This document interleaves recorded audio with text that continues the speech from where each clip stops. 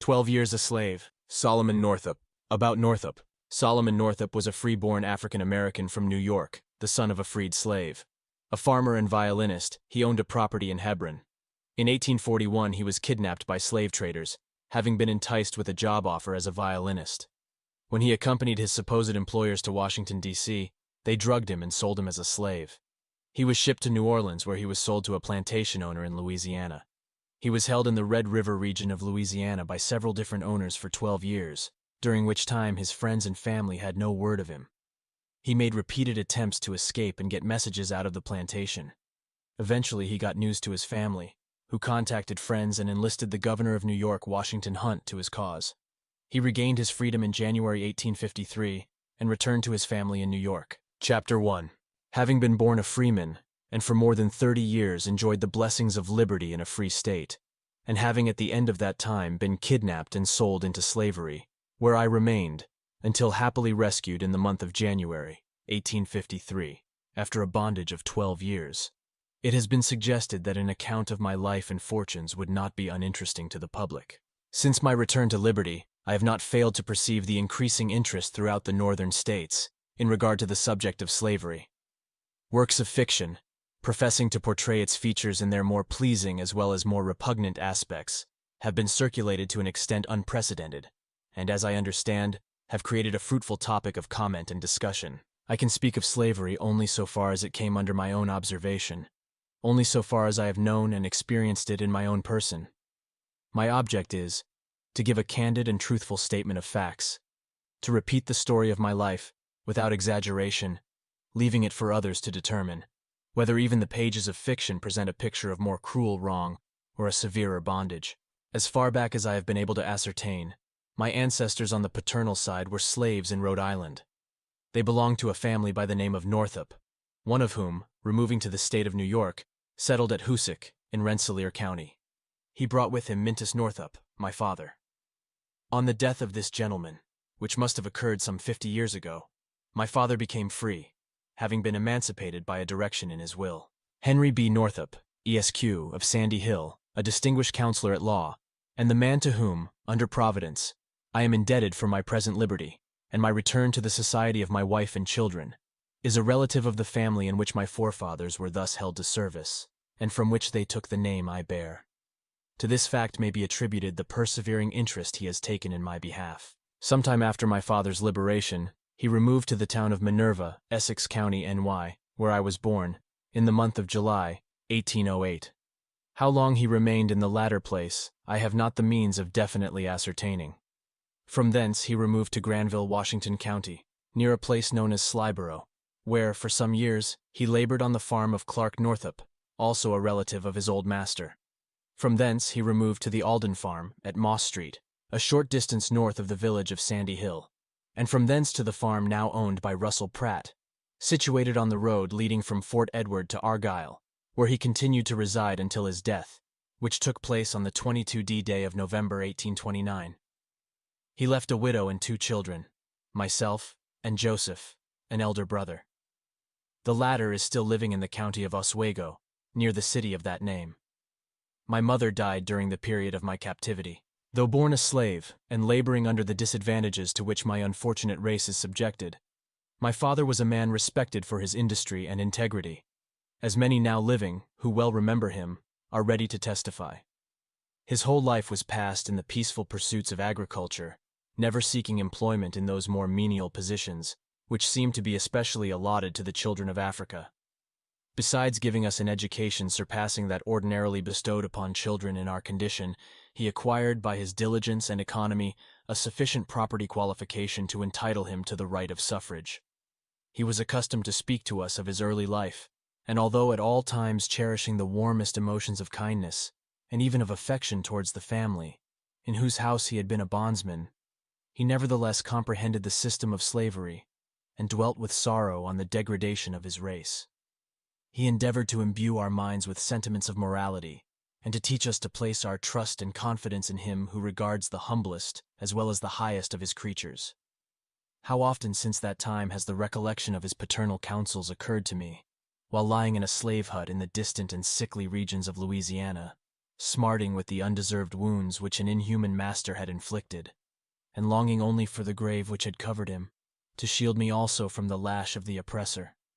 In the churchyard at Sandy Hill, an humble stone marks the spot where he reposes, after having worthily performed the duties appertaining to the lowly sphere wherein God had appointed him to walk. Up to this period, I had been principally engaged with my father in the labors of the farm. The leisure hours allowed me were generally either employed over my books or playing on the violin, an amusement which was the ruling passion of my youth. It has also been the source of consolation since, affording pleasure to the simple beings with whom my lot was cast, and beguiling my own thoughts, for many hours, from the painful contemplation of my fate.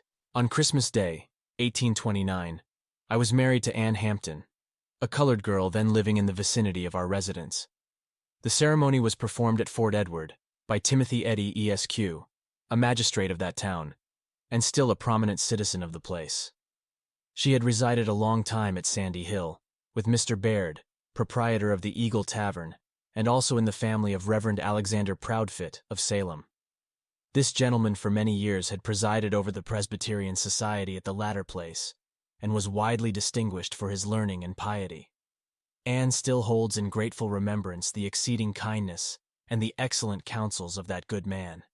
She is not able to determine the exact line of her descent, but the blood of 3 races mingles in her veins. It is difficult to tell whether the red, white, or black predominates. The union of them all, however, in her origin, has given her a singular but pleasing expression, such as is rarely to be seen. Though somewhat resembling, yet she cannot properly be styled a quadroon, a class to which I have omitted to mention my mother belonged. I had just now passed the period of my minority, having reached the age of 21 years in the month of July previous. Deprived of the advice and assistance of my father, with a wife dependent upon me for support, I resolved to enter upon a life of industry, and notwithstanding the obstacle of color and the consciousness of my lowly state, indulged in pleasant dreams of a good time coming, when the possession of some humble habitation, with a few surrounding acres, should reward my labors and bring me the means of happiness and comfort. From the time of my marriage to this day, the love I have borne my wife has been sincere and unabated, and only those who have felt the glowing tenderness a father cherishes for his offspring can appreciate my affection for the beloved children which have since been born to us. This much I deem appropriate and necessary today, in order that those who read these pages may comprehend the poignancy of those sufferings I have been doomed to bear. Immediately upon our marriage we commenced housekeeping, in the old yellow building then standing at the southern extremity of Fort Edward village, and which has since been transformed into a modern mansion, and lately occupied by Captain Lathrop. It is known as the Fort House. In this building the courts were sometime held after the organization of the county. It was also occupied by Burgoyne in 1777, being situated near the old fort on the left bank of the Hudson. During the winter I was employed with others repairing the Champlain Canal, on that section over which William Van Nortwick was superintendent. David McEachran had the immediate charge of the men in whose company I labored. By the time the canal opened in the spring, I was enabled, from the savings of my wages, to purchase a pair of horses, and other things necessarily required in the business of navigation. Having hired several efficient hands to assist me, I entered into contracts for the transportation of large rafts of timber from Lake Champlain to Troy. Dyer Beckwith and a Mr. Bartamy of Whitehall accompanied me on several trips. During the season I became perfectly familiar with the art and mysteries of rafting, a knowledge which afterwards enabled me to render profitable service to a worthy master, and to astonish the simple-witted lumbermen on the banks of the Bayou Boeuf. In one of my voyages down Lake Champlain, I was induced to make a visit to Canada. Repairing to Montreal, I visited the cathedral and other places of interest in that city, from whence I continued my excursion to Kingston and other towns, obtaining a knowledge of localities, which was also of service to me afterwards, as will appear towards the close of this narrative. Having completed my contracts on the canal satisfactorily to myself and to my employer, and not wishing to remain idle, now that the navigation of the canal was again suspended, I entered into another contract with Medad Gunn to cut a large quantity of wood. In this business, I was engaged during the winter of 1831-32. With the return of spring, Anne and myself conceived the project of taking a farm in the neighborhood. I had been accustomed from earliest youth to agricultural labors, and it was an occupation congenial to my tastes. I accordingly entered into arrangements for a part of the old Alden farm on which my father formerly resided. With 1 cow, 1 swine, a yoke of fine oxen I had lately purchased of Lewis Brown in Hartford, and other personal property and effects, we proceeded to our new home in Kingsbury. That year I planted 25 acres of corn, sowed large fields of oats, and commenced farming upon as large a scale as my utmost means would permit. Anne was diligent about the house affairs, while I toiled laboriously in the field. On this place we continued to reside until 1834. In the winter season I had numerous calls to play on the violin. Wherever the young people assembled to dance, I was almost invariably there. Throughout the surrounding villages my fiddle was notorious. Anne also, during her long residence at the Eagle Tavern, had become somewhat famous as a cook. During court weeks and on public occasions, she was employed at high wages in the kitchen at Cheryl's Coffee House. We always returned home from the performance of these services with money in our pockets, so that with fiddling, cooking, and farming, we soon found ourselves in the possession of abundance, and in fact, leading a happy and prosperous life. Well, indeed, would it have been for us had we remained on the farm at Kingsbury. But the time came when the next step was to be taken towards the cruel destiny that awaited me. In March 1834, we removed to Saratoga Springs. We occupied a house belonging to Daniel O'Brien on the north side of Washington Street. At that time, Isaac Taylor kept a large boarding house, known as Washington Hall, at the north end of Broadway. He employed me to drive a hack, in which capacity I worked for him 2 years. After this time I was generally employed through the visiting season, as also was Anne, in the United States Hotel, and other public houses of the place. In winter seasons I relied upon my violin, though during the construction of the Troy and Saratoga Railroad, I performed many hard days' labor upon it. I was in the habit, at Saratoga, of purchasing articles necessary for my family at the stores of Mr. Cephas Parker and Mr. William Perry, gentlemen towards whom, for many acts of kindness, I entertained feelings of strong regard. It was for this reason that 12 years afterwards, I caused to be directed to them the letter, which is hereinafter inserted, and which was the means, in the hands of Mr. Northup, of my fortunate deliverance. While living at the United States Hotel, I frequently met with slaves who had accompanied their masters from the South. They were always well-dressed and well provided for, leading apparently an easy life, with but few of its ordinary troubles to perplex them. Many times they entered into conversation with me on the subject of slavery. Almost uniformly, I found they cherished a secret desire for liberty. Some of them expressed the most ardent anxiety to escape, and consulted me on the best method of effecting it. The fear of punishment, however, which they knew was certain to attend their recapture and return, in all cases proved sufficient to deter them from the experiment. Having all my life breathed the free air of the North, and conscious that I possessed the same feelings and affections that find a place in the white man's breast, conscious, moreover, of an intelligence equal to that of some men at least, with a fairer skin, I was too ignorant, perhaps too independent, to conceive how anyone could be content to live in the abject condition of a slave. I could not comprehend the justice of that law, or that religion, which upholds or recognizes the principle of slavery. And never once, I am proud to say, did I fail to counsel anyone who came to me, to watch his opportunity and strike for freedom. I continued to reside at Saratoga until the spring of 1841.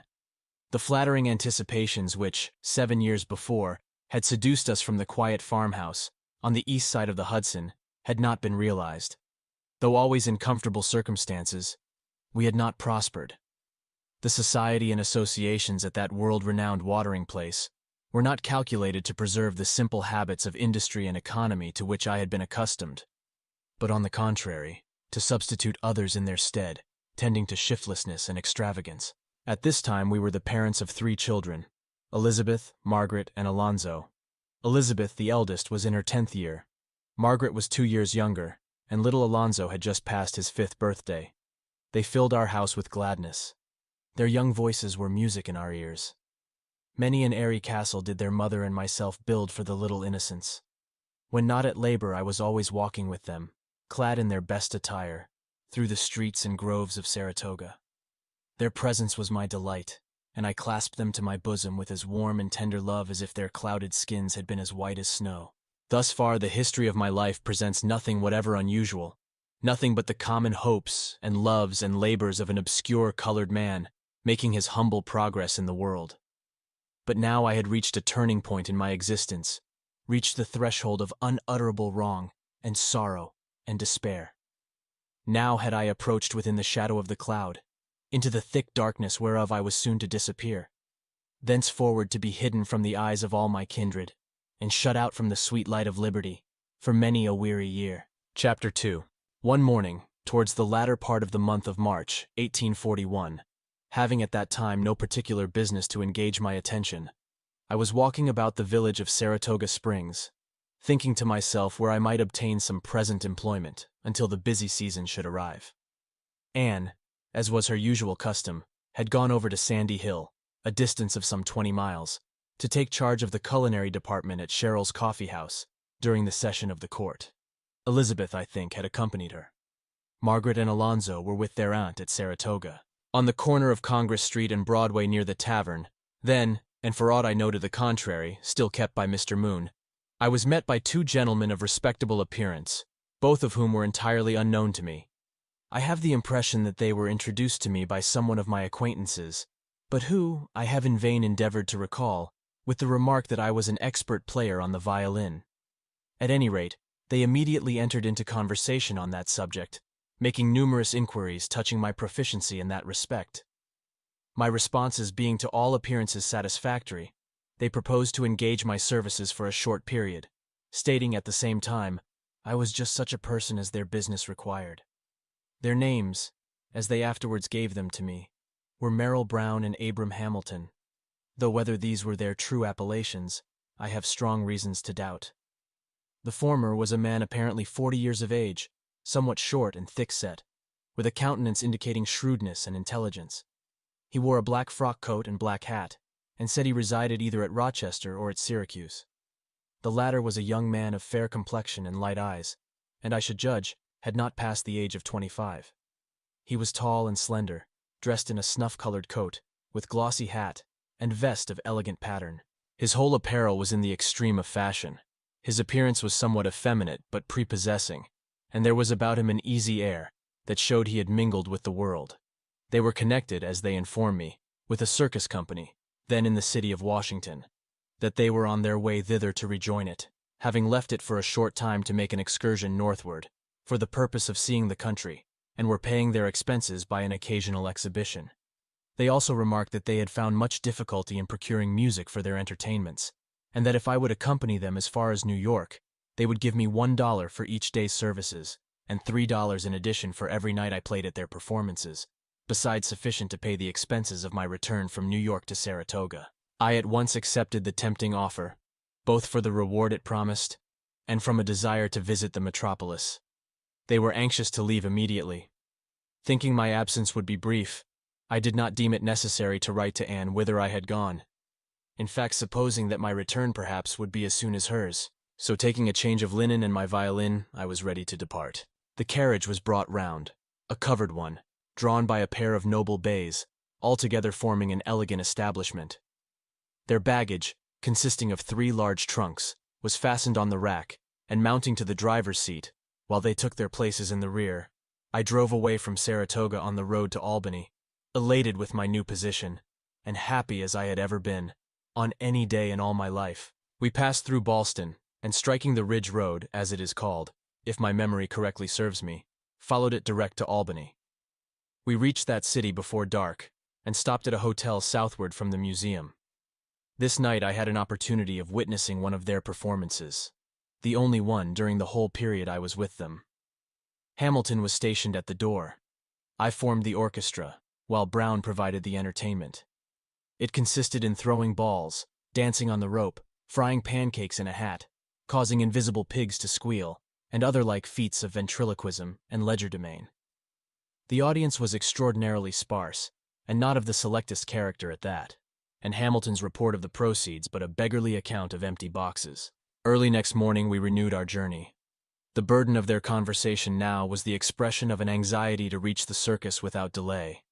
They hurried forward, without again stopping to exhibit, and in due course of time, we reached New York, taking lodgings at a house on the west side of the city, in a street running from Broadway to the river. I supposed my journey was at an end, and expected in a day or two at least, to return to my friends and family at Saratoga. Brown and Hamilton, however, began to importune me to continue with them to Washington. They alleged that immediately on their arrival, now that the summer season was approaching, the circus would set out for the north. They promised me a situation and high wages if I would accompany them. Largely did they expatiate on the advantages that would result to me, and such were the flattering representations they made that I finally concluded to accept the offer. The next morning they suggested that, inasmuch as we were about entering a slave state, it would be well, before leaving New York, to procure free papers. The idea struck me as a prudent one, though I think it would scarcely have occurred to me had they not proposed it. We proceeded at once to what I understood to be the custom house. They made oath to certain facts showing I was a free man. A paper was drawn up and handed us, with the direction to take it to the clerk's office. We did so, and the clerk having added something to it, for which he was paid 6 shillings, we returned again to the custom house. Some further formalities were gone through with before it was completed. When paying the officer $2, I placed the papers in my pocket and started with my 2 friends to our hotel. I thought at the time, I must confess, that the papers were scarcely worth the cost of obtaining them, the apprehension of danger to my personal safety never having suggested itself to me in the remotest manner. The clerk, to whom we were directed, I remember, made a memorandum in a large book, which, I presume, is in the office yet. A reference to the entries during the latter part of March, or 1st of April, 1841, I have no doubt will satisfy the incredulous, at least so far as this particular transaction is concerned. With the evidence of freedom in my possession, the next day after our arrival in New York, we crossed the ferry to Jersey City and took the road to Philadelphia. Here we remained one night, continuing our journey towards Baltimore early in the morning. In due time we arrived in the latter city and stopped at a hotel near the railroad depot, either kept by a Mr. Rathbone or known as the Rathbone House. All the way from New York, their anxiety to reach the circus seemed to grow more and more intense. We left the carriage at Baltimore, and entering the cars, proceeded to Washington, at which place we arrived just at nightfall, the evening previous to the funeral of General Harrison, and stopped at Gadsby's Hotel on Pennsylvania Avenue. After supper they called me to their apartments, and paid me $43, a sum greater than my wages amounted to, which act of generosity was in consequence, they said, of their not having exhibited as often as they had given me to anticipate during our trip from Saratoga. They moreover informed me that it had been the intention of the circus company to leave Washington the next morning, but that on account of the funeral, they had concluded to remain another day. They were then, as they had been from the time of our first meeting, extremely kind. No opportunity was omitted of addressing me in the language of approbation, while, on the other hand, I was certainly much prepossessed in their favor. I gave them my confidence without reserve, and would freely have trusted them to almost any extent. Their constant conversation and manner towards me, their foresight in suggesting the idea of free papers, and 100 other little acts, unnecessary to be repeated, all indicated that they were friends indeed, sincerely solicitous for my welfare. I know not but they were. I know not but they were innocent of the great wickedness of which I now believe them guilty. Whether they were accessory to my misfortunes, subtle and inhuman monsters in the shape of men, designedly luring me away from home and family and liberty for the sake of gold, these read these pages will have the same means of determining as myself. If they were innocent, my sudden disappearance must have been unaccountable indeed, but revolving in my mind all the attending circumstances, I never yet could indulge towards them so charitable a supposition. After receiving the money from them, of which they appeared to have an abundance, they advised me not to go into the streets that night, inasmuch as I was unacquainted with the customs of the city. Promising to remember their advice, I left them together, and soon after was shown by a colored servant to a sleeping room in the back part of the hotel, on the ground floor. I laid down to rest, thinking of home and wife and children and the long distance that stretched between us, until I fell asleep. But no good angel of pity came to my bedside, bidding me to fly. No voice of mercy forewarned me in my dreams of the trials that were just at hand. The next day there was a great pageant in Washington. The roar of cannon and the tolling of bells filled the air, while many houses were shrouded with crape, and the streets were black with people. As the day advanced, the procession made its appearance, coming slowly through the avenue, carriage after carriage, in long succession, while thousands upon thousands followed on foot, all moving to the sound of melancholy music. They were bearing the dead body of Harrison to the grave. From early in the morning, I was constantly in the company of Hamilton and Brown. They were the only persons I knew in Washington. We stood together as the funeral pomp passed by. I remember distinctly how the window glass would break and rattle to the ground after each report of the cannon they were firing in the burial ground. We went to the Capitol and walked a long time about the grounds. In the afternoon, they strolled towards the president's house, all the time keeping me near to them and pointing out various places of interest. As yet, I had seen nothing of the circus. In fact, I had thought of it but little, if at all, amidst the excitement of the day. My friends, several times during the afternoon, entered drinking saloons and called for liquor. They were by no means in the habit, however, so far as I knew them, of indulging to excess. On these occasions, after serving themselves, they would pour out a glass and hand it to me. I did not become intoxicated, as may be inferred from what subsequently occurred. Towards evening, and soon after partaking of one of these potations, I began to experience most unpleasant sensations. I felt extremely ill. My head commenced aching, a dull, heavy pain, inexpressibly disagreeable. At the supper table, I was without appetite. The sight and flavor of food was nauseous. About dark, the same servant conducted me to the room I had occupied the previous night. Brown and Hamilton advised me to retire, commiserating me kindly, and expressing hopes that I would be better in the morning. Divesting myself of coat and boots merely, I threw myself upon the bed. It was impossible to sleep. The pain in my head continued to increase, until it became almost unbearable. In a short time I became thirsty. My lips were parched. I could think of nothing but water, of lakes and flowing rivers, of brooks where I had stooped to drink, and of the dripping bucket, rising with its cool and overflowing nectar, from the bottom of the well. Towards midnight, as near as I could judge, I arose, unable longer to bear such intensity of thirst. I was a stranger in the house, and knew nothing of its apartments.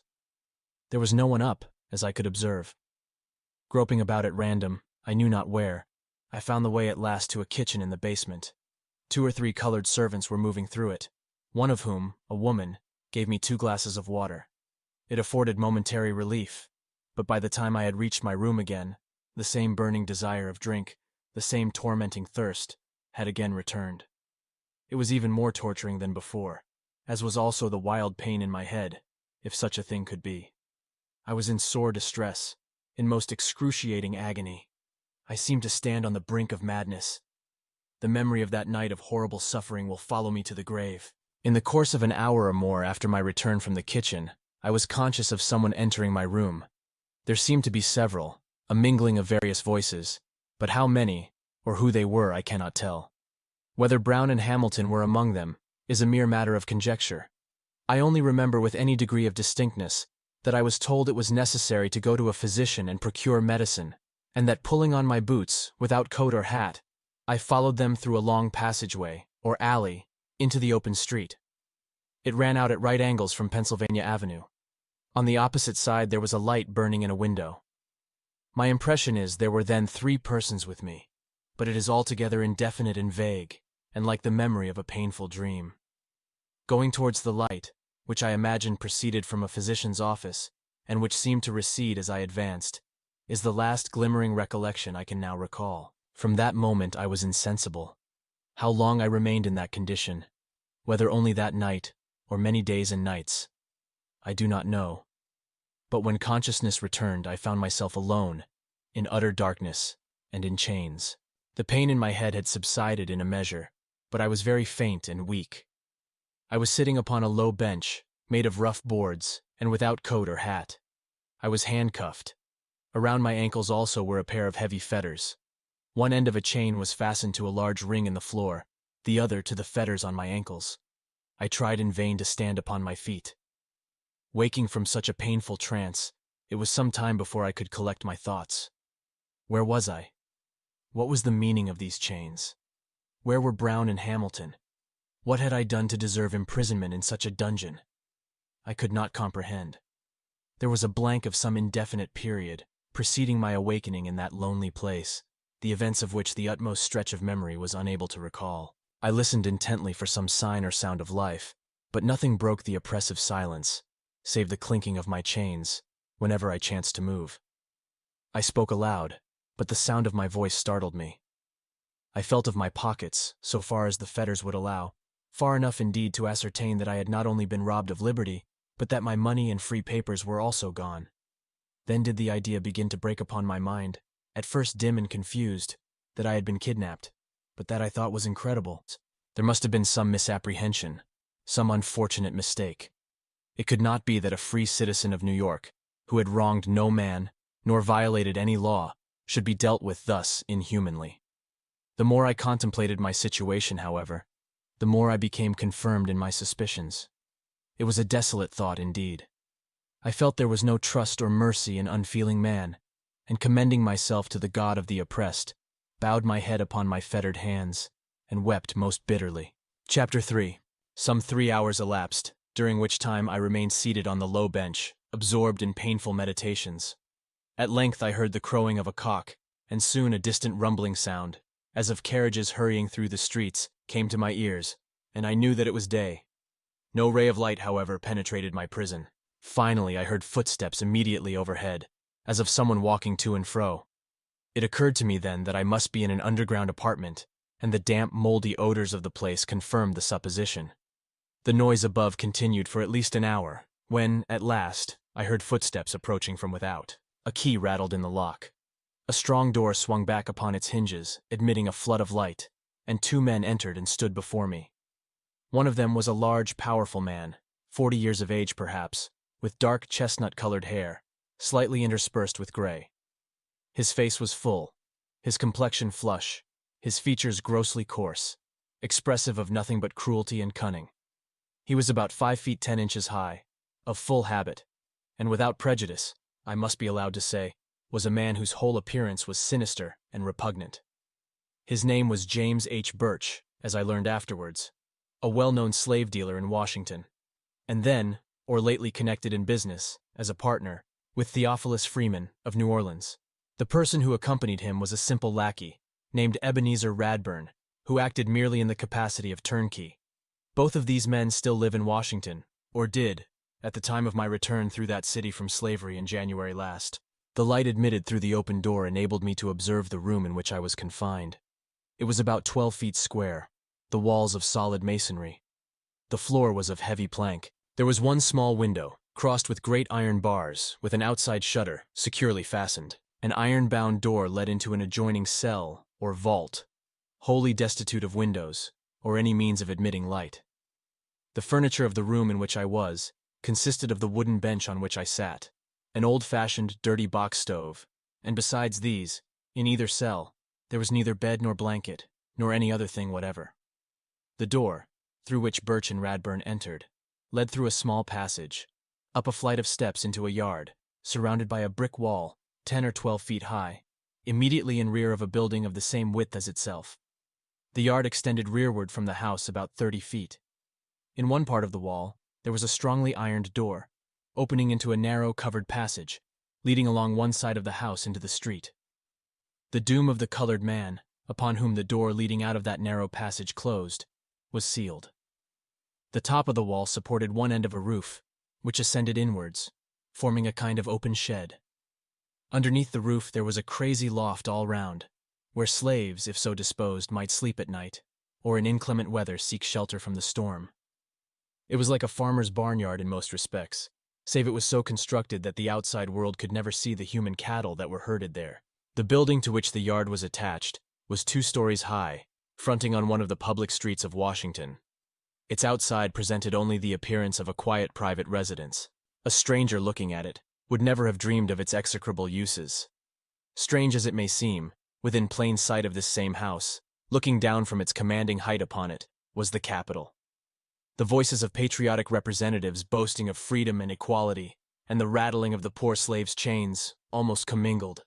A slave pen within the very shadow of the Capitol, such is a correct description as it was in 1841, of Williams's slave pen in Washington, in one of the cellars of which I found myself so unaccountably confined. "Well, my boy, how do you feel now?" said Birch, as he entered through the open door. I replied that I was sick, and inquired the cause of my imprisonment. He answered that I was his slave, that he had bought me, and that he was about to send me to New Orleans. I asserted, aloud and boldly, that I was a freeman, a resident of Saratoga, where I had a wife and children, who were also free, and that my name was Northup. I complained bitterly of the strange treatment I had received, and threatened, upon my liberation, to have satisfaction for the wrong. He denied that I was free, and with an emphatic oath, declared that I came from Georgia. Again and again I asserted I was no man's slave, and insisted upon his taking off my chains at once. He endeavored to hush me, as if he feared my voice would be overheard. But I would not be silent, and denounced the authors of my imprisonment, whoever they might be, as unmitigated villains. Finding he could not quiet me, he flew into a towering passion. With blasphemous oaths, he called me a black liar, a runaway from Georgia, and every other profane and vulgar epithet that the most indecent fancy could conceive. During this time, Radburn was standing silently by. His business was to oversee this human, or rather inhuman stable, receiving slaves, feeding and whipping them, at the rate of 2 shillings a head per day. Turning to him, Birch ordered the paddle and cat-o'-nine-tails to be brought in. He disappeared, and in a few moments returned with these instruments of torture. The paddle, as it is termed in slave-beating parlance, or at least the one with which I first became acquainted, and of which I now speak, was a piece of hard-wood board, 18 or 20 inches long, molded to the shape of an old-fashioned pudding stick, or ordinary oar. The flattened portion, which was about the size and circumference of 2 open hands, was bored with a small auger in numerous places. The cat was a large rope of many strands, the strands unraveled and a knot tied at the extremity of each. As soon as these formidable whips appeared, I was seized by both of them and roughly divested of my clothing. My feet, as has been stated, were fastened to the floor. Drawing me over the bench, face downwards, Radburn placed his heavy foot upon the fetters, between my wrists, holding them painfully to the floor. With the paddle, Birch commenced beating me. Blow after blow was inflicted upon my naked body. When his unrelenting arm grew tired, he stopped and asked if I still insisted I was a free man. I did insist upon it, and then the blows were renewed, faster and more energetically if possible than before. When again tired, he would repeat the same question, and receiving the same answer, continue his cruel labor. All this time, the incarnate devil was uttering most fiendish oaths. At length the paddle broke, leaving the useless handle in his hand. Still I would not yield. All his brutal blows could not force from my lips the foul lie that I was a slave. Casting madly on the floor the handle of the broken paddle, he seized the rope. This was far more painful than the other. I struggled with all my power, but it was in vain. I prayed for mercy, but my prayer was only answered with imprecations and with stripes. I thought I must die beneath the lashes of the accursed brute. Even now the flesh crawls upon my bones as I recall the scene. I was all on fire. My sufferings I can compare to nothing else than the burning agonies of hell. At last I became silent to his repeated questions. I would make no reply. In fact, I was becoming almost unable to speak. Still he plied the lash without stint upon my poor body, until it seemed that the lacerated flesh was stripped from my bones at every stroke. A man with a particle of mercy in his soul would not have beaten even a dog so cruelly. At length Radburn said that it was useless to whip me any more, that I would be sore enough. Thereupon Birch desisted, saying, with an admonitory shake of his fist in my face, and hissing the words through his firm-set teeth, that if ever I dared to utter again that I was entitled to my freedom, that I had been kidnapped, or anything whatever of the kind, the castigation I had just received was nothing in comparison with what would follow. He swore that he would either conquer or kill me. With these consolatory words, the fetters were taken from my wrists, my feet still remaining fastened to the ring. The shutter of the little barred window, which had been opened, was again closed, and going out, locking the great door behind them, I was left in darkness as before. In an hour, perhaps 2, my heart leaped to my throat, as the key rattled in the door again. I, who had been so lonely, and who had longed so ardently to see someone, I cared not who, now shuddered at the thought of man's approach. A human face was fearful to me, especially a white one. Radburn entered, bringing with him, on a tin plate, a piece of shriveled fried pork, a slice of bread and a cup of water. He asked me how I felt, and remarked that I had received a pretty severe flogging. He remonstrated with me against the propriety of asserting my freedom. In rather a patronizing and confidential manner, he gave it to me as his advice, that the less I said on that subject, the better it would be for me. The man evidently endeavored to appear kind, whether touched at the sight of my sad condition, or with the view of silencing, on my part, any further expression of my rights. It is not necessary now to conjecture. He unlocked the festers from my ankles, opened the shutters of the little window, and departed, leaving me again alone. By this time I had become stiff and sore. My body was covered with blisters, and it was with great pain and difficulty that I could move. From the window I could observe nothing but the roof resting on the adjacent wall. At night I laid down upon the damp, hard floor, without any pillow or covering whatever. Punctually, twice a day, Radburn came in, with his pork and bread and water. I had but little appetite, though I was tormented with continual thirst. My wounds would not permit me to remain but a few minutes in any one position. So, sitting or standing or moving slowly round, I passed the days and nights. I was heartsick and discouraged. Thoughts of my family, of my wife and children, continually occupied my mind. When sleep overpowered me, I dreamed of them, dreamed I was again in Saratoga, that I could see their faces and hear their voices calling me. Awakening from the pleasant phantasms of sleep to the bitter realities around me, I could but groan and weep. Still my spirit was not broken. I indulged the anticipation of escape, and that speedily. It was impossible, I reasoned, that men could be so unjust as to detain me as a slave, when the truth of my case was known. Birch, ascertaining I was no runaway from Georgia, would certainly let me go. Though suspicions of Brown and Hamilton were not unfrequent, I could not reconcile myself to the idea that they were instrumental to my imprisonment. Surely they would seek me out. They would deliver me from thraldom. Alas, I had not then learned the measure of man's inhumanity to man, nor to what limitless extent of wickedness he will go for the love of gain. In the course of several days the outer door was thrown open, allowing me the liberty of the yard. There I found 3 slaves, one of them a lad of 10 years, the others young men of about 20 and 25. I was not long in forming an acquaintance and learning their names and the particulars of their history. The eldest was a colored man named Clemens Ray. He had lived in Washington, had driven a hack, and worked in a livery stable there for a long time. He was very intelligent and fully comprehended his situation. The thought of going south overwhelmed him with grief. Birch had purchased him a few days before, and had placed him there until such time as he was ready to send him to the New Orleans market. From him I learned for the first time that I was in William's slave pen, a place I had never heard of previously. He described to me the uses for which it was designed. I repeated to him the particulars of my unhappy story, but he could only give me the consolation of his sympathy. He also advised me to be silent henceforth on the subject of my freedom, for, knowing the character of Birch, he assured me that it would only be attended with renewed whipping. The next eldest was named John Williams. He was raised in Virginia, not far from Washington. Birch had taken him in payment of a debt, and he constantly entertained the hope that his master would redeem him, a hope that was subsequently realized. The lad was a sprightly child, that answered to the name of Randall. Most of the time he was playing about the yard, but occasionally would cry, calling for his mother, and wondering when she would come. His mother's absence seemed to be the great and only grief in his little heart. He was too young to realize his condition, and when the memory of his mother was not in his mind, he amused us with his pleasant pranks. At night, Ray, Williams, and the boy slept in the loft of the shed, while I was locked in the cell. Finally, we were each provided with blankets, such as are used upon horses, the only bedding I was allowed to have for 12 years afterwards. Ray and Williams asked me many questions about New York, how colored people were treated there, how they could have homes and families of their own, with none to disturb and oppress them, and Ray especially sighed continually for freedom.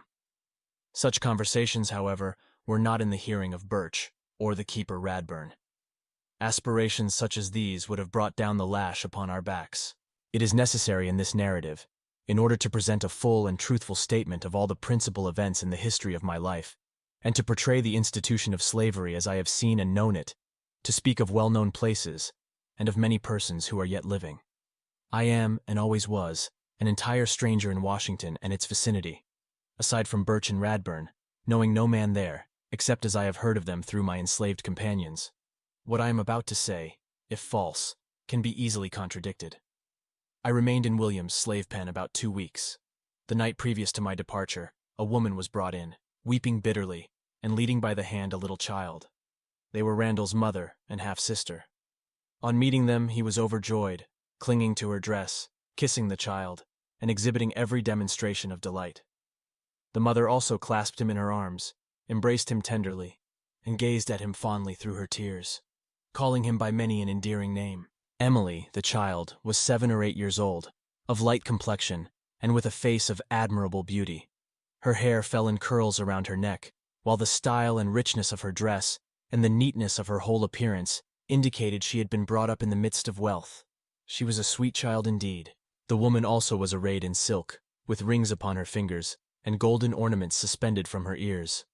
Her air and manners, the correctness and propriety of her language, all showed evidently that she had sometimes stood above the common level of a slave. She seemed to be amazed at finding herself in such a place as that. It was plainly a sudden and unexpected turn of fortune that had brought her there. Filling the air with her complaining, she was hustled, with the children and myself, into the cell. Language can convey but an inadequate impression of the lamentations to which she gave incessant utterance. Throwing herself upon the floor, and encircling the children in her arms, she poured forth such touching words as only maternal love and kindness can suggest. They nestled closely to her, as if there only was there any safety or protection. At last they slept, their heads resting upon her lap. While they slumbered, she smoothed the hair back from their little foreheads and talked to them all night long. She called them her darlings, her sweet babes, poor innocent things that knew not the misery they were destined to endure. Soon they would have no mother to comfort them. They would be taken from her. What would become of them? Oh, she could not live away from her little Emmy and her dear boy. They had always been good children, and had such loving ways.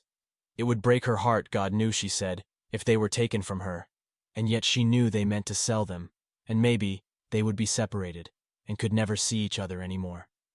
It was enough to melt heart of stone to listen to the pitiful expressions of that desolate and distracted mother. Her name was Eliza, and this was the story of her life, as she afterwards related it. She was the slave of a rich man, living in the neighborhood of Washington. She was born, I think she said, on his plantation. Years before, he had fallen into dissipated habits, and quarreled with his wife. In fact, soon after the birth of Randall, they separated. Leaving his wife and daughter in the house they had always occupied, he erected a new one nearby, on the estate. Into this house he brought Eliza, and on condition of her living with him, she and her children were to be emancipated.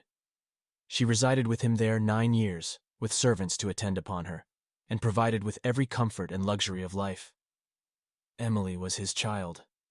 Finally, her young mistress, who had always remained with her mother at the homestead, married a Mr. Jacob Brooks. At length, for some cause, as I gathered from her relation, beyond Barry's control, a division of his property was made. She and her children fell to the share of Mr. Brooks. During the 9 years she had lived with Barry, in consequence of the position she was compelled to occupy, she and Emily had become the object of Mrs. Barry and her daughter's hatred and dislike.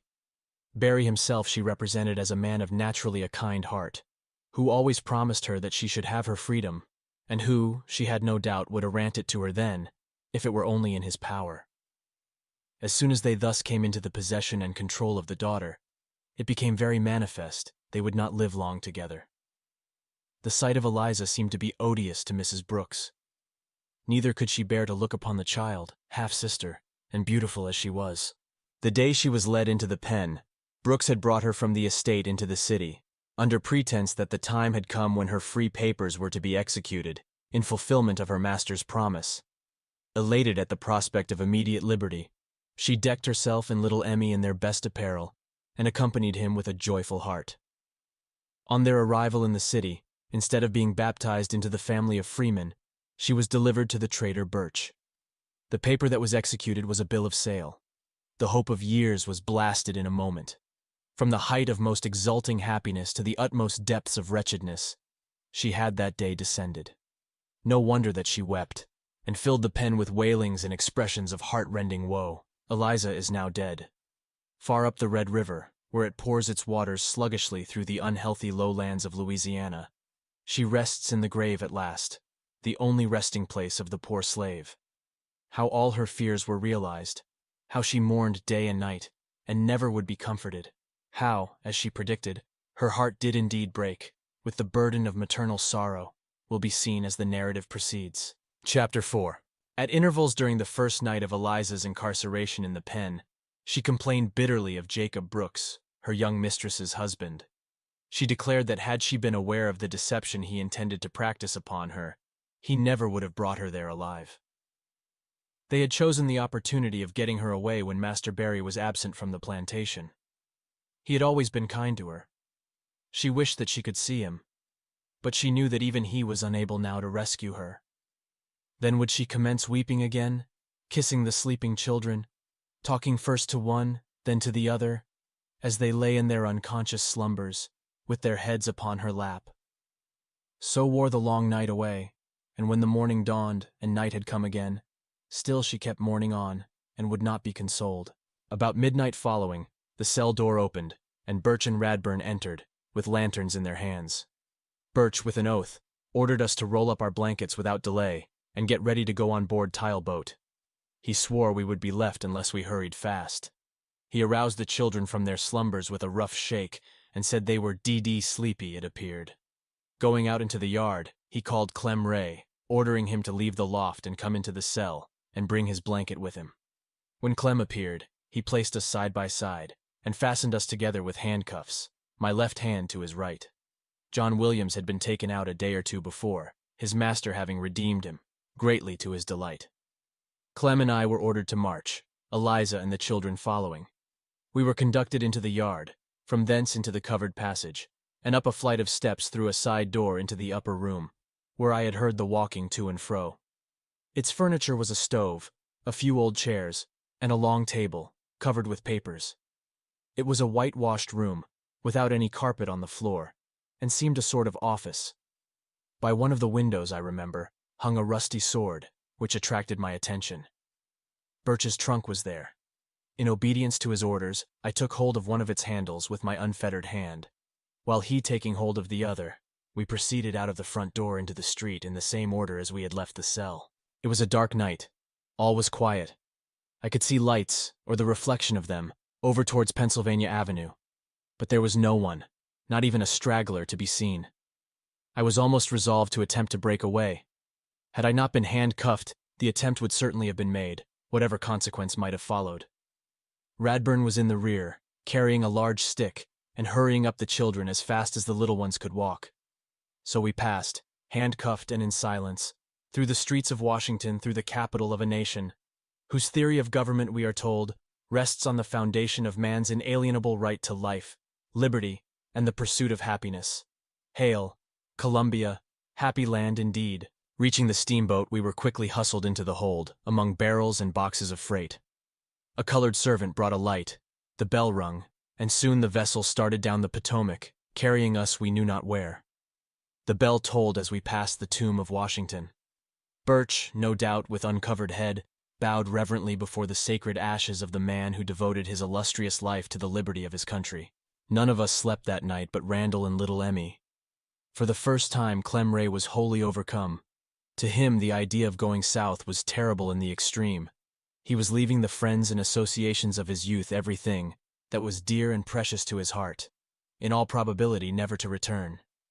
He and Eliza mingled their tears together, bemoaning their cruel fate. For my own part, difficult as it was, I endeavored to keep up my spirits. I resolved in my mind 100 plans of escape, and fully determined to make the attempt the first desperate chance that offered. I had by this time become satisfied, however, that my true policy was to say nothing further on the subject of my having been born a freeman. It would but expose me to maltreatment, and diminish the chances of liberation. After sunrise in the morning, we were called up on deck to breakfast. Birch took our handcuffs off, and we sat down to table. He asked Eliza if she would take a dram. She declined, thanking him politely. During the meal we were all silent. Not a word passed between us. A mulatto woman who served at table seemed to take an interest in our behalf, told us to cheer up, and not to be so cast down. Breakfast over, the handcuffs were restored, and Birch ordered us out on the stern deck. We sat down together on some boxes, still saying nothing in Birch's presence. Occasionally a passenger would walk out to where we were, look at us for a while, then silently return. It was a very pleasant morning. The fields along the river were covered with verdure, far in advance of what I had been accustomed to see at that season of the year. The sun shone out warmly. The birds were singing in the trees. The happy birds, I envied them. I wished for wings like them, that I might cleave the air to where my birdlings waited vainly for their father's coming, in the cooler region of the north. In the forenoon, the steamer reached Aquia Creek.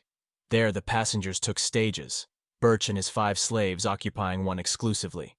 He laughed with the children, and at one stopping place went so far as to purchase them a piece of gingerbread. He told me to hold up my head and look smart, that I might perhaps get a good master if I behaved myself. I made him no reply. His face was hateful to me, and I could not bear to look upon it. I sat in the corner, cherishing in my heart the hope, not yet extinct, of someday meeting the tyrant on the soil of my native state. At Fredericksburg, we were transferred from the stagecoach to a car, and before dark arrived in Richmond, the chief city of Virginia. At this city, we were taken from the cars and driven through the street to a slave pen, between the railroad depot and the river, kept by a Mr. Gooden. This pen is similar to Williams's in Washington, except it is somewhat larger, and besides, there were 2 small houses standing at opposite corners within the yard. These houses are usually found within slave yards, being used as rooms for the examination of human chattels by purchasers before concluding a bargain. Unsoundness in a slave, as well as in a horse, detracts materially from his value. If no warranty is given, a close examination is a matter of particular importance to the Negro jockey. We were met at the door of Gooden's yard by that gentleman himself, a short, fat man, with a round, plump face, black hair and whiskers, and a complexion almost as dark as some of his own Negroes. He had a hard, stern look, and was perhaps about 50 years of age. Birch and he met with great cordiality. They were evidently old friends. Shaking each other warmly by the hand, Birch remarked he had brought some company, inquired at what time the brig would leave, and was answered that it would probably leave the next day at such an hour. Gooden then turned to me, took hold of my arm, turned me partly round, looked at me sharply with the air of one who considered himself a good judge of property, and as if estimating in his own mind about how much I was worth. "Well, boy, where did you come from?" Forgetting myself for a moment, I answered, "From New York." "New York? Jell, what have you been doing up there?" was his astonished interrogatory. Observing Birch at this moment looking at me with an angry expression that conveyed a meaning it was not difficult to understand, I immediately said, "Oh, I have only been up that way a piece," in a manner intended to imply that although I might have been as far as New York, yet I wished it distinctly understood that I did not belong to that free state, nor to any other. Gooden then turned to Clem, and then to Eliza and the children, examining them severally, and asking various questions. He was pleased with Emily, as was everyone who saw the child's sweet countenance. She was not as tidy as when I first beheld her. Her hair was now somewhat disheveled, but through its unkempt and soft profusion, there still beamed a little face of most surpassing loveliness. "Altogether we were a fair lot, a devilish good lot," he said, enforcing that opinion with more than one emphatic adjective not found in the Christian vocabulary. Thereupon we passed into the yard. Quite a number of slaves, as many as 30, I should say, were moving about, or sitting on benches under the shed. They were all cleanly dressed, the men with hats, the women with handkerchiefs tied about their heads. Birch and Gooden, after separating from us, walked up the steps at the back part of the main building and sat down upon the doorsill. They entered into conversation, but the subject of it I could not hear. Presently Birch came down into the yard, unfettered me, and led me into one of the small houses. "You told that man you came from New York," said he. I replied, "I told him I had been up as far as New York, to be sure, but did not tell him I belonged there, nor that I was a freeman. I meant no harm at all, Master Birch. I would not have said it had I thought." He looked at me a moment as if he was ready to devour me, then turning round went out. In a few minutes he returned. "If ever I hear you say a word about New York or about your freedom, I will be the death of you. I will kill you. You may rely on that," he ejaculated fiercely. I doubt not he understood then better than I did the danger and the penalty of selling a free man into slavery. He felt the necessity of closing my mouth against the crime he knew he was committing. Of course, my life would not have weighed a feather in any emergency requiring such a sacrifice. Undoubtedly, he meant precisely what he said. Under the shed on one side of the yard, there was constructed a rough table, while overhead were sleeping lofts, the same as in the pen at Washington. After partaking at this table of our supper of pork and bread, I was handcuffed to a large yellow man, quite stout and fleshy, with a countenance expressive of the utmost melancholy. He was a man of intelligence and information. Chained together, it was not long before we became acquainted with each other's history. His name was Robert. Like myself, he had been born free and had a wife and 2 children in Cincinnati. He said he had come south with 2 men who had hired him in the city of his residence. Without free papers, he had been seized at Fredericksburg, placed in confinement, and beaten until he had learned, as I had, the necessity and the policy of silence. He had been in Gooden's pen about 3 weeks. To this man I became much attached. We could sympathize with and understand each other. It was with tears and a heavy heart, not many days subsequently, that I saw him die, and looked for the last time upon his lifeless form. Robert and myself, with Clem, Eliza, and her children, slept that night upon our blankets, in one of the small houses in the yard. There were 4 others, all from the same plantation, who had been sold and were now on their way south, who also occupied it with us. David and his wife Caroline, both mulattoes, were exceedingly affected. They dreaded the thought of being put into the cane and cotton fields, but their greatest source of anxiety was the apprehension of being separated. Mary, a tall, lithe girl, of a most jetty black, was listless and apparently indifferent. Like many of the class, she scarcely knew there was such a word as freedom. Brought up in the ignorance of a brute, she possessed but little more than a brute's intelligence. She was one of those, and there are very many, who fear nothing but their master's lash, and know no further duty than to obey his voice. The other was Lethe. She was of an entirely different character. She had long, straight hair, and bore more the appearance of an Indian than a Negro woman. She had sharp and spiteful eyes, and continually gave utterance to the language of hatred and revenge. Her husband had been sold. She knew not where she was. An exchange of masters, she was sure, could not be for the worse. She cared not whither they might carry her. Pointing to the scars upon her face, the desperate creature wished that she might see the day when she could wipe them off in some man's blood. While we were thus learning the history of each other's wretchedness, Eliza was seated in a corner by herself, singing hymns and praying for her children. Wearied from the loss of so much sleep, I could no longer bear up against the advances of that sweet restorer, and laying down by the side of Robert on the floor, soon forgot my troubles, and slept until the dawn of day. In the morning, having swept the yard and washed ourselves under Gooden's superintendence, we were ordered to roll up our blankets and make ready for the continuance of our journey. Clem Ray was informed that he would go no further, Birch, for some cause, having concluded to carry him back to Washington. He was much rejoiced. Shaking hands, we parted in the slave pen at Richmond, and I have not seen him since. But much to my surprise, since my return, I learned that he had escaped from bondage, and on his way to the free soil of Canada, lodged one night at the house of my brother-in-law in Saratoga, informing my family of the place and the condition in which he left me. In the afternoon we were drawn up, 2 abreast, Robert and myself in advance, and in this order, driven by Birch and Gooden from the yard, through the streets of Richmond to the brig Orleans. She was a vessel of respectable size, full-rigged, and freighted principally with tobacco. We were all on board by 5 o'clock. Birch brought us each a tin cup and a spoon. There were 40 of us in the brig, being all, except Clem, that were in the pen. With a small pocket knife that had not been taken from me, I began cutting the initials of my name upon the tin cup. The others immediately flocked round me, requesting me to mark theirs in a similar manner. In time, I gratified them all, of which they did not appear to be forgetful. We were all stowed away in the hold at night, and the hatch barred down. We laid on boxes, or wherever there was room enough to stretch our blankets on the floor. Birch accompanied us no farther than Richmond, returning from that point to the capital with Clem. Not until the lapse of almost 12 years, to wit, in January last, in the Washington police office, did I set my eyes upon his face again. James H. Birch was a slave trader, buying men, women, and children at low prices and selling them at an advance.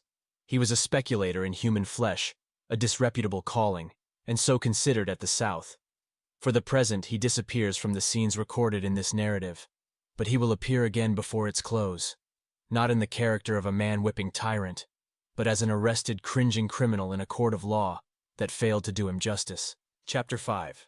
After we were all on board, the brig Orleans proceeded down James River. Passing into Chesapeake Bay, we arrived next day opposite the city of Norfolk. While lying at anchor, a lighter approached us from the town, bringing 4 more slaves. Frederick, a boy of 18, had been born a slave, as also had Henry, who was some years older. They had both been house servants in the city. Maria was a rather genteel, looting-colored girl, with a faultless form, but ignorant and extremely vain. The idea of going to New Orleans was pleasing to her. She entertained an extravagantly high opinion of her own attractions.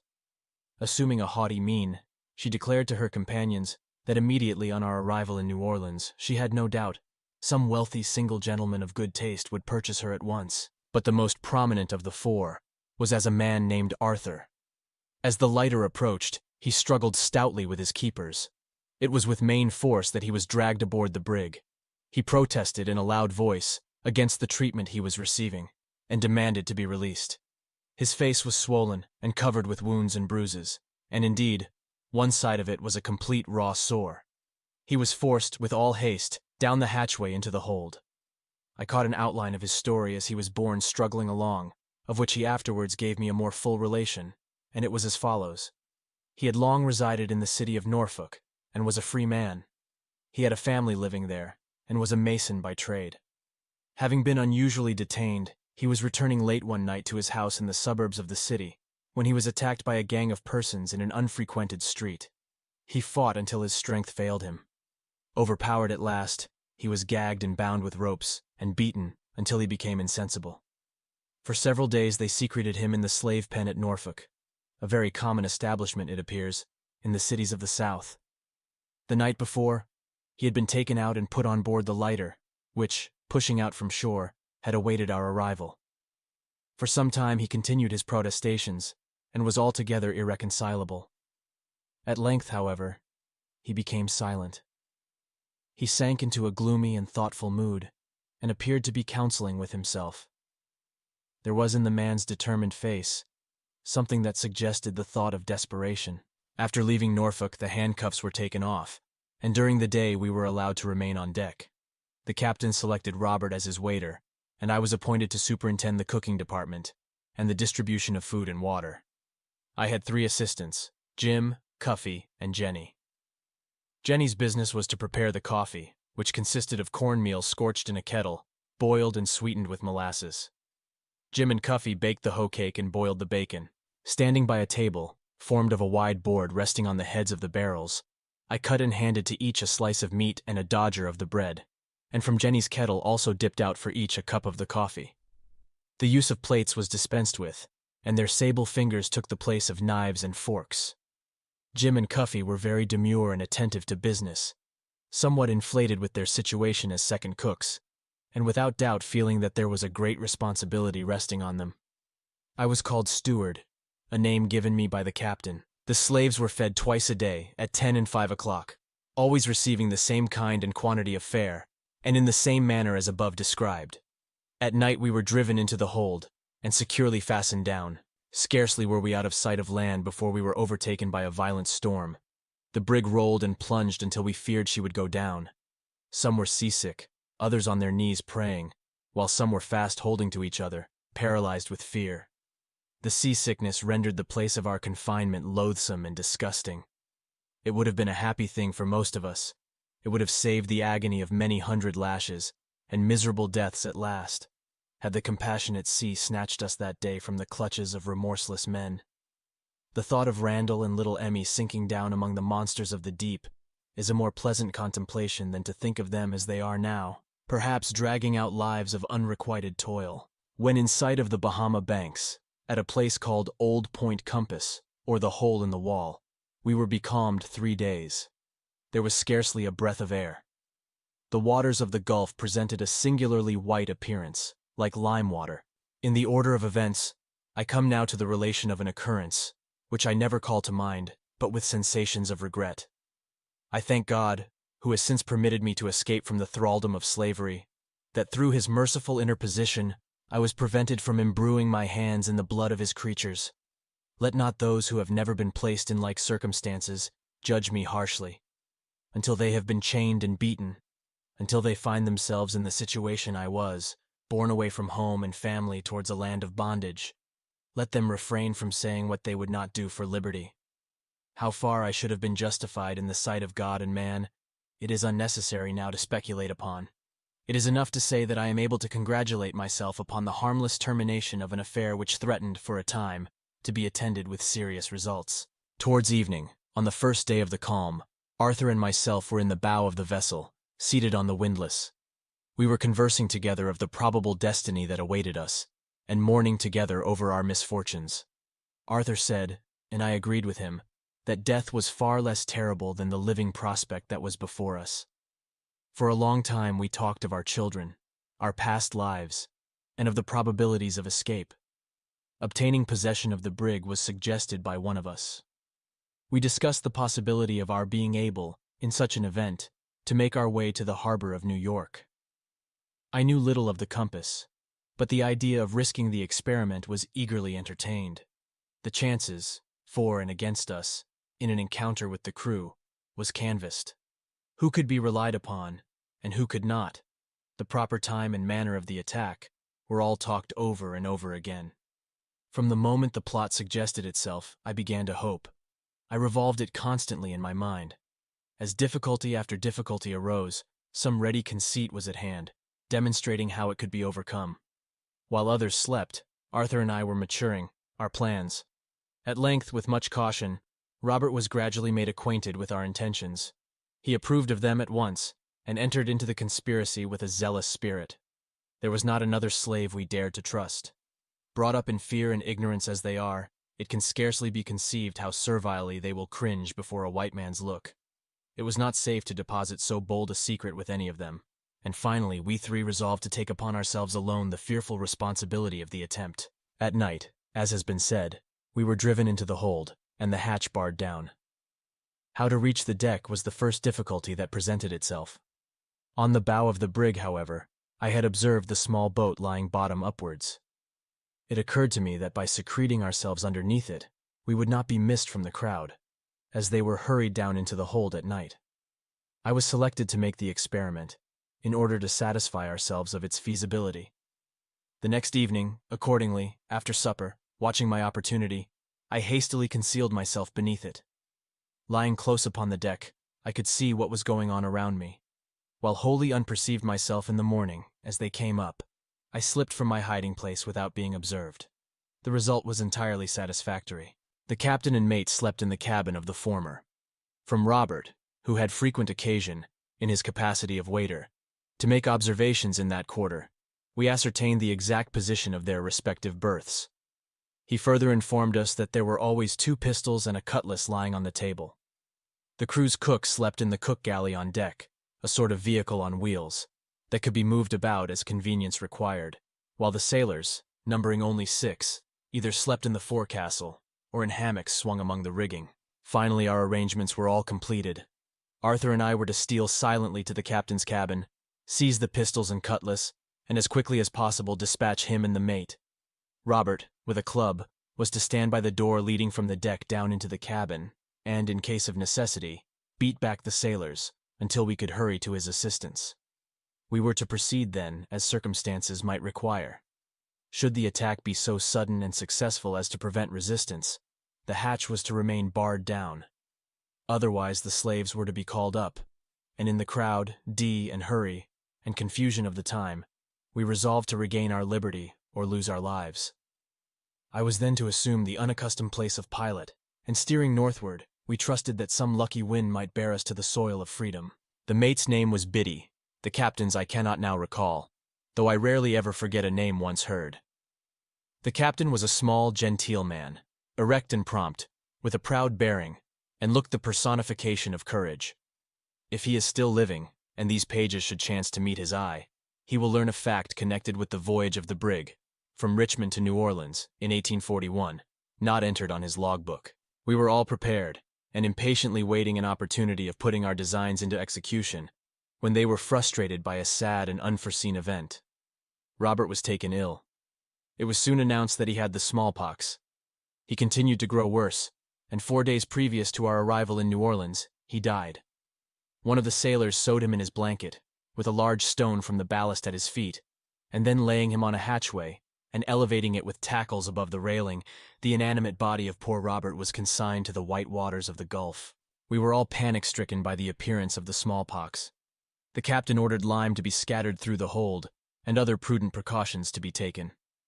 The death of Robert, however, and the presence of the malady, oppressed me sadly, and I gazed out over the great waste of waters with a spirit that was indeed disconsolate. An evening or two after Robert's burial, I was leaning on the hatchway near the forecastle, full of desponding thoughts, when a sailor in a kind voice asked me why I was so downhearted.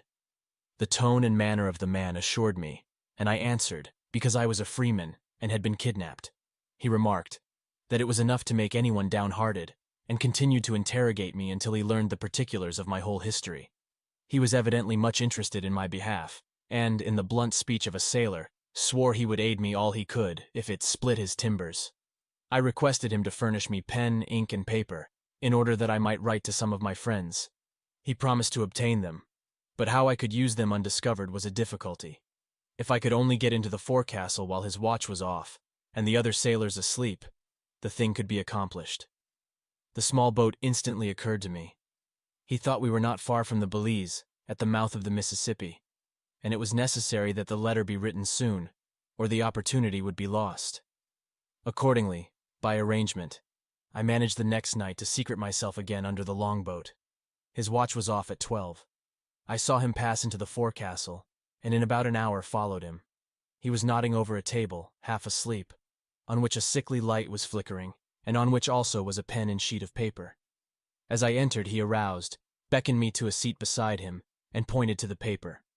I directed the letter to Henry B. Northup of Sandy Hill, stating that I had been kidnapped, was then on board the brig Orleans, bound for New Orleans, that it was then impossible for me to conjecture my ultimate destination, and requesting he would take measures to rescue me.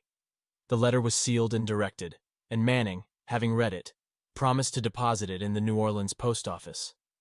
I hastened back to my place under the longboat, and in the morning, as the slaves came up and were walking round, crept out unnoticed and mingled with them. My good friend, whose name was John Manning, was an Englishman by birth, and a noble-hearted, generous sailor as ever walked a deck. He had lived in Boston, was a tall, well-built man, about 24 years old, with a face somewhat pock-marked, but full of benevolent expression. Nothing to vary the monotony of our daily life occurred, until we reached New Orleans. On coming to the levee, and before the vessel was made fast, I saw Manning leap on shore and hurry away into the city. As he started off, he looked back over his shoulder significantly, giving me to understand the object of his errand. Presently he returned, and passing close by me, hunched me with his elbow, with a peculiar wink, as much as to say, "It is all right." The letter, as I have since learned, reached Sandy Hill. Mr. Northup visited Albany and laid it before Governor Seward, but inasmuch as it gave no definite information as to my probable locality, it was not, at that time, deemed advisable to institute measures for my liberation. It was concluded to delay, trusting that a knowledge of where I was might eventually be obtained. A happy and touching scene was witnessed immediately upon our reaching the levee. Just as Manning left the brig, on his way to the post office, two men came up and called aloud for Arthur. The latter, as he recognized them, was almost crazy with delight. He could hardly be restrained from leaping over the brig's side, and when they met soon after, he grasped them by the hand and clung to them a long, long time. They were men from Norfolk who had come on to New Orleans to rescue him. His kidnappers, they informed him, had been arrested and were then confined in the Norfolk prison. They conversed a few moments with the captain and then departed with the rejoicing Arthur. But in all the crowd that thronged the wharf, there was no one who knew or cared for me, not one. No familiar voice greeted my ears, nor was there a single face that I had ever seen. Soon Arthur would rejoin his family and have the satisfaction of seeing his wrongs avenged. My family, alas, should I ever see them more? There was a feeling of utter desolation in my heart, filling it with a despairing and regretful sense that I had not gone down with Robert to the bottom of the sea. Very soon traders and consignees came on board. One, a tall, thin-faced man with light complexion and a little bent, made his appearance with a paper in his hand. Birch's gang, consisting of myself, Eliza and her children, Harry, Lethe, and some others, who had joined us at Richmond, were consigned to him. This gentleman was Mr. Theophilus Freeman. Reading from his paper, he called, "Platt." No one answered. The name was called again and again, but still there was no reply. Then Lethe was called, then Eliza, then Harry, until the list was finished, each one stepping forward as his or her name was called. "Captain, where's Platt?" demanded Theophilus Freeman. The captain was unable to inform him, no one being on board answering to that name. "Who shipped that nigger?" he again inquired of the captain, pointing to me. "Birch," replied the captain. "Your name is Platt. You answer my description. Why don't you come forward?" he demanded of me, in an angry tone. I informed him that was not my name, that I had never been called by it, but that I had no objection to it as I knew of. "Well, I will learn you your name," said he, "and so you won't forget it either by," he added. Mr. Theophilus Freeman, by the way, was not a whit behind his partner Birch in the matter of blasphemy. On the vessel I had gone by the name of Steward, and this was the first time I had ever been designated as Platt, the name forwarded by Birch to his consignee. From the vessel I observed the chain gang at work on the levee. We passed near them as we were driven to Freeman's slave pen. This pen is very similar to Gooden's in Richmond, except the yard was enclosed by plank, standing upright with ends sharpened instead of brick walls. Including us, there were now at least 50 in this pen. Depositing our blankets in one of the small buildings in the yard, and having been called up and fed, we were allowed to saunter about the enclosure until night, when we wrapped our blankets round us and laid down under the shed, or in the loft, or in the open yard, just as each one preferred. It was but a short time I closed my eyes that night. Thought was busy in my brain. Could it be possible that I was thousands of miles from home, that I had been driven through the streets like a dumb beast, that I had been chained and beaten without mercy, that I was even then herded with a drove of slaves, a slave myself? Were the events of the last few weeks realities indeed? Or was I passing only through the dismal phases of a long, protracted dream? It was no illusion. My cup of sorrow was full to overflowing. Then I lifted up my hands to God, and in the still watches of the night, surrounded by the sleeping forms of my companions, begged for mercy on the poor forsaken captive. To the Almighty Father of us all, the free man and the slave, I poured forth the supplications of a broken spirit, imploring strength from on high to bear up against the burden of my troubles, until the morning light aroused the slumberers, ushering in another day of bondage. Chapter 6. The very amiable, pious-hearted Mr. Theophilus Freeman, partner or consignee of James H. Birch, and keeper of the slave pen in New Orleans, was out among his animals early in the morning. With an occasional kick of the older men and women, and many a sharp crack of the whip about the ears of the younger slaves, it was not long before they were all astir and wide awake. Mr. Theophilus Freeman bustled about in a very industrious manner, getting his property ready for the sales room, intending no doubt to do that day a rousing business. In the first place, we were required to wash thoroughly, and those with beards to shave. We were then furnished with a new suit each, cheap but clean. The men had hat, coat, shirt, pants, and shoes. The women frocks of calico, and handkerchiefs to bind about their heads. We were now conducted into a large room in the front part of the building to which the yard was attached, in order to be properly trained, before the admission of customers. The men were arranged on one side of the room, the women on the other. The tallest was placed at the head of the row, then the next tallest, and so on in the order of their respective heights. Emily was at the foot of the line of women. Freeman charged us to remember our places, exhorted us to appear smart and lively, sometimes threatening, and again, holding out various inducements. During the day, he exercised us in the art of looking smart, and of moving to our places with exact precision. After being fed in the afternoon, we were again paraded and made to dance.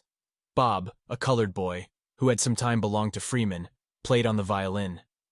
Standing near him, I made bold to inquire if he could play the Virginia reel. He answered he could not, and asked me if I could play. Replying in the affirmative, he handed me the violin. I struck up a tune, and finished it. Freeman ordered me to continue playing, and seemed well pleased, telling Bob that I far excelled him, a remark that seemed to grieve my musical companion very much. Next day many customers called to examine Freeman's new lot. The latter gentleman was very loquacious, dwelling at much length upon our several good points and qualities. He would make us hold up our heads, walk briskly back and forth, while customers would feel of our hands and arms and bodies, turn us about, ask us what we could do, make us open our mouths and show our teeth, precisely as a jockey examines a horse which he is about to barter for or purchase. Sometimes a man or woman was taken back to the small house in the yard, stripped and inspected more minutely. Scars upon a slave's back were considered evidence of a rebellious or unruly spirit, and hurt his sale. One old gentleman, who said he wanted a coachman, appeared to take a fancy to me. From his conversation with Birch, I learned he was a resident in the city. I very much desired that he would buy me, because I conceived it would not be difficult to make my escape from New Orleans on some northern vessel. Freeman asked him $1,500 for me. The old gentleman insisted it was too much, as times were very hard. Freeman, however, declared that I was sound and healthy, of a good constitution, and intelligent. He made it a point to enlarge upon my musical attainments. The old gentleman argued quite adroitly that there was nothing extraordinary about the nigger, and finally, to my regret, went out, saying he would call again. During the day, however, a number of sales were made. David and Caroline were purchased together by a Natchez planter. They left us, grinning broadly, and in the most happy state of mind, caused by the fact of their not being separated. Lethe was sold to a planter of Baton Rouge, her eyes flashing with anger as she was led away. The same man also purchased Randall. The little fellow was made to jump, and run across the floor and perform many other feats, exhibiting his activity and condition. All the time the trade was going on, Eliza was crying aloud and wringing her hands. She besought the man not to buy him, unless he also bought herself and Emily. She promised, in that case, to be the most faithful slave that ever lived. The man answered that he could not afford it, and then Eliza burst into a paroxysm of grief, weeping plaintively. Freeman turned round to her, savagely, with his whip in his uplifted hand, ordering her to stop her noise, or he would flog her. He would not have such work, such sniveling, and unless she ceased that minute, he would take her to the yard and give her 100 lashes. Yes, he would take the nonsense out of her pretty quick. If he didn't, might he be d. Eliza shrunk before him, and tried to wipe away her tears, but it was all in vain. She wanted to be with her children, she said, the little time she had to live. All the frowns and threats of Freeman could not wholly silence the afflicted mother. She kept on begging and beseeching them, most piteously not to separate the three. Over and over again she told them how she loved her boy.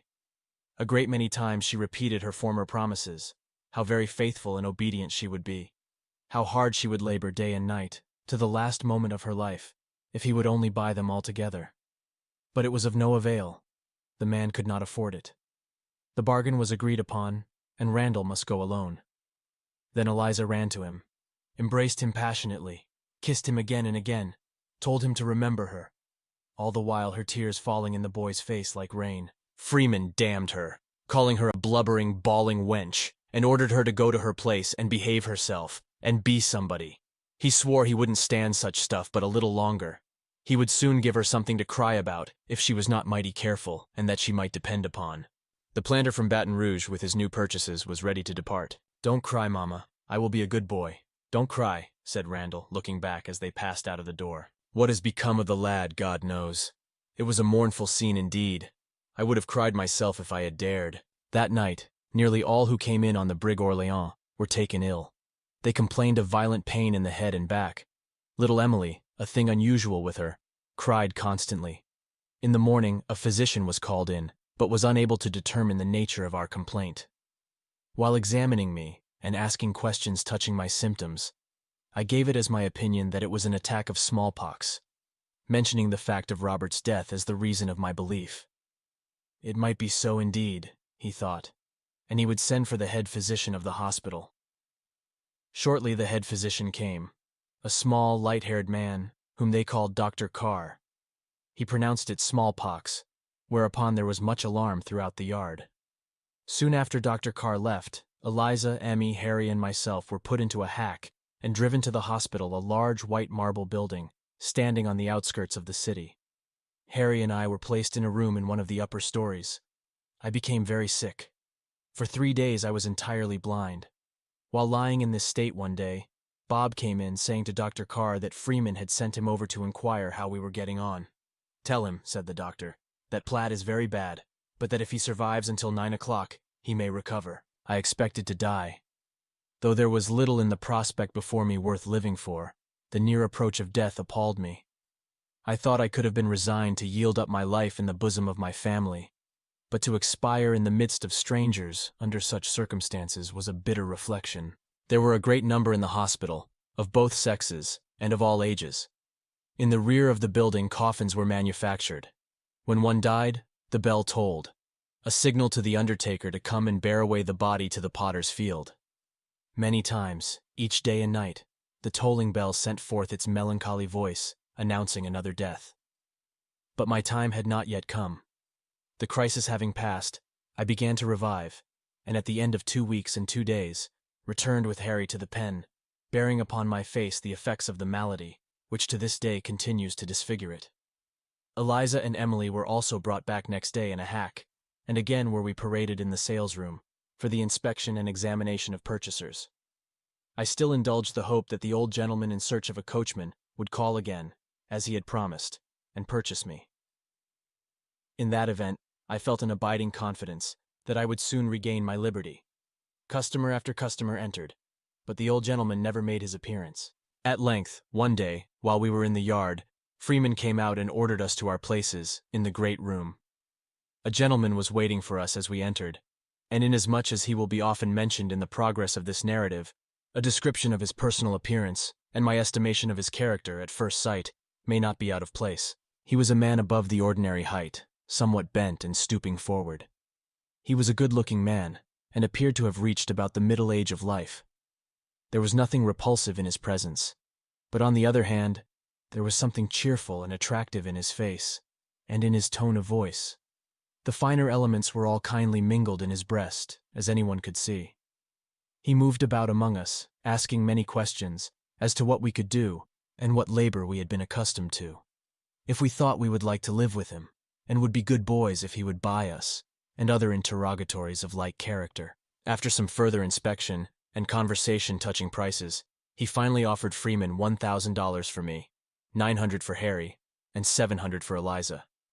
Whether the smallpox had depreciated our value, or from what cause Freeman had concluded to fall $500 from the price I was before held at, I cannot say.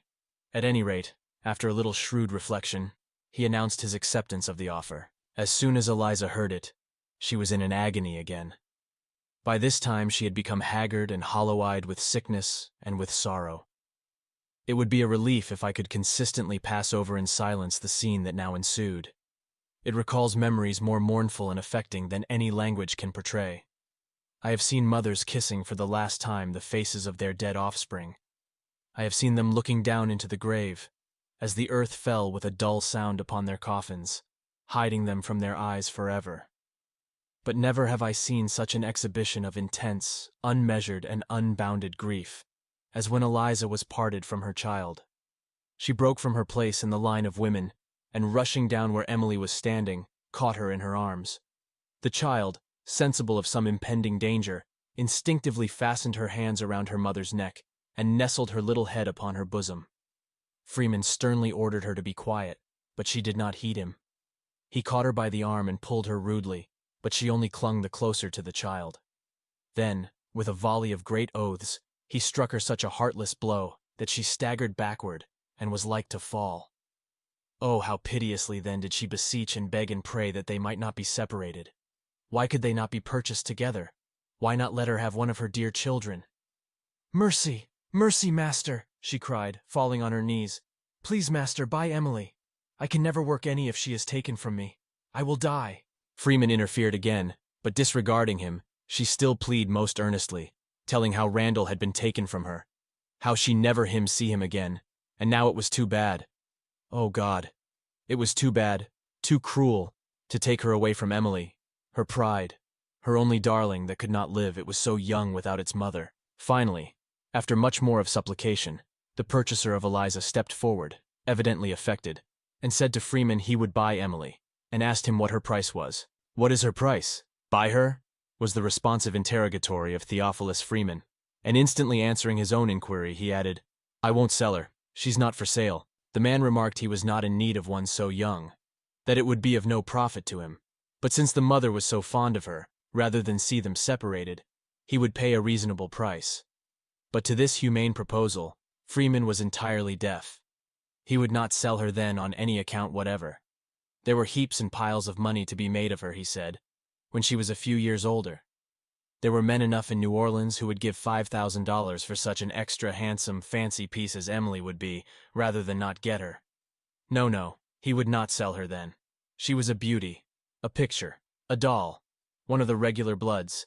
None of your thick-lipped, bullet-headed, cotton-picking niggers. If she was, might he be DD. When Eliza heard Freeman's determination not to part with Emily, she became absolutely frantic. "I will not go without her. They shall not take her from me," she fairly shrieked, her shrieks commingling with the loud and angry voice of Freeman, commanding her to be silent. Meantime, Harry and myself had been to the yard and returned with our blankets, and were at the front door ready to leave. Our purchaser stood near us, gazing at Eliza with an expression indicative of regret at having bought her at the expense of so much sorrow. We waited some time when finally, Freeman, out of patience, tore Emily from her mother by main force, the two clinging to each other with all their might. "Don't leave me, Mama! Don't leave me!" screamed the child, as its mother was pushed harshly forward. "Don't leave me! Come back, Mama!" she still cried, stretching forth her little arms imploringly. But she cried in vain. Out of the door and into the street we were quickly hurried. Still we could hear her calling to her mother, "Come back! Don't leave me! Come back, Mama!" until her infant voice grew faint and still more faint, and gradually died away as distance intervened, and finally was wholly lost. Eliza never after saw or heard of Emily or Randall. Day nor night, however, were they ever absent from her memory. In the cotton field, in the cabin, always and everywhere, she was talking of them, often to them, as if they were actually present. Only when absorbed in that illusion, or asleep, did she ever have a moment's comfort afterwards. She was no common slave, as has been said. To a large share of natural intelligence which she possessed, was added a general knowledge and information on most subjects. She had enjoyed opportunities such as are afforded to very few of her oppressed class. She had been lifted up into the regions of a higher life. Freedom. Freedom for herself and for her offspring, for many years had been her cloud by day, her pillar of fire by night. In her pilgrimage through the wilderness of bondage, with eyes fixed upon that hope-inspiring beacon, she had at length ascended to the top of Pisgah, and beheld the land of promise. In an unexpected moment she was utterly overwhelmed with disappointment and despair. The glorious vision of liberty faded from her sight as they led her away into captivity. Now she weepeth sore in the night, and tears are on her cheeks. All her friends have dealt treacherously with her. They have become her enemies. Chapter 7. On leaving the New Orleans slave pen, Harry and I followed our new master through the streets, while Eliza, crying and turning back, was forced along by Freeman and his minions, until we found ourselves on board the steamboat Rodolph, then lying at the levee. In the course of half an hour, we were moving briskly up the Mississippi, bound for some point on Red River. There were quite a number of slaves on board beside ourselves, just purchased in the New Orleans market. I remember a Mr. Kelso, who was said to be a well-known and extensive planter, had in charge a gang of women. Our master's name was William Ford. He resided then in the Great Pine Woods, in the parish of Avoyelles, situated on the right bank of Red River, in the heart of Louisiana. He is now a Baptist preacher. Throughout the whole parish of Avoyelles, and especially along both shores of Bayou Boeuf, where he is more intimately known, he is accounted by his fellow citizens as a worthy minister of God. In many northern minds, perhaps, the idea of a man holding his brother man in servitude, and the traffic in human flesh, may seem altogether incompatible with their conceptions of a moral or religious life. From descriptions of such men as Birch and Freeman, and others hereinafter mentioned, they are led to despise and execrate the whole class of slaveholders, indiscriminately. But I was sometime his slave, and had an opportunity of learning well his character and disposition, and it is but simple justice to him when I say, in my opinion, there never was a more kind, noble, candid Christian man than William Ford. The influences and associations that had always surrounded him blinded him to the inherent wrong at the bottom of the system of slavery. He never doubted the moral right of one man holding another in subjection. Looking through the same medium with his fathers before him, he saw things in the same light. Brought up under other circumstances and other influences, his notions would undoubtedly have been different. Nevertheless, he was a model master, walking uprightly, according to the light of his understanding, and fortunate was the slave who came to his possession. Were all men such as he, slavery would be deprived of more than half its bitterness. We were 2 days and 3 nights on board the steamboat Rodolph. during which time nothing of particular interest occurred. I was now known as Platt, the name given me by Birch, and by which I was designated through the whole period of my servitude. Eliza was sold by the name of Drady. She was so distinguished in the conveyance to Ford, now on record in the recorder's office in New Orleans. On our passage, I was constantly reflecting on my situation, and consulting with myself on the best course to pursue in order to effect my ultimate escape. Sometimes, not only then, but afterwards, I was almost on the point of disclosing fully to Ford the facts of my history. I am inclined now to the opinion it would have resulted in my benefit. This course was often considered, but through fear of its miscarriage, never put into execution, until eventually my transfer and his pecuniary embarrassments rendered it evidently unsafe. Afterwards, under other masters, unlike William Ford, I knew well enough the slightest knowledge of my real character would consign me at once to the remoter depths of slavery. I was too costly a chattel to be lost, and was well aware that I would be taken farther on, into some by-place, over the Texan border perhaps, and sold. That I would be disposed of as the thief disposes of his stolen horse, if my right to freedom was even whispered. So I resolved to lock the secret closely in my heart, never to utter one word or syllable as to who or what I was, trusting in Providence and my own shrewdness for deliverance. At length we left the steamboat Rodolph at a place called Alexandria, several hundred miles from New Orleans. It is a small town on the southern shore of Red River. Having remained there overnight, we entered the morning train of cars, and were soon at Bayou Lamourie, a still smaller place, distant 18 miles from Alexandria. At that time it was the termination of the railroad. Ford's plantation was situated on the Texas Road, 12 miles from Lamourie, in the Great Pine Woods. This distance, it was announced to us, must be traveled on foot, there being public conveyances no farther. Accordingly, we all set out in the company of Ford. It was an excessively hot day. Harry, Eliza, and myself were yet weak, and the bottoms of our feet were very tender from the effects of the smallpox.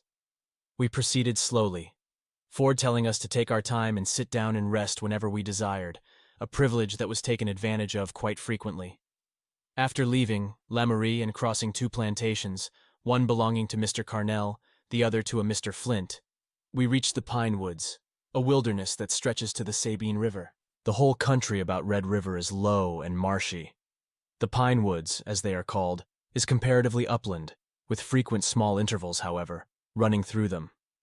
This upland is covered with numerous trees, the white oak, the chinquapin, resembling chestnut, but principally the yellow pine. They are of great size, running up 60 feet, and perfectly straight. The woods were full of cattle, very shy and wild, dashing away in herds, with a loud snuff at our approach.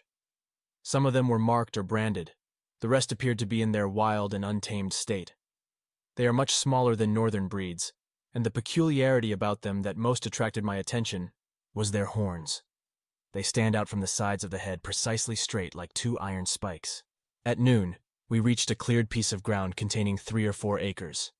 Upon it was a small, unpainted wooden house, a corn crib, or, as we would say, a barn, and a log kitchen, standing about a rod from the house.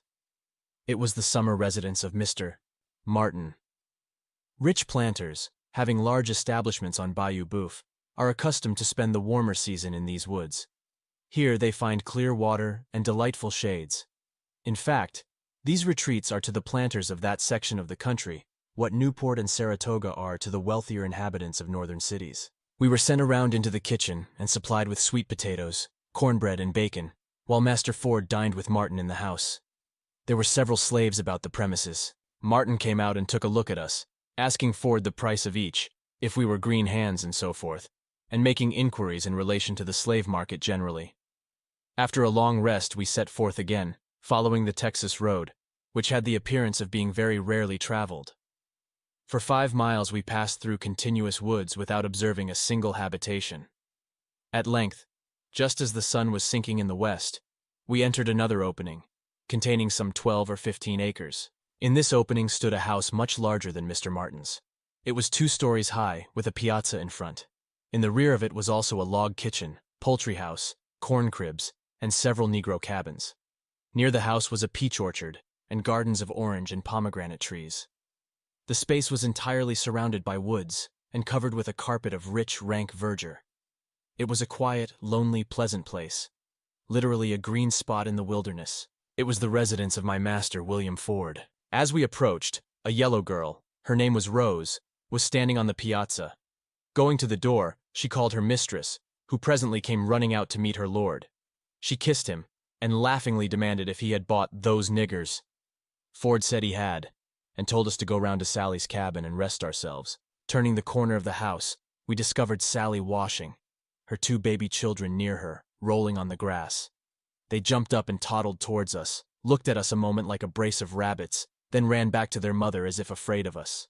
Sally conducted us into the cabin, told us to lay down our bundles and be seated, for she was sure that we were tired. Just then John, the cook, a boy some 16 years of age, and blacker than any crow, came running in, looked steadily in our faces, then turning round without saying as much as, "How do you do?" ran back to the kitchen, laughing loudly, as if our coming was a great joke indeed. Much wearied with our walk, as soon as it was dark, Harry and I wrapped our blankets round us, and laid down upon the cabin floor. My thoughts, as usual, wandered back to my wife and children. The consciousness of my real situation, the hopelessness of any effort to escape through the wide forests of Avoyelles, pressed heavily upon me. Yet my heart was at home in Saratoga. I was awakened early in the morning by the voice of Master Ford, calling Rose. She hastened into the house to dress the children, Sally to the field to milk the cows, while John was busy in the kitchen preparing breakfast. In the meantime, Harry and I were strolling about the yard, looking at our new quarters. Just after breakfast, a colored man, driving 3 yoke of oxen, attached to a wagon load of lumber, drove into the opening. He was a slave of Ford's, named Walton, the husband of Rose. By the way, Rose was a native of Washington, and had been brought from thence 5 years before. She had never seen Eliza, but she had heard of Barry, and they knew the same streets and the same people, either personally or by reputation. They became fast friends immediately, and talked a great deal together of old times, and of friends they had left behind. Ford was at that time a wealthy man. Besides his seat in the pine woods, he owned a large lumbering establishment on Indian Creek, 4 miles distant, and also, in his wife's right, an extensive plantation and many slaves on Bayou Boeuf. Walton had come with his load of lumber from the mills on Indian Creek. Ford directed us to return with him, saying he would follow us as soon as possible. Before leaving, Mistress Ford called me into the storeroom, and handed me, as it is there termed, a tin bucket of molasses for Harry and myself. Eliza was still wringing her hands and deploring the loss of her children. Ford tried as much as possible to console her, told her she need not work very hard, that she might remain with Rose, and assist the madam in the house affairs. Riding with Walton in the wagon, Harry and I became quite well acquainted with him long before reaching Indian Creek. He was a born thrall of Ford's, and spoke kindly and affectionately of him, as a child would speak of his own father. In answer to his inquiries from whence I came, I told him from Washington. Of that city, he had heard much from his wife, Rose, and all the way plied me with many extravagant and absurd questions. On reaching the mills at Indian Creek, we found 2 more of Ford's slaves, Sam and Antony. Sam also was a Washingtonian, having been brought out in the same gang with Rose. He had worked on a farm near Georgetown. Antony was a blacksmith from Kentucky, who had been in his present master's service about 10 years. Sam knew Birch, and when informed that he was the trader who had sent me on from Washington, it was remarkable how well we agreed upon the subject of his superlative rascality. He had forwarded Sam also. On Ford's arrival at the mill, we were employed in piling lumber and chopping logs, which occupation we continued during the remainder of the summer. We usually spent our Sabbaths at the opening, on which days our master would gather all his slaves about him, and read and expound the Scriptures. He sought to inculcate in our minds feelings of kindness towards each other, of dependence upon God, setting forth the rewards promised unto those who lead an upright and prayerful life. Seated in the doorway of his house, surrounded by his manservants and his maidservants, who looted earnestly into the good man's face, he spoke of the loving kindness of the Creator, and of the life that is to come. Often did the voice of prayer ascend from his lips to heaven, the only sound that broke the solitude of the place. In the course of the summer, Sam became deeply convicted, his mind dwelling intensely on the subject of religion. His mistress gave him a Bible, which he carried with him to his work. Whatever leisure time was allowed him, he spent in perusing it, though it was only with great difficulty that he could master any part of it. I often read to him, a favor which he well repaid me by many expressions of gratitude.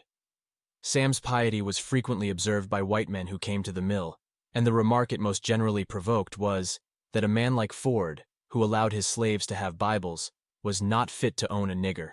He, however, lost nothing by his kindness.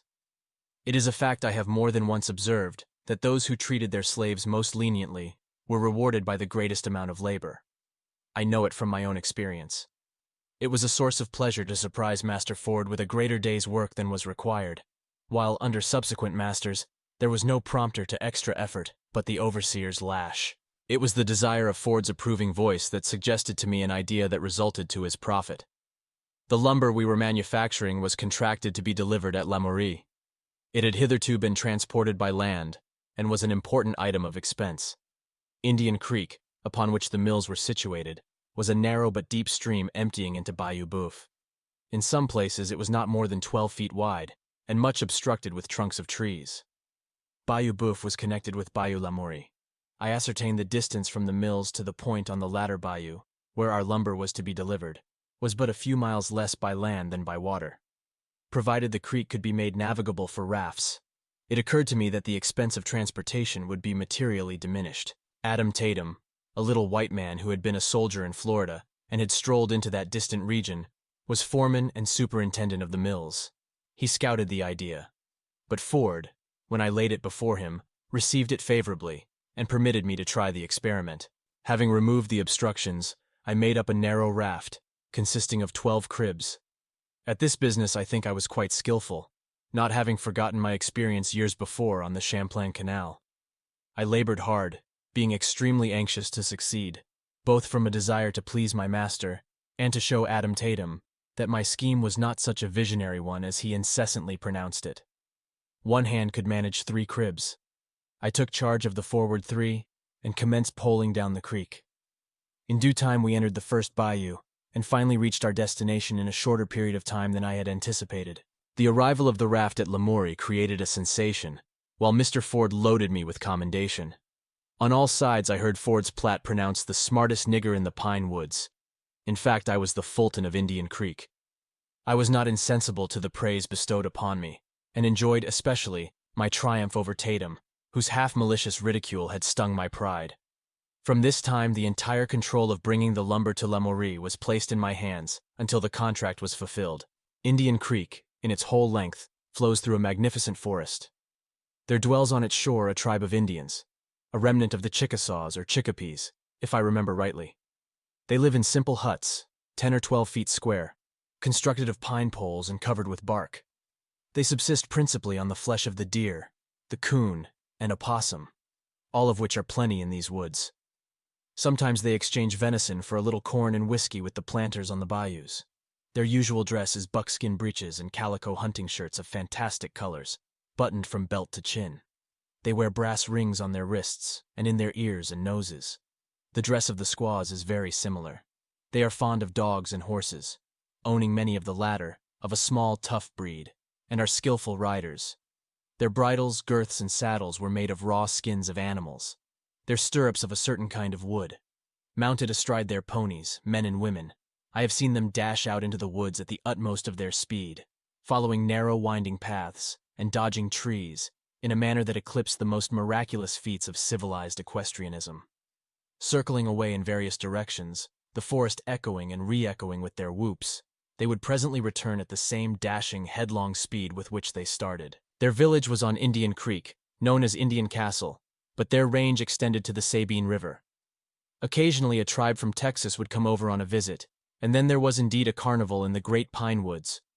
Chief of the tribe was Cascala, second in rank, John Baltese, his son-in-law, with both of whom, as with many others of the tribe, I became acquainted during my frequent voyages down the creek with rafts.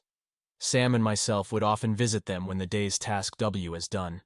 They were obedient to the chief. The word of Cascala was their law. They were a rude but harmless people, and enjoyed their wild mode of life. They had little fancy for the open country, the cleared lands on the shores of the bayous, but preferred to hide themselves within the shadows of the forest. They worshipped the Great Spirit, loved whiskey, and were happy. On one occasion I was present at a dance, when a roving herd from Texas had encamped in their village. The entire carcass of a deer was roasting before a large fire, which threw its light a long distance among the trees under which they were assembled. When they had formed in a ring, men and squaws alternately, a sort of Indian fiddle set up an indescribable tune. It was a continuous, melancholy kind of wavy sound, with the slightest possible variation. At the first note, if indeed there was more than one note in the whole tune, they circled around, trotting after each other, and giving utterance to a guttural, sing-song noise, equally as nondescript as the music of the fiddle. At the end of the third circuit, they would stop suddenly, whoop as if their lungs would crack, then break from the ring, forming in couples, man and squaw, each jumping backwards as far as possible from the other, then forwards, which graceful feat having been twice or thrice accomplished, they would form in a ring and go trotting round again. The best dancer appeared to be considered the one who could whoop the loudest, jump the farthest, and utter the most excruciating noise. At intervals, one or more would leave the dancing circle, and going to the fire, cut from the roasting carcass a slice of venison. In a hole, shaped like a mortar, cut in the trunk of a fallen tree, they pounded corn with a wooden pestle, and of the meal made cake. Alternately they danced and ate. Thus were the visitors from Texas entertained by the dusky sons and daughters of the Chickapees, and such is a description as I saw it, of an Indian ball in the pine woods of Avoyelles. In the autumn, I left the mills, and was employed at the opening. One day the mistress was urging Ford to procure a loom, in order that Sally might commence weaving cloth for the winter garments of the slaves. He could not imagine where one was to be found, when I suggested that the easiest way to get one would be to make it, informing him at the same time that I was a sort of jack at all trades, and would attempt it, with his permission. It was granted very readily, and I was allowed to go to a neighboring planter's to inspect one before commencing the undertaking. At length it was finished, and pronounced by Sally to be perfect. She could easily weave her task of 14 yards, milk the cows, and have leisure time besides each day. It worked so well, I was continued in the employment of making looms, which were taken down to the plantation on the bayou. At this time one John M. Tibeats, a carpenter, came to the opening to do some work on master's house. I was directed to quit the looms and assist him.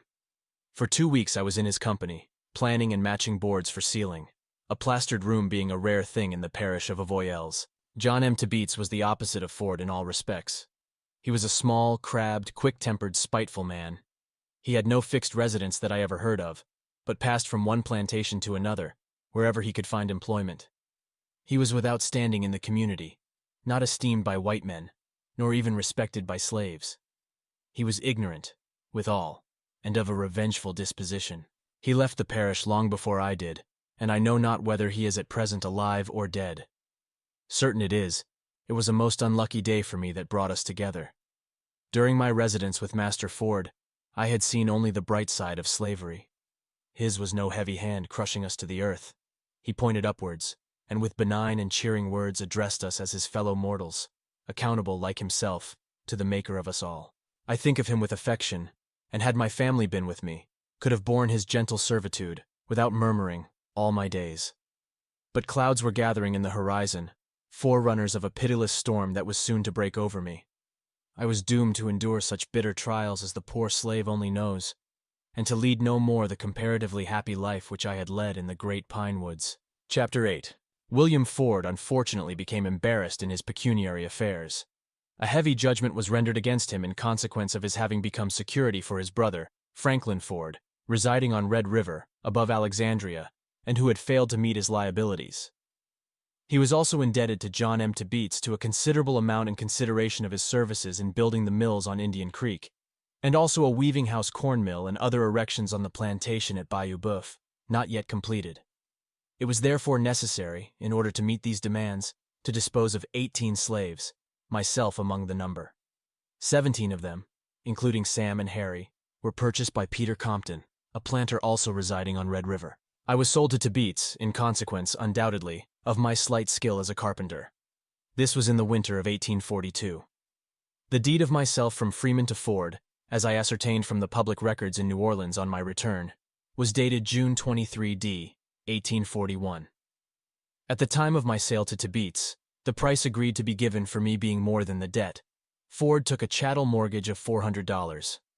I am indebted for my life, as will hereafter be seen, to that mortgage. I bade farewell to my good friends at the opening, and departed with my new master to Beats. We went down to the plantation on Bayou Boeuf, distant 27 miles from the pine woods, to complete the unfinished contract. Bayou Boeuf is a sluggish, winding stream, one of those stagnant bodies of water common in that region, setting back from Red River. It stretches from a point not far from Alexandra, in a southeasterly direction, and following its tortuous course, is more than 50 miles in length. Large cotton and sugar plantations line each shore, extending back to the borders of interminable swamps. It is alive with alligators, rendering it unsafe for swine or unthinking slave children to stroll along its banks. Upon a bend in this bayou, a short distance from Cheneyville, was situated the plantation of Madame Ford, her brother, Peter Tanner, a great landholder, living on the opposite side. On my arrival at Bayou Boeuf, I had the pleasure of meeting Eliza, whom I had not seen for several months. She had not pleased Mrs. Ford, being more occupied in brooding over her sorrows than in attending to her business, and had, in consequence, been sent down to work in the field on the plantation. She had grown feeble and emaciated, and was still mourning for her children. She asked me if I had forgotten them, and a great many times inquired if I still remembered how handsome little Emily was, how much Randall loved her, and wondered if they were living still, and where the darlings could then be. She had sunk beneath the weight of an excessive grief. Her drooping form and hollow cheeks too plainly indicated that she had well nigh reached the end of her weary road. Ford's overseer on this plantation, and who had the exclusive charge of it, was a Mr. Chapin, a kindly disposed man and a native of Pennsylvania. In common with others, he held to Beats in light estimation, which fact, in connection with the $400 mortgage, was fortunate for me. I was now compelled to labor very hard. From earliest dawn until late at night, I was not allowed to be a moment idle, notwithstanding which, to Beats was never satisfied. He was continually cursing and complaining. He never spoke to me a kind word. I was his faithful slave, and earned him large wages every day, and yet I went to my cabin nightly, loaded with abuse and stinging epithets. We had completed the corn mill, the kitchen, and so forth, and were at work upon the weaving house when I was guilty of an act, in that state punishable with death. It was my first fight with Beats. The weaving house we were erecting stood in the orchard a few rods from the residence of Chapin, or the Great House, as it was called. One night, having worked until it was too dark to see, I was ordered by Beats to rise very early in the morning, procure a keg of nails from Chapin, and commence putting on the clapboards. I retired to the cabin extremely tired, and having cooked a supper of bacon and corn cake, and conversed a while with Eliza, who occupied the same cabin, as also did Lawson and his wife Mary, and a slave named Bristol, laid down upon the ground floor, little dreaming of the sufferings that awaited me on the morrow. Before daylight, I was on the piazza of the Great House, awaiting the appearance of Overseer Chapin. To have aroused him from his slumbers and stated my errand would have been an unpardonable boldness. At length he came out. Taking off my hat, I informed him Master Beats had directed me to call upon him for a keg of nails. Going into the storeroom, he rolled it out, at the same time saying, if Beats preferred a different size, he would endeavor to furnish them, but that I might use those until further directed. Then mounting his horse, which stood saddled and bridled at the door, he rode away into the field, whither the slaves had preceded him, while I took the keg on my shoulder, and proceeding to the weaving house, broke in the head, and commenced nailing on the clapboards. As the day began to open, Beats came out of the house to where I was, hard at work. He seemed to be that morning even more morose and disagreeable than usual. He was my master, entitled by law to my flesh and blood, and to exercise over me such tyrannical control as his mean nature prompted, but there was no law that could prevent my looking upon him with intense contempt. I despised both his disposition and his intellect.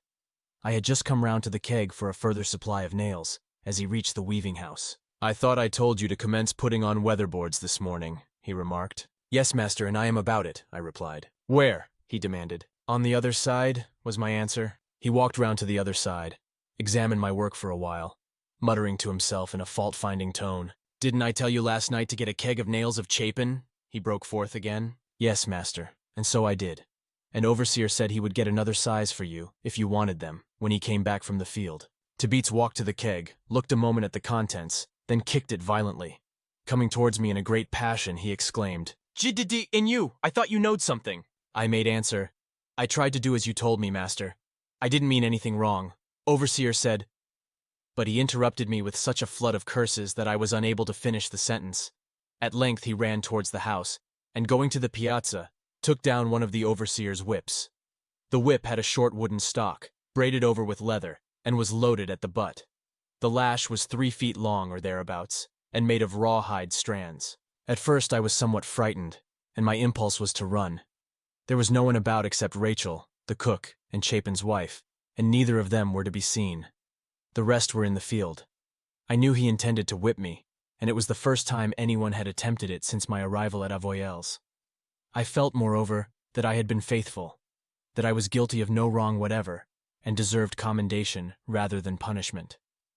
My fear changed to anger, and before he reached me I had made up my mind fully not to be whipped, let the result be life or death. Winding the lash around his hand and taking hold of the small end of the stock, he walked up to me, and with a malignant look, ordered me to strip. "Master Tabitz," said I, looking him boldly in the face, "I will not." I was about to say something further in justification, but with concentrated vengeance, he sprang upon me, seizing me by the throat with one hand, raising the whip with the other, in the act of striking. Before the blow descended, however, I had caught him by the collar of the coat and drawn him closely to me. Reaching down, I seized him by the ankle, and pushing him back with the other hand, he fell over on the ground. Putting one arm around his leg and holding it to my breast, so that his head and shoulders only touched the ground, I placed my foot upon his neck. He was completely in my power. My blood was up. It seemed to course through my veins like fire. In the frenzy of my madness, I snatched the whip from his hand. He struggled with all his power, swore that I should not live to see another day, and that he would tear out my heart. But his struggles and his threats were alike in vain. I cannot tell how many times I struck him. Blow after blow fell fast and heavy upon his wriggling form. At length he screamed, cried murder, and at last the blasphemous tyrant called on God for mercy. But he who had never shown mercy did not receive it. The stiff stock of the whip warped round his cringing body until my right arm ached. Until this time I had been too busy to look about me. Desisting for a moment, I saw Mrs. Chapin looking from the window and Rachel standing in the kitchen door. Their attitudes expressed the utmost excitement and alarm. His screams had been heard in the field. Chapin was coming as fast as he could ride. I struck him a blow or two more, then pushed him from me with such a well-directed kick that he went rolling over on the ground. Rising to his feet and brushing the dirt from his hair, he stood looking at me, pale with rage. We gazed at each other in silence. Not a word was uttered until Chapin galloped up to us. "What is the matter?" he cried out. "Master Tabitz wants to whip me for using the nails you gave me," I replied. "What is the matter with the nails?" he inquired, turning to Tabitz. Tabitz answered to the effect that they were too large, paying little heed, however, to Chapin's question, but still keeping his snakish eyes fastened maliciously on me. "I am overseer here," Chapin began. "I told Platt to take them and use them, and if they were not of the proper size I would get others on returning from the field. It is not his fault. Besides, I shall furnish such nails as I please. I hope you will understand that, Mr. Tabitz." Tabitz made no reply, but, grinding his teeth and shaking his fist, swore he would have satisfaction, and that it was not half over yet. Thereupon he walked away, followed by the overseer, and entered the house, the latter talking to him all the while in a suppressed tone and with earnest gestures. I remained where I was, doubting whether it was better to fly or abide the result, whatever it might be. Presently Tabitz came out of the house, and saddling his horse, the only property he possessed besides myself, departed on the road to Chenyville. When he was gone, Chapin came out, visibly excited, telling me not to stir, not to attempt to leave the plantation on any account whatever. He then went to the kitchen, and calling Rachel out, conversed with her some time. Coming back, he again charged me with great earnestness not to run, saying my master was a rascal, that he had left on no good errand, and that there might be trouble before night. But at all events he insisted upon it. I must not stir. As I stood there, feelings of unutterable agony overwhelmed me. I was conscious that I had subjected myself to unimaginable punishment. The reaction that followed my extreme ebullition of anger produced the most painful sensations of regret. An unfriended, helpless slave. What could I say to justify in the remotest manner the heinous act I had committed, of resenting a white man's contumely and abuse? I tried to pray. I tried to beseech my heavenly Father to sustain me in my sore extremity, but emotion choked my utterance, and I could only bow my head upon my hands and weep. For at least an hour I remained in this situation, finding relief only in tears, when, looking up, I beheld Tabits, accompanied by 2 horsemen, coming down the bayou. They rode into the yard, jumped from their horses, and approached me with large whips, one of them also carrying a coil of rope. "Cross your hands," commanded Tabits, with the addition of such a shuddering expression of blasphemy as is not decorous to repeat. "You need not bind me, Master Tabits. I am ready to go with you anywhere," said I. One of his companions then stepped forward, swearing if I made the least resistance he would break my head, he would tear me limb from limb, he would cut my black throat, and giving wide scope to other similar expressions. Perceiving any importunity altogether vain, I crossed my hands, submitting humbly to whatever disposition they might please to make of me. Thereupon Tabits tied my wrists, drawing the rope around them with his utmost strength. Then he bound my ankles in the same manner. In the meantime, the other 2 had slipped a cord within my elbows, running it across my back, and tying it firmly. It was utterly impossible to move hand or foot. With a remaining piece of rope, Tabits made an awkward noose, and placed it about my neck. "Now then," inquired one of Tabits' companions, "where shall we hang the nigger?" One proposed such a limb, extending from the body of a peach tree, near the spot where we were standing. His comrade objected to it, alleging it would break, and proposed another. Finally, they fixed upon the latter. During this conversation, and all the time they were binding me, I uttered not a word. Overseer Chapin, during the progress of the scene, was walking hastily back and forth on the piazza. Rachel was crying by the kitchen door, and Mrs. Chapin was still looking from the window. Hope died within my heart. Surely my time had come. I should never behold the light of another day.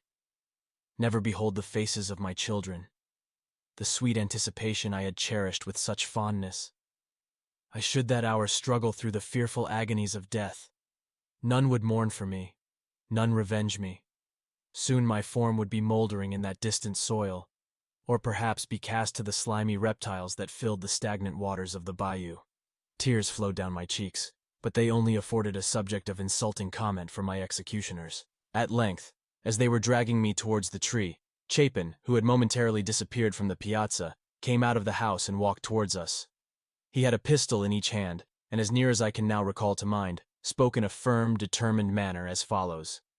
"Gentlemen, I have a few words to say. You had better listen to them. Whoever moves that slave another foot from where he stands is a dead man. In the first place, he does not deserve this treatment. It is a shame to murder him in this manner. I never knew a more faithful boy than Platt. You, Tabits, are in the fault yourself. You are pretty much of a scoundrel, and I know it. And you richly deserve the flogging you have received. In the next place, I have been overseer on this plantation 7 years, and in the absence of William Ford, am master here. My duty is to protect his interests, and that duty I shall perform. You are not responsible. You are a worthless fellow. Ford holds a mortgage on Platt of $400. If you hang him, he loses his debt. Until that is canceled, you have no right to take his life. You have no right to take it anyway. There is a law for the slave as well as for the white man. You are no better than a murderer. As for you," addressing Cook and Ramsey, a couple of overseers from neighboring plantations, "as for you, be gone. If you have any regard for your own safety, I say, be gone." Cook and Ramsey, without a further word, mounted their horses and rode away. Tabits, in a few minutes, evidently in fear, and overawed by the decided tone of Chapin, sneaked off like a coward, as he was, and mounting his horse, followed his companions. I remained standing where I was, still bound, with the rope around my neck. As soon as they were gone, Chapin called Rachel, ordering her to run to the field, and tell Lawson to hurry to the house without delay, and bring the brown mule with him, an animal much prized for its unusual fleetness. Presently the boy appeared. "Lawson," said Chapin, "you must go to the pine woods. Tell your master Ford to come here at once, that he must not delay a single moment. Tell him they are trying to murder Platt. Now hurry, boy. Be at the pine woods by noon if you kill the mule." Chapin stepped into the house and wrote a pass. When he returned, Lawson was at the door, mounted on his mule.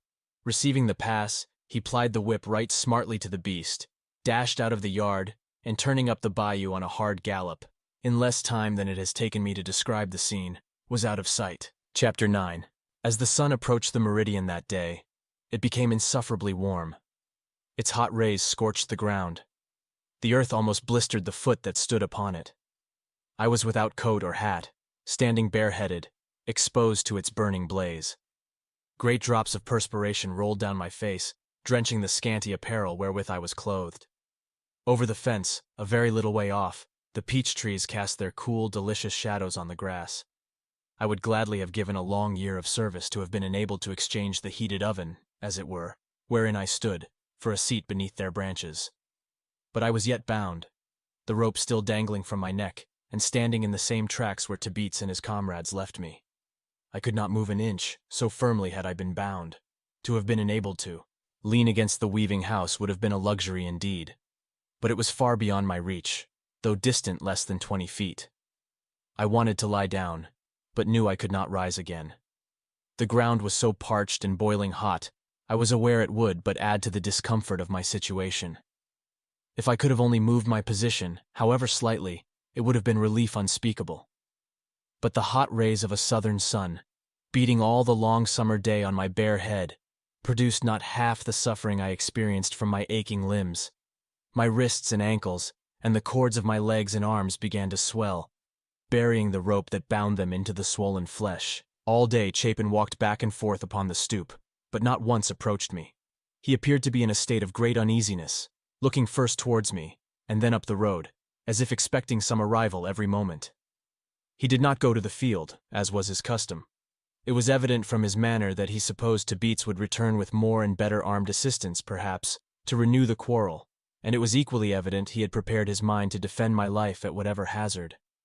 Why he did not relieve me, why he suffered me to remain in agony the whole weary day, I never knew. It was not for want of sympathy, I am certain. Perhaps he wished Ford to see the rope about my neck, and the brutal manner in which I had been bound. Perhaps his interference with another's property in which he had no legal interest might have been a trespass, which would have subjected him to the penalty of the law. Why Tabitz was all day absent was another mystery I never could divine. He knew well enough that Chapin would not harm him unless he persisted in his design against me. Lawson told me afterwards that, as he passed the plantation of John David Cheney, he saw the three, and that they turned and looked after him as he flew by.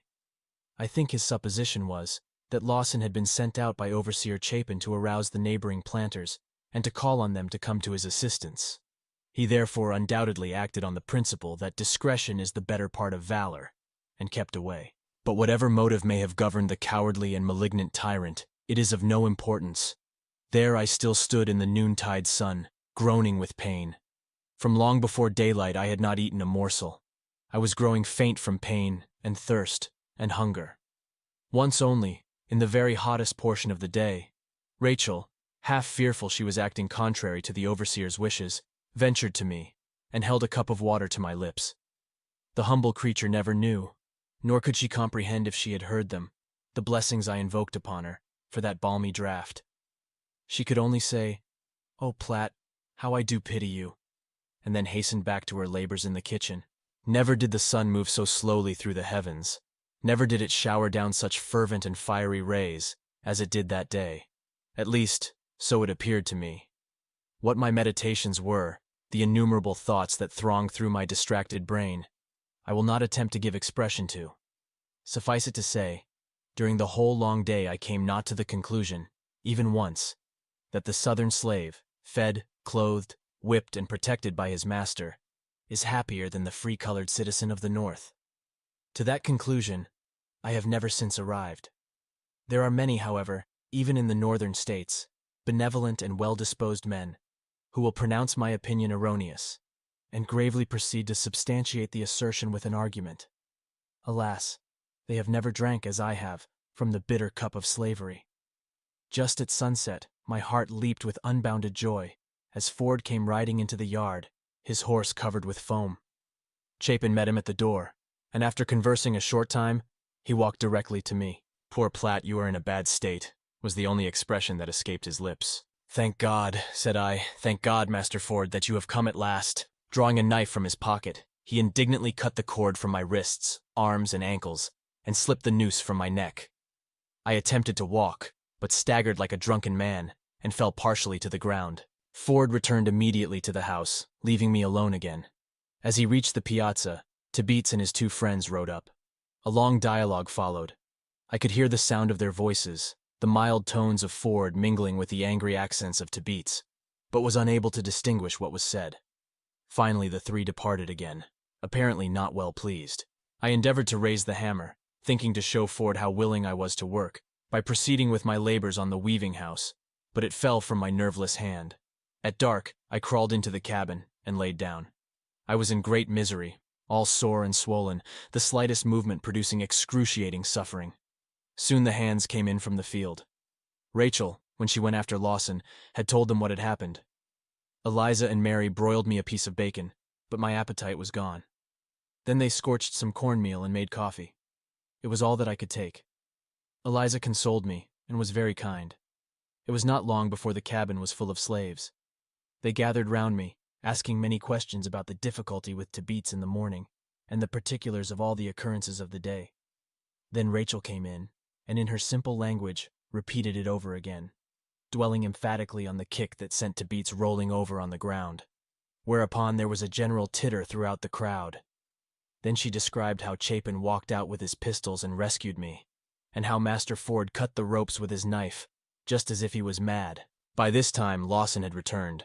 He had to regale them with an account of his trip to the pine woods, how the brown mule bore him faster than a streak o' lightnin', how he astonished everybody as he flew along, how Master Ford started right away, how he said Platt was a good nigger, and they shouldn't kill him, concluding with pretty strong intimations that there was not another human being in the wide world who could have created such a universal sensation on the road, or performed such a marvelous John Gilpin feat as he had done that day on the brown mule. The kind creatures loaded me with the expression of their sympathy, saying Tabitz was a hard, cruel man, and hoping Massa Ford would get me back again.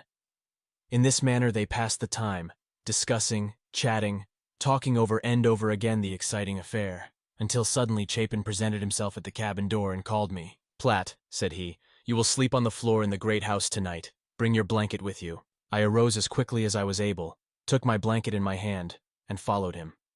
On the way he informed me that he should not wonder if Tabitz was back again before morning, that he intended to kill me, and that he did not mean he should do it without witnesses.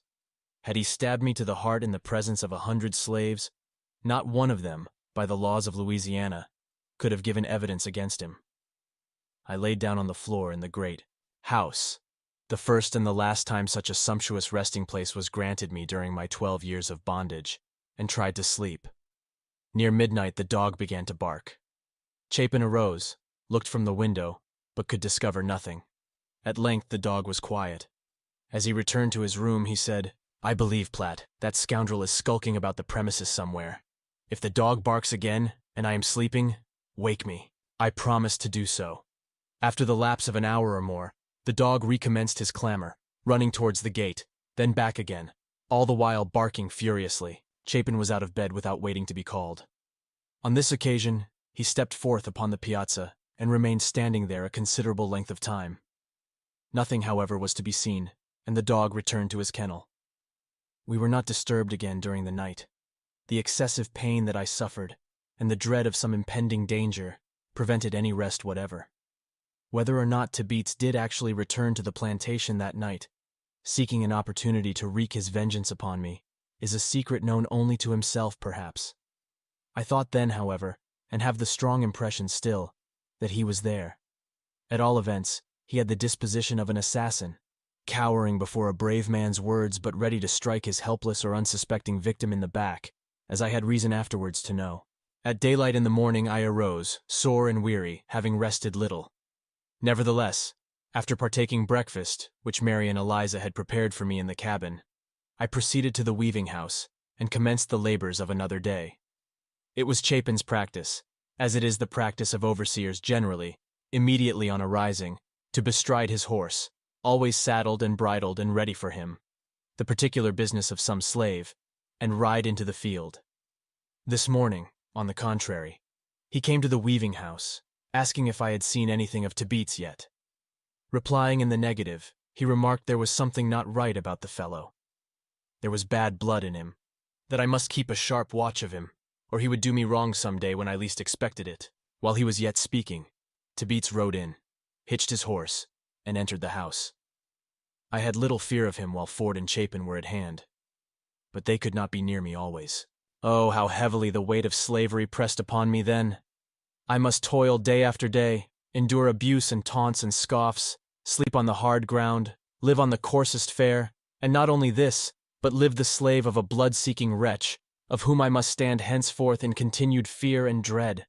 Why had I not died in my young years, before God had given me children to love and live for? What unhappiness and suffering and sorrow it would have prevented! I sighed for liberty, but the bondman's chain was round me, and could not be shaken off. I could only gaze wistfully towards the north, and think of the thousands of miles that stretched between me and the soil of freedom, over which a black freeman may not pass. Tibeats, in the course of half an hour, walked over to the weaving house, looked at me sharply, then returned without saying anything. Most of the forenoon he sat on the piazza, reading a newspaper and conversing with Ford. After dinner, the latter left for the pine woods, and it was indeed with regret that I beheld him depart from the plantation. Once more during the day Tibeats came to me, gave me some order, and returned. During the week the weaving house was completed, Tibeats in the meantime making no allusion whatever to the difficulty. When I was informed he had hired me to Peter Tanner, to work under another carpenter by the name of Myers. This announcement was received with gratification, as any place was desirable that would relieve me of his hateful presence. Peter Tanner, as the reader has already been informed, lived on the opposite shore, and was the brother of Mistress Ford. He is one of the most extensive planters on Bayou Boeuf, and owns a large number of slaves. Over I went to Tanner's, joyfully enough. He had heard of my late difficulties. In fact, I ascertained the flogging of Tibeats was soon blazoned far and wide. This affair, together with my rafting experiment, had rendered me somewhat notorious. More than once I heard it said that Platt Ford, now Platt Tibeats, a slave's name changes with his change of master, was a devil of a nigger. But I was destined to make a still further noise, as will presently be seen, throughout the little world of Bayou Boeuf. Peter Tanner endeavored to impress upon me the idea that he was quite severe, though I could perceive there was a vein of good humor in the old fellow after all. "You're the nigger," he said to me on my arrival. "You're the nigger that flogged your master, eh? You're the nigger that kicks, and holds Carpenter Tibeats by the leg and wallops him, are you? I'd like to see you hold me by the leg. I should. You're a portent character. You're a great nigger. Very remarkable nigger, ain't you? I'd lash you. I'd take the tantrums out of you. Just take hold of my leg, if you please. None of your pranks here, my boy. Remember that. Now go to work, you kickin' rascal," concluded Peter Tanner, unable to suppress a half-comical grin at his own wit and sarcasm. After listening to this salutation, I was taken charge of by Myers, and labored under his direction for a month, to his and my own satisfaction. Like William Ford, his brother-in-law, Tanner was in the habit of reading the Bible to his slaves on the Sabbath, but in a somewhat different spirit. He was an impressive commentator on the New Testament. The first Sunday after my coming to the plantation, he called them together, and began to read the 12th chapter of Luke. When he came to the 47th verse, he looked deliberately around him, and continued, "And that servant which knew his Lord's will—" Here he paused, looking around more deliberately than before, and again proceeded, "which knew his Lord's will, and prepared not himself." Here was another pause. "Prepared not himself, neither did according to his will, shall be beaten with many stripes." "Do you hear that?" demanded Peter emphatically. "Stripes," he repeated slowly and distinctly, taking off his spectacles, preparatory to making a few remarks.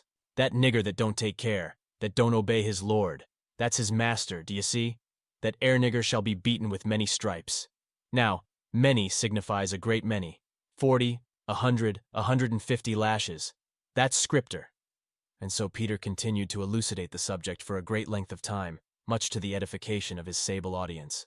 At the conclusion of the exercises, calling up 3 of his slaves, Warner, Will, and Major Orr, he cried out to me, "Here, Platt, you held Tibeats by the legs.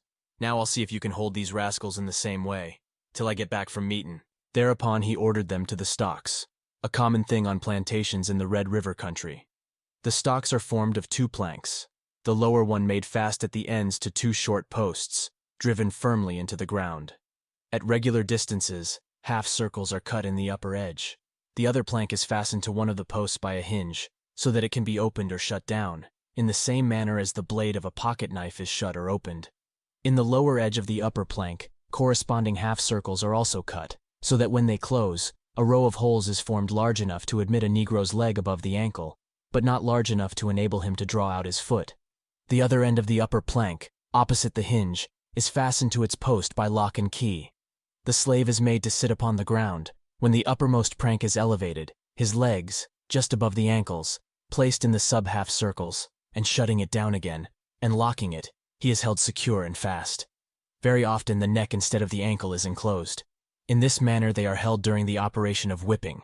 Warner, Will, and Major, according to Tanner's account of them, were melon-stealing, Sabbath-breaking niggers, and not approving of such wickedness. He felt it his duty to put them in the stocks. Handing me the key, himself, Myers, Mistress Tanner, and the children entered the carriage and drove away to church at Cheneyville. When they were gone, the boys begged me to let them out. I felt sorry to see them sitting on the hot ground, and remembered my own sufferings in the sun.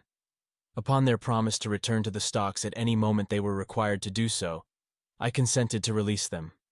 Grateful for the lenity shown them, and in order in some measure to repay it, they could do no less, of course, than pilot me to the melon patch. Shortly before Tanner's return, they were in the stocks again. Finally he drove up, and looking at the boys, said with a chuckle, "Aha, ye haven't been strolling about much today anyway. I'll teach you what's what. I'll tire ye of eating watermelons on the Lord's Day, ye Sabbath-breaking niggers." Peter Tanner prided himself upon his strict religious observances. He was a deacon in the church. But I have now reached a point in the progress of my narrative when it becomes necessary to turn away from these light descriptions to the more grave and weighty matter of the second battle with Master Tabitz and the flight through the great Pacudry swamp. Chapter 10. At the end of a month, my services being no longer required at Tanner's, I was sent over the bayou again to my master, whom I found engaged in building the cotton press. This was situated at some distance from the great house, in a rather retired place. I commenced working once more in company with Tabitz, being entirely alone with him most part of the time.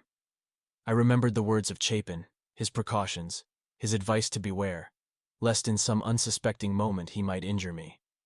They were always in my mind, so that I lived in a most uneasy state of apprehension and fear. One eye was on my work, the other on my master.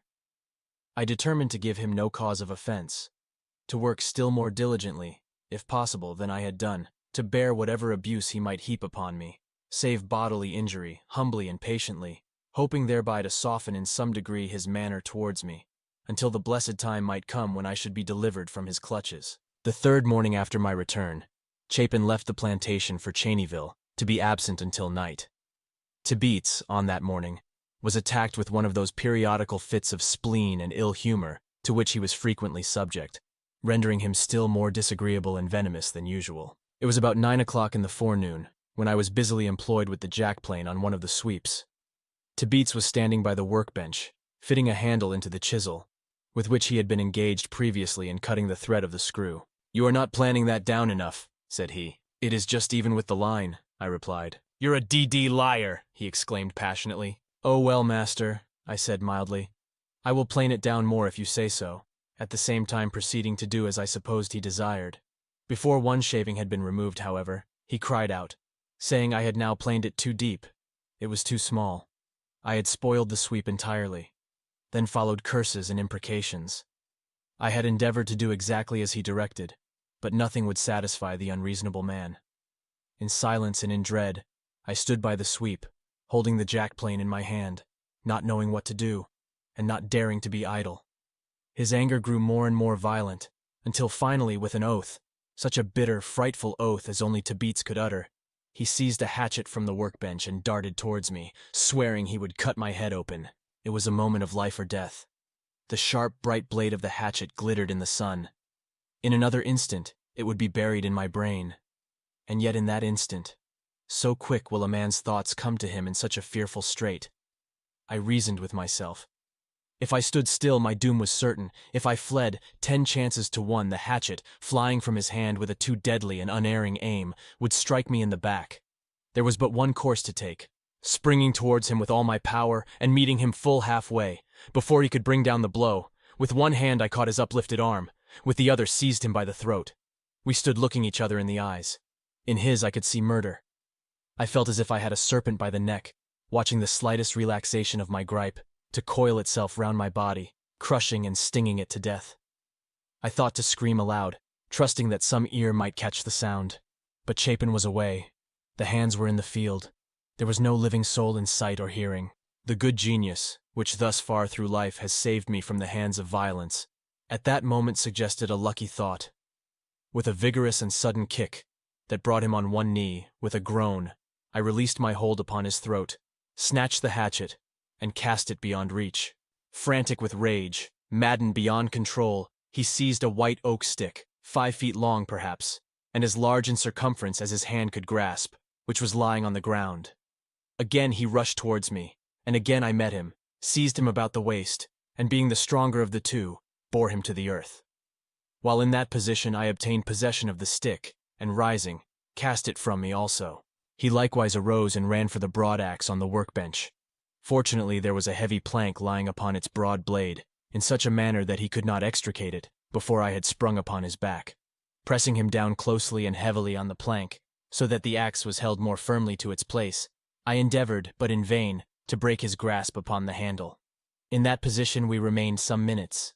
There have been hours in my unhappy life, many of them, when the contemplation of death as the end of earthly sorrow, of the grave as a resting place for the tired and worn-out body, has been pleasant to dwell upon.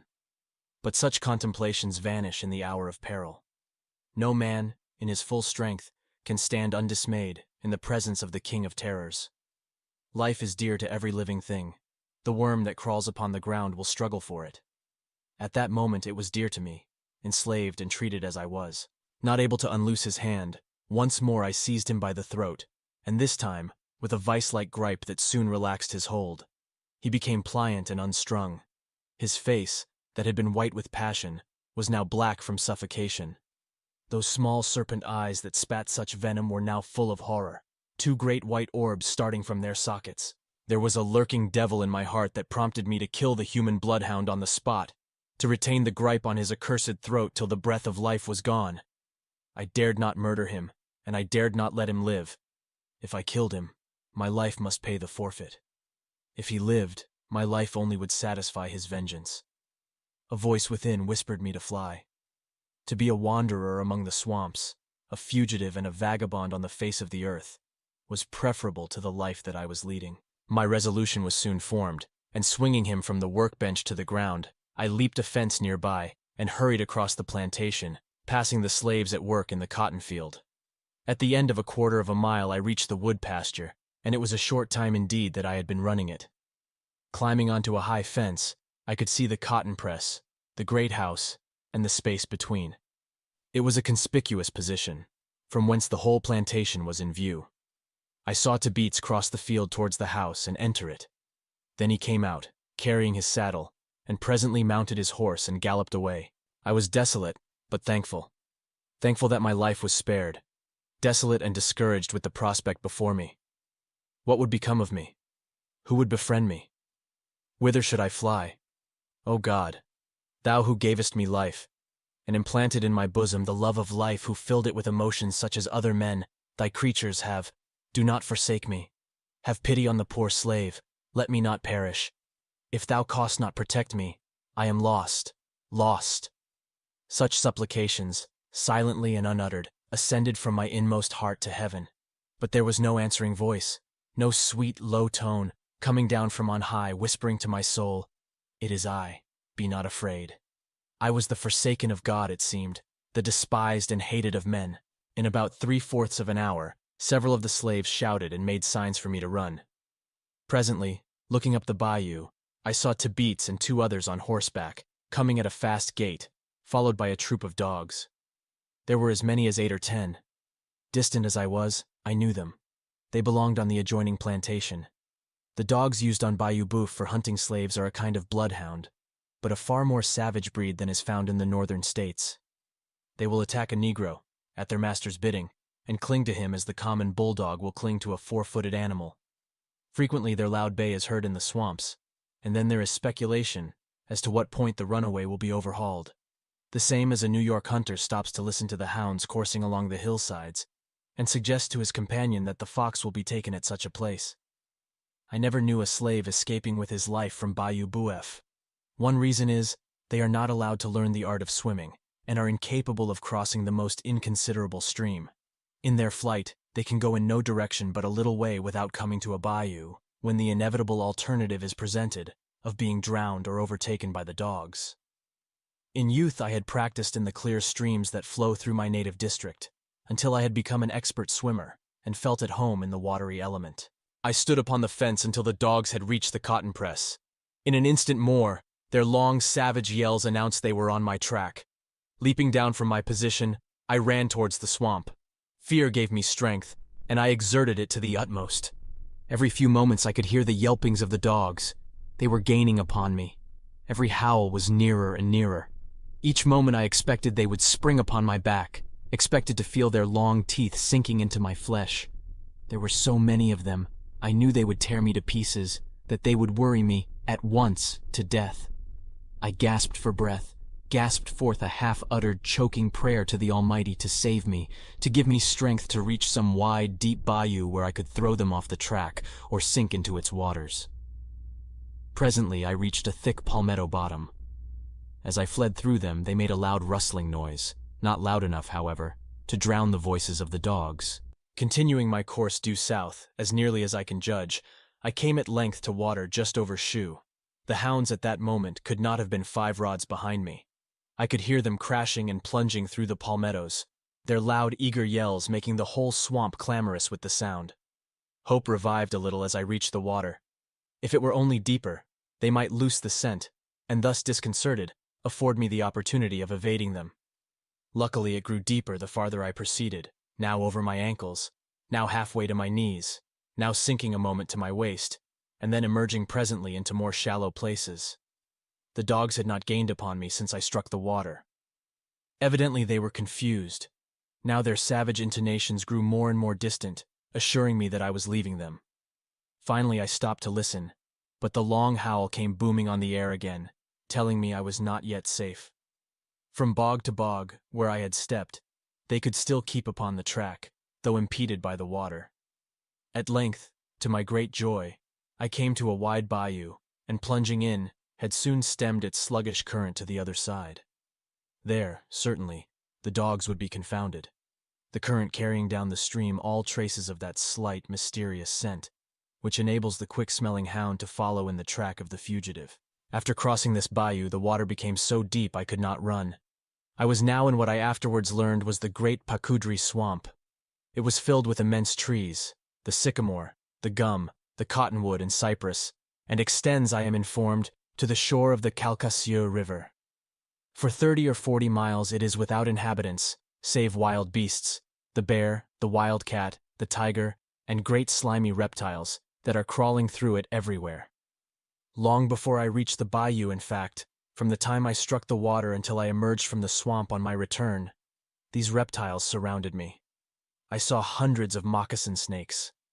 Every log and bog, every trunk of a fallen tree, over which I was compelled to step or climb, was alive with them.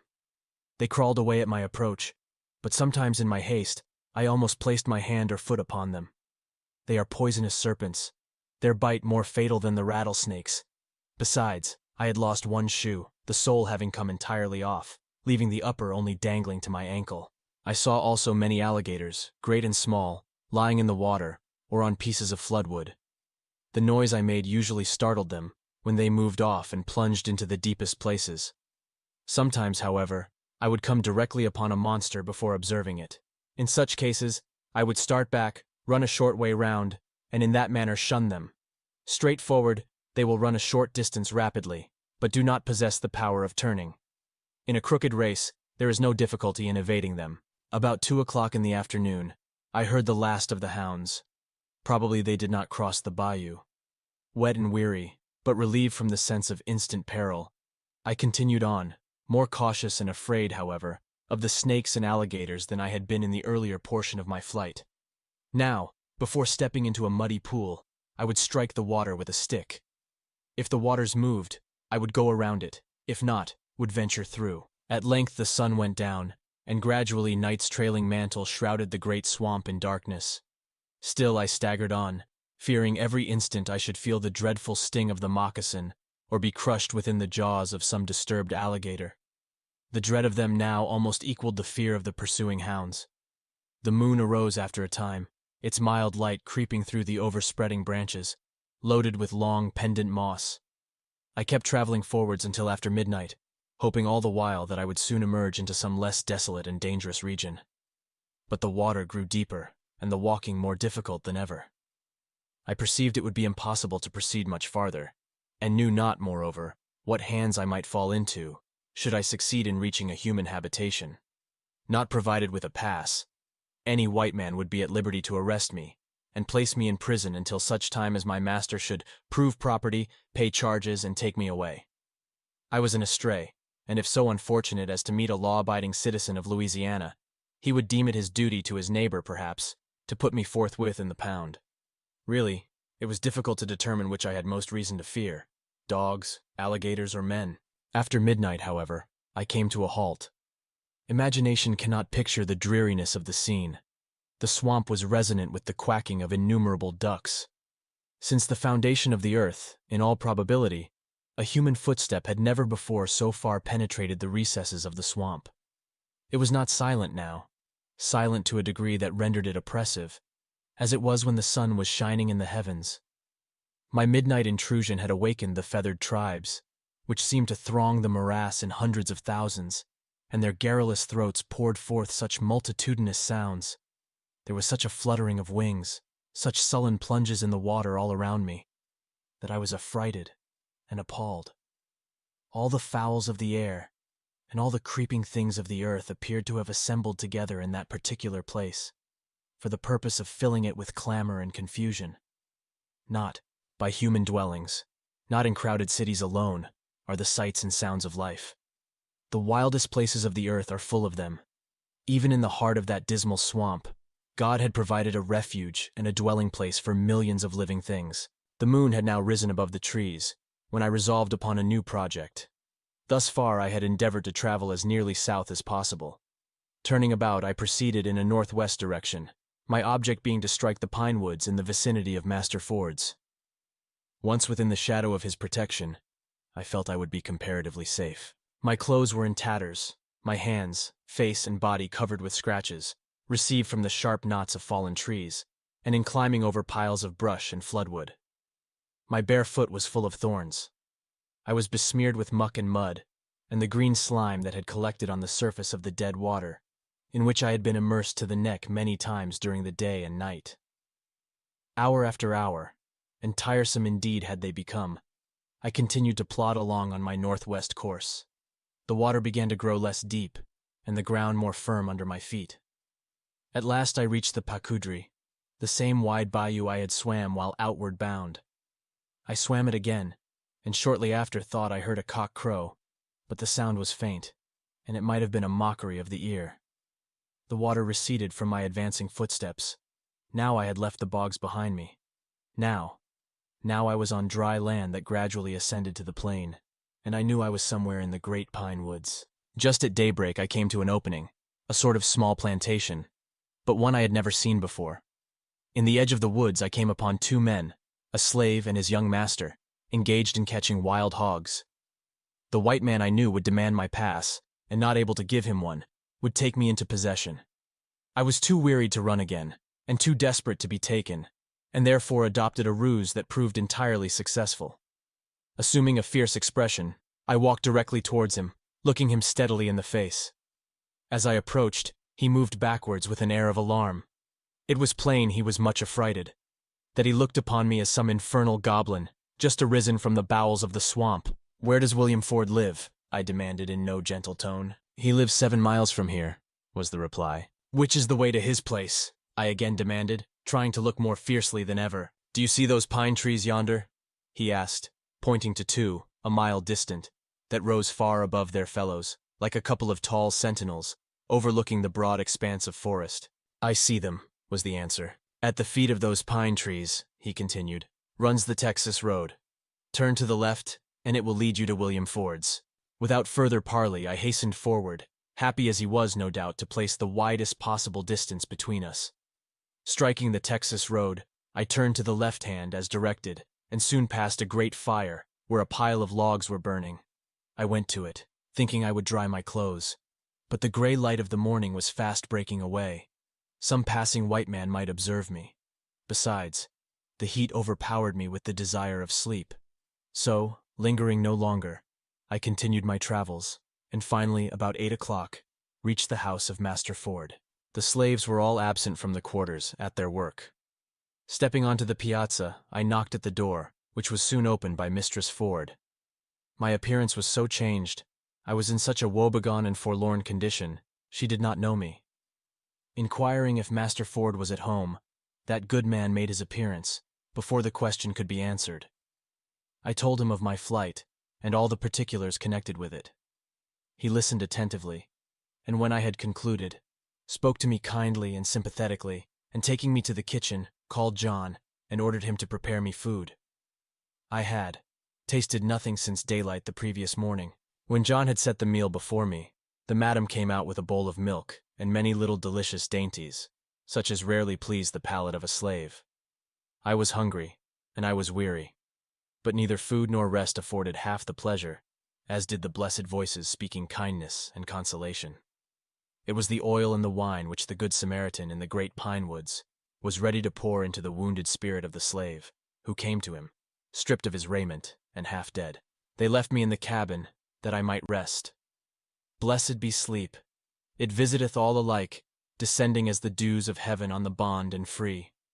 Soon it nestled to my bosom, driving away the troubles that oppressed it, and bearing me to that shadowy region, where I saw again the faces, and listened to the voices of my children, who, alas, for aught I knew in my waking hours, had fallen into the arms of that other sleep, from which they never would arouse.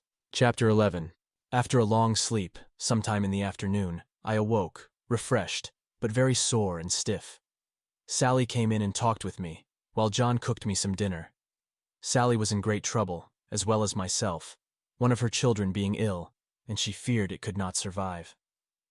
Dinner over, after walking about the quarters for a while, visiting Sally's cabin and looking at the sick child, I strolled into the madam's garden.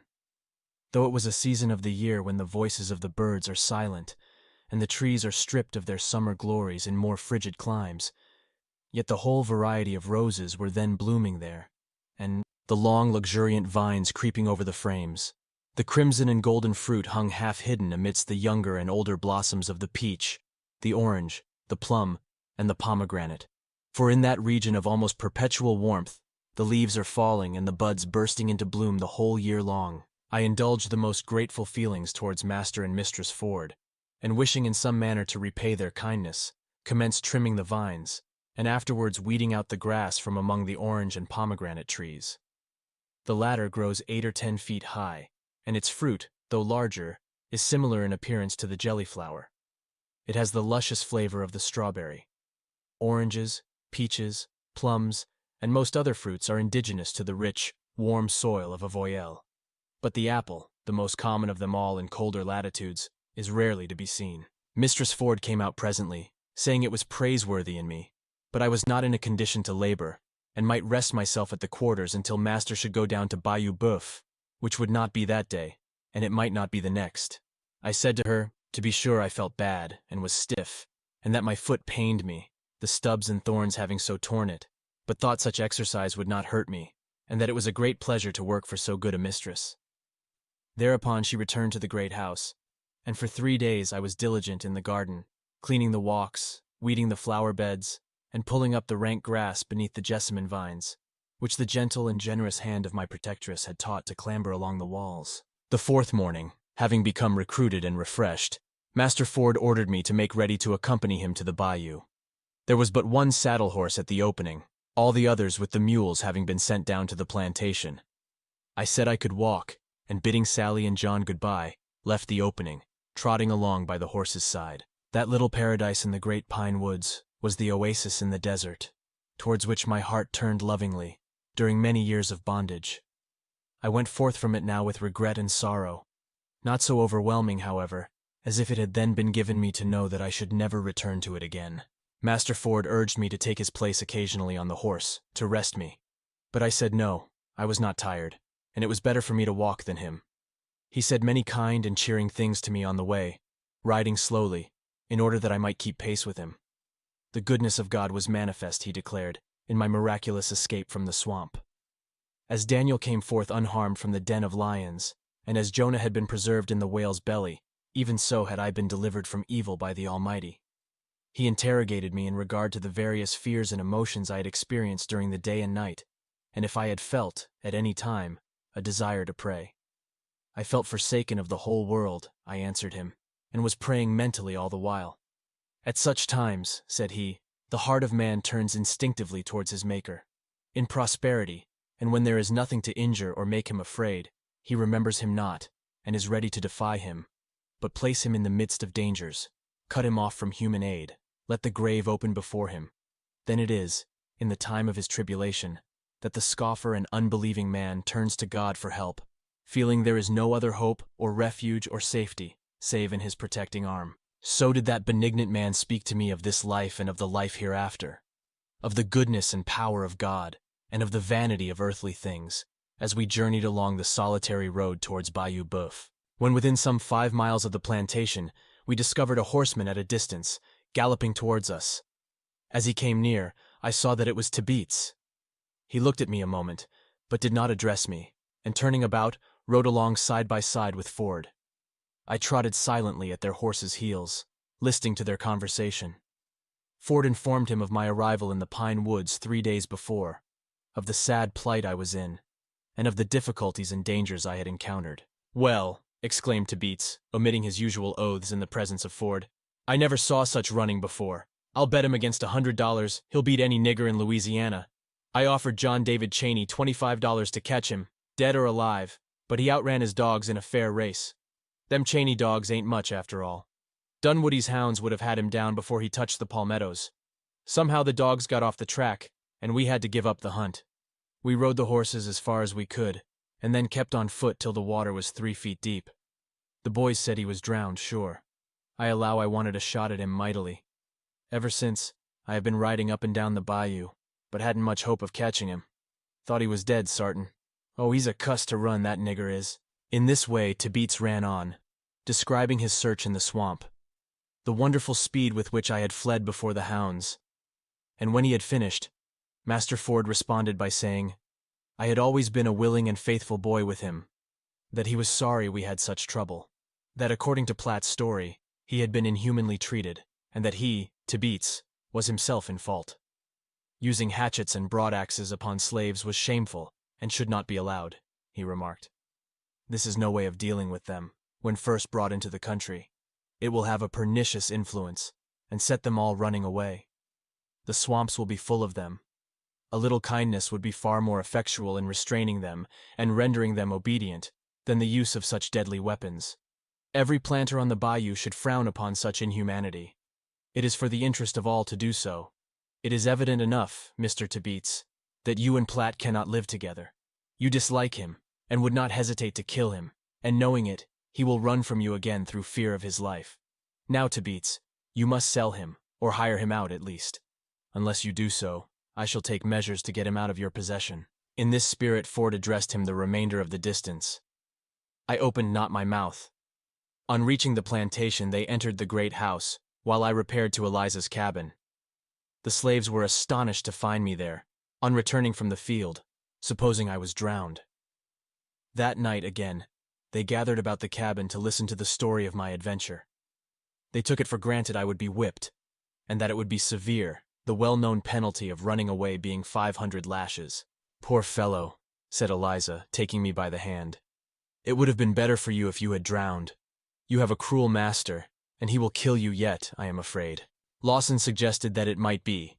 Overseer Chapin would be appointed to inflict the punishment, in which case it would not be severe, whereupon Mary, Rachel, Bristol, and others hoped it would be Master Ford, and then it would be no whipping at all. They all pitied me and tried to console me, and were sad in view of the castigation that awaited me, except Kentucky John. There were no bounds to his laughter. He filled the cabin with cachinnations, holding his sides to prevent an explosion, and the cause of his noisy mirth was the idea of my outstripping the hounds. Somehow, he looked at the subject in a comical light. I knowed dey wouldn't cotch him when he run cross de plantation. Oh, Delore, didn't Platt pick his feet right up, though, hey? When dem dogs got where he wasn't dare, haw, haw, haw, oh, Delore a mitty. and then Kentucky John relapsed into another of his boisterous fits. Early the next morning, Tibeats left the plantation. In the course of the forenoon, while sauntering about the gin house, a tall, good-looking man came to me and inquired if I was Tibeats's boy, that youthful appellation being applied indiscriminately to slaves, even though they may have passed the number of 70 years. I took off my hat and answered that I was. "How would you like to work for me?" he inquired. "Oh, I would like to very much," said I, inspired with a sudden hope of getting away from Tibeats. "You worked under Myers at Peter Tanner's, didn't you?" I replied I had, adding some complimentary remarks that Myers had made concerning me. "Well, boy," said he, "I have hired you of your master to work for me in the Big Cane Break, 38 miles from here down on Red River." This man was Mr. Eldred, who lived below Ford's, on the same side of the bayou. I accompanied him to his plantation, and in the morning started with his slave Sam, and a wagon load of provisions, drawn by 4 mules, for the Big Cane, Eldred and Myers, having preceded us on horseback. This Sam was a native of Charleston, where he had a mother, brother, and sisters. He allowed, a common word among both black and white, that Tibeats was a mean man, and hoped, as I most earnestly did also, that his master would buy me. We proceeded down the south shore of the bayou, crossing it at Carey's plantation, from thence to Huff Power, passing which, we came upon the Bayou Rouge Road, which runs towards Red River. After passing through Bayou Rouge Swamp, and just at sunset, turning from the highway, we struck off into the Big Cane Break. We followed an unbeaten track, scarcely wide enough to admit the wagon. The cane, such as are used for fishing rods, were as thick as they could stand. A person could not be seen through them the distance of a rod. The paths of wild beasts run through them in various directions, the bear and the American tiger abounding in these breaks, and wherever there is a basin of stagnant water, it is full of alligators. We kept on our lonely course through the Big Cane several miles, when we entered a clearing, known as Sutton's Field. Many years before, a man by the name of Sutton had penetrated the wilderness of Cane to this solitary place. Tradition has it that he fled thither, a fugitive, not from service, but from justice. Here he lived alone, recluse and hermit of the swamp, with his own hands planting the seed and gathering in the harvest. One day a band of Indians stole upon his solitude, and after a bloody battle, overpowered and massacred him. For miles the country round, in the slaves' quarters, and on the piazzas of great houses, where white children listen to superstitious tales, the story goes that that spot, in the heart of the Big Cane, is a haunted place. For more than a quarter of a century, human voices had rarely, if ever, disturbed the silence of the clearing. Rank and noxious weeds had overspread the once cultivated field. Serpents sunned themselves on the doorway of the crumbling cabin. It was indeed a dreary picture of desolation. Passing Sutton's Field, we followed a new-cut road 2 miles farther, which brought us to its termination.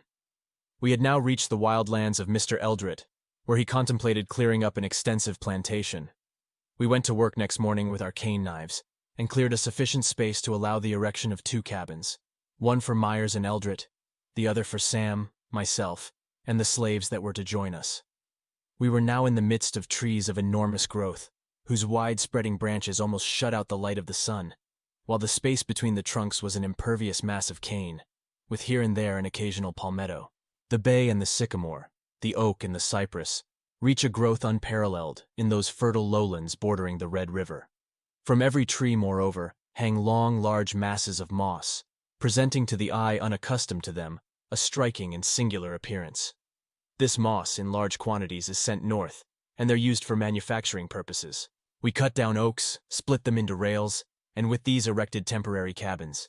We covered the roofs with the broad palmetto leaf, an excellent substitute for shingles, as long as they last. The greatest annoyance I met with here were small flies, gnats, and mosquitoes. They swarmed the air. They penetrated the porches of the ear, the nose, the eyes, the mouth. They sucked themselves beneath the skin. It was impossible to brush or beat them off. It seemed indeed as if they would devour us, carry us away piecemeal in their small, tormenting mouths. A lonelier spot, or one more disagreeable, than the center of the Big Cane Break, it would be difficult to conceive. Yet to me it was a paradise, in comparison with any other place in the company of Master Tibeats. I labored hard, and oft-times was weary and fatigued, yet I could lie down at night in peace, and arise in the morning without fear. In the course of a fortnight, 4 black girls came down from Eldred's plantation, Charlotte, Fanny, Cretia, and Nellie. They were all large and stout.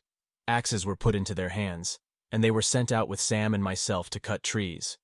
They were excellent choppers, the largest oak or sycamore standing but a brief season before their heavy and well-directed blows. At piling logs, they were equal to any man. There are lumberwomen as well as lumbermen in the forests of the South. In fact, in the region of the Bayou Boeuf, they perform their share of all the labor required on the plantation. They plow, drag, drive team, clear wild lands, work on the highway, and so forth. Some planters, owning large cotton and sugar plantations, have none other than the labor of slave women. Such an one is Jim Burns, who lives on the north shore of the bayou, opposite the plantation of John Fogaman. On our arrival in the break, Eldred promised me, if I worked well, I might go up to visit my friends at Ford's in 4 weeks. On Saturday night of the 5th week, I reminded him of his promise, when he told me I had done so well that I might go. I had set my heart upon it, and Eldred's announcement thrilled me with pleasure. I was to return in time to commence the labors of the day on Tuesday morning. While indulging the pleasant anticipation of so soon meeting my old friends again, suddenly the hateful form of Tibeats appeared among us. He inquired how Myers and Platt got along together, and was told, very well, and that Platt was going up to Ford's plantation in the morning on a visit. "Poh, sneered Tibeats. "It isn't worthwhile. The nigger will get unsteady. He can't go." But Eldred insisted I had worked faithfully, that he had given me his promise, and that under the circumstances, I ought not to be disappointed. They then, it being about dark, entered one cabin, and I the other. I could not give up the idea of going. It was a sore disappointment. Before morning I resolved, if Eldred made no objection, to leave at all hazards. At daylight I was at his door, with my blanket rolled up into a bundle, and hanging on a stick over my shoulder, waiting for a pass. Tibeats came out presently in one of his disagreeable moods, washed his face, and going to a stump nearby, sat down upon it, apparently busily thinking with himself. After standing there a long time, impelled by a sudden impulse of impatience, I started off. "Are you going without a pass?" he cried out to me. "Yes, master, I thought I would," I answered. "How do you think you'll get there?" demanded he. "Don't know," was all the reply I made him. "You'd be taken and sent to jail, where you ought to be, before you got halfway there," he added, passing into the cabin as he said it. He came out soon with the pass in his hand, and calling me a D.D. nigger that deserved 100 lashes, threw it on the ground. I picked it up and hurried away right speedily. A slave caught off his master's plantation without a pass may be seized and whipped by any white man whom he meets. The one I now received was dated, and read as follows. Platt has permission to go to Ford's plantation on Bayou Boeuf and return by Tuesday morning. John M. Tibeats. This is the usual form. On the way, a great many demanded it, read it, and passed on. Those having the air and appearance of gentlemen, whose dress indicated the possession of wealth, frequently took no notice of me whatever. But a shabby fellow, an unmistakable loafer, never failed to hail me, and to scrutinize and examine me in the most thorough manner. Catching runaways is sometimes a money-making business. If, after advertising, no owner appears, they may be sold to the highest bidder, and certain fees are allowed the finder for his services, at all events, even if reclaimed. A mean white, therefore, a name applied to the species loafer, considers it a godsend to meet an unknown Negro without a pass. There are no inns along the highways in that portion of the state where I sojourned. I was wholly destitute of money, neither did I carry any provisions, on my journey from the Big Cane to Bayou Boeuf. Nevertheless, with his pass in his hand, a slave need never suffer from hunger or from thirst. It is only necessary to present it to the master or overseer of a plantation, and state his wants, when he will be sent round to the kitchen and provided with food or shelter, as the case may require. The traveler stops at any house and calls for a meal with as much freedom as if it was a public tavern. It is the general custom of the country. Whatever their faults may be, it is certain the inhabitants along Red River and around the bayous in the interior of Louisiana are not wanting in hospitality.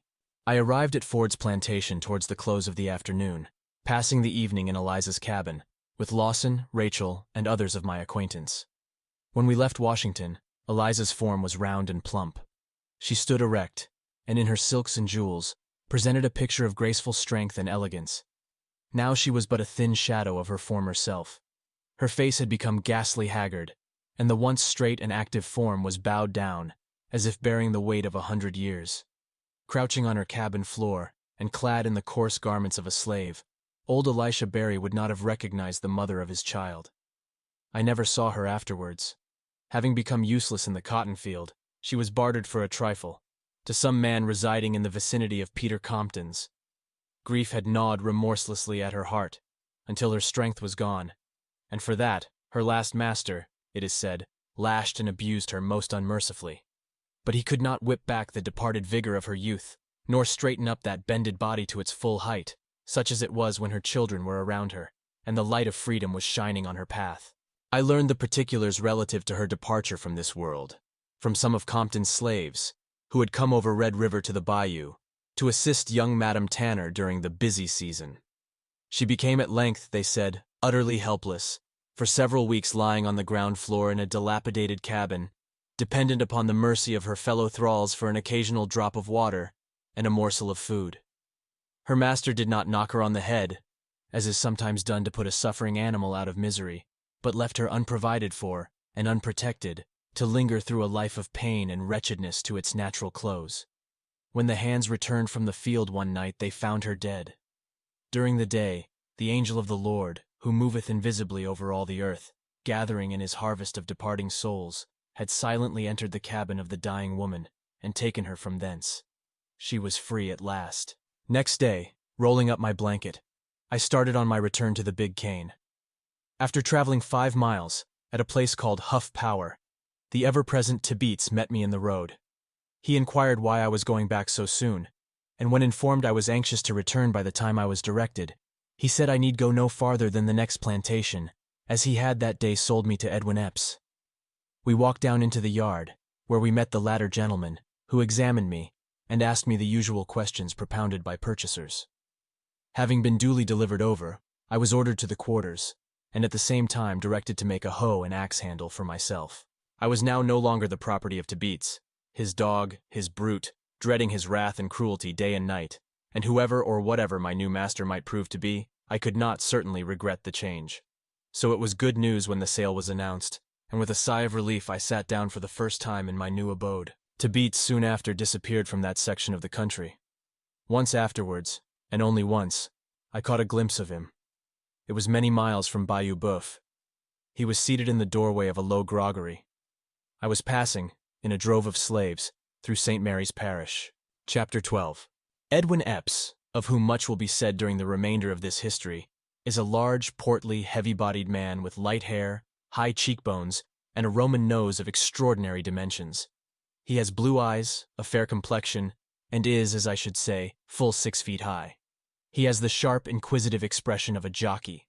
His manners are repulsive and coarse, and his language gives speedy and unequivocal evidence that he has never enjoyed the advantages of an education. He has the faculty of saying most provoking things, in that respect even excelling old Peter Tanner. At the time I came into his possession, Edwin Epps was fond of the bottle, his sprees sometimes extending over the space of 2 whole weeks. Latterly, however, he had reformed his habits, and when I left him, was as strict a specimen of temperance as could be found on Bayou Boeuf.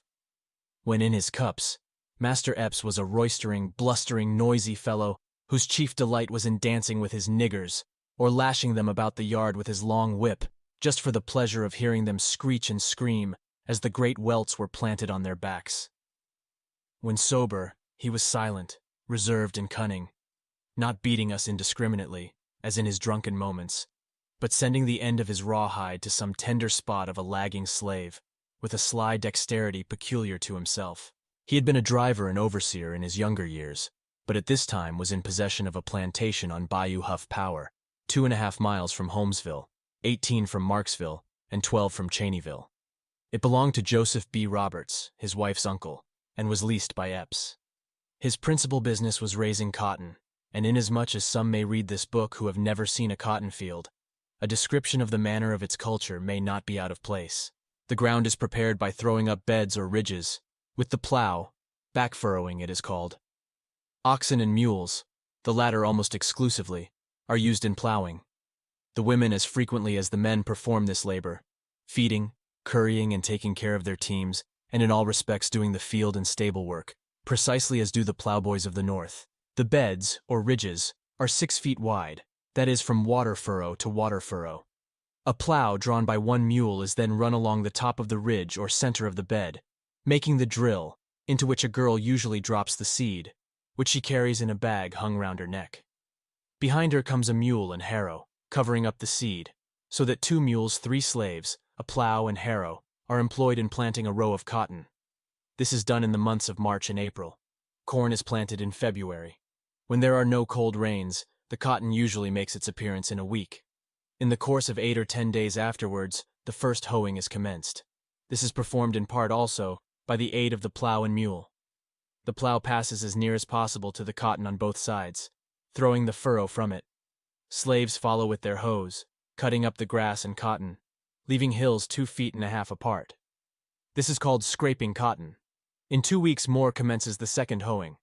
This time the furrow is thrown towards the cotton. Only one stalk, the largest, is now left standing in each hill. In another fortnight it is hoed the third time, throwing the furrow towards the cotton in the same manner as before, and killing all the grass between the rows. About the 1st of July, when it is a foot high or thereabouts, it is hoed the fourth and last time. Now the whole space between the rows is plowed, leaving a deep water furrow in the center. During all these hoeings, the overseer or driver follows the slaves on horseback with a whip, such as has been described. The fastest hoer takes the lead row. He is usually about a rod in advance of his companions. If one of them passes him, he is whipped. If one falls behind or is a moment idle, he is whipped. In fact, the lash is flying from morning until night, the whole day long. The hoeing season thus continues from April until July, a field having no sooner been finished once than it is commenced again. In the latter part of August begins the cotton picking season. At this time each slave is presented with a sack. A strap is fastened to it, which goes over the neck, holding the mouth of the sack breast high, while the bottom reaches nearly to the ground. Each one is also presented with a large basket that will hold about 2 barrels. This is to put the cotton in when the sack is filled. The baskets are carried to the field and placed at the beginning of the rows. When a new hand, one unaccustomed to the business, is sent for the first time into the field, he is whipped up smartly and made for that day to pick as fast as he can possibly. At night it is weighed, so that his capability in cotton picking is known. He must bring in the same weight each night following. If it falls short, it is considered evidence that he has been laggard, and a greater or less number of lashes is the penalty. An ordinary day's work is 200 pounds. A slave who is accustomed to picking is punished if he or she brings in a less quantity than that. There is a great difference among them as regards this kind of labor. Some of them seem to have a natural knack, or quickness, which enables them to pick with great celerity and with both hands, while others, with whatever practice or industry, are utterly unable to come up to the ordinary standard. Such hands are taken from the cotton field and employed in other business. Patsy, of whom I shall have more to say, was known as the most remarkable cotton picker on Bayou Boeuf. She picked with both hands, and with such surprising rapidity, that 500 pounds a day was not unusual for her. Each one is tasked, therefore, according to his picking abilities, none, however, to come short of 200 weight. I, being unskillful always in that business, would have satisfied my master by bringing in the latter quantity, while on the other hand, Patsy would surely have been beaten if she failed to produce twice as much. The cotton grows from 5 to 7 feet high, each stalk having a great many branches, shooting out in all directions and lapping each other above the water furrow. There are few sights more pleasant to the eye than a wide cotton field when it is in the bloom. It presents an appearance of purity, like an immaculate expanse of light, new-fallen snow. Sometimes the slave picks down one side of a row and back upon the other, but more usually there is one on either side, gathering all that has blossomed, leaving the unopened boils for a succeeding picking. When the sack is filled, it is emptied into the basket and trodden down. It is necessary to be extremely careful the first time going through the field, in order not to break the branches off the stalks. The cotton will not bloom upon a broken branch. Epps never failed to inflict the severest chastisement on the unlucky servant who, either carelessly or unavoidably, was guilty in the least degree in this respect. The hands are required to be in the cotton field as soon as it is light in the morning, and with the exception of 10 or 15 minutes, which is given them at noon to swallow their allowance of cold bacon, they are not permitted to be a moment idle until it is too dark to see, and when the moon is full, they oftentimes labor till the middle of the night. They do not dare to stop even at dinner time, nor return to the quarters, however late it be, until the order to halt is given by the driver. The day's work over in the field, the baskets are toted, or in other words, carried to the gin house, where the cotton is weighed. No matter how fatigued and weary he may be, no matter how much he longs for sleep and rest, a slave never approaches the gin house with his basket of cotton but with fear. If it falls short in weight, if he has not performed the full task appointed him, he knows that he must suffer, and if he has exceeded it by 10 or 20 pounds, in all probability, his master will measure the next day's task accordingly. So, whether he has too little or too much, his approach to the gin house is always with fear and trembling. Most frequently they have too little, and therefore it is they are not anxious to leave the field. After weighing, follow the whippings, and then the baskets are carried to the cotton house, and their contents stored away like hay, all hands being sent in to tramp it down. If the cotton is not dry, instead of taking it to the gin house at once, it is laid upon platforms, 2 feet high, and some 3 times as wide, covered with boards or plank, with narrow walks running between them. This done, the labor of the day is not yet ended by any means. Each one must then attend to his respective chores. One feeds the mules, another the swine, another cuts the wood, and so forth. Besides, the packing is all done by candlelight. Finally, at a late hour, they reach the quarters, sleepy and overcome with the long day's toil. Then a fire must be kindled in the cabin, the corn ground in the small hand mill, and supper, and dinner for the next day in the field, prepared. All that is allowed them is corn and bacon, which is given out at the corn crib and smokehouse every Sunday morning. Each one receives, as his weekly allowance, 3½ pounds of bacon, and corn enough to make a peck of meal. That is all. No tea, coffee, sugar, and with the exception of a very scanty sprinkling now and then, no salt. I can say from a 10 years' residence with Master Epps that no slave of his is ever likely to suffer from the gout, superinduced by excessive high living. Master Epps's hogs were fed on shelled corn. It was thrown out to his niggers in the ear. The former, he thought, would fatten faster by shelling and soaking it in the water. The latter, perhaps, if treated in the same manner, might grow too fat to labor. Master Epps was a shrewd calculator, and knew how to manage his own animals, drunk or sober. The corn mill stands in the yard beneath a shelter. It is like a common coffee mill, the hopper holding about 6 quarts. There was one privilege which Master Epps granted freely to every slave he had. They might grind their corn nightly, in such small quantities as their daily wants required, or they might grind the whole week's allowance at one time on Sundays, just as they preferred. A very generous man was Master Epps. I kept my corn in a small wooden box, the meal in a gourd. And by the way, the gourd is one of the most convenient and necessary utensils on a plantation. Besides supplying the place of all kinds of crockery in a slave cabin, it is used for carrying water to the fields. Another also contains the dinner. It dispenses with the necessity of pails, dippers, basins, and such tin and wooden superfluities altogether. When the corn is ground and fire is made, the bacon is taken down from the nail on which it hangs, a slice cut off and thrown upon the coals to broil. The majority of slaves have no knife, much less a fork. They cut their bacon with the axe at the woodpile. The cornmeal is mixed with a little water, placed in the fire, and baked. When it is done brown, the ashes are scraped off, and being placed upon a chip, which answers for a table, the tenant of the slave hut is ready to sit down upon the ground to supper. By this time it is usually midnight. The same fear of punishment with which they approach the gin house possesses them again on lying down to get a snatch of rest. It is the fear of oversleeping in the morning. Such an offense would certainly be attended with not less than 20 lashes. With a prayer that he may be on his feet and wide awake at the first sound of the horn, he sinks to his slumbers nightly. The softest couches in the world are not to be found in the log mansion of the slave. The one whereon I reclined year after year was a plank 12 inches wide and 10 feet long. My pillow was a stick of wood. The bedding was a coarse blanket, and not a rag or shred beside. Moss might be used, were it not that it directly breeds a swarm of fleas. The cabin is constructed of logs, without floor or window. The latter is altogether unnecessary, the crevices between the logs admitting sufficient light. In stormy weather, the rain drives through them, rendering it comfortless and extremely disagreeable. The rude door hangs on great wooden hinges. In one end is constructed an awkward fireplace. An hour before daylight the horn is blown. Then the slaves arouse, prepare their breakfast, fill a gourd with water, in another deposit their dinner of cold bacon and corn cake, and hurry to the field again. It is an offense invariably followed by a flogging, to be found at the quarters after daybreak. Then the fears and labors of another day begin, and until its close there is no such thing as rest. He fears he will be caught lagging through the day.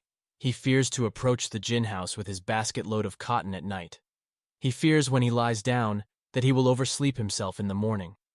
Such is a true, faithful, unexaggerated picture and description of the slave's daily life during the time of cotton picking on the shores of Bayou Boeuf.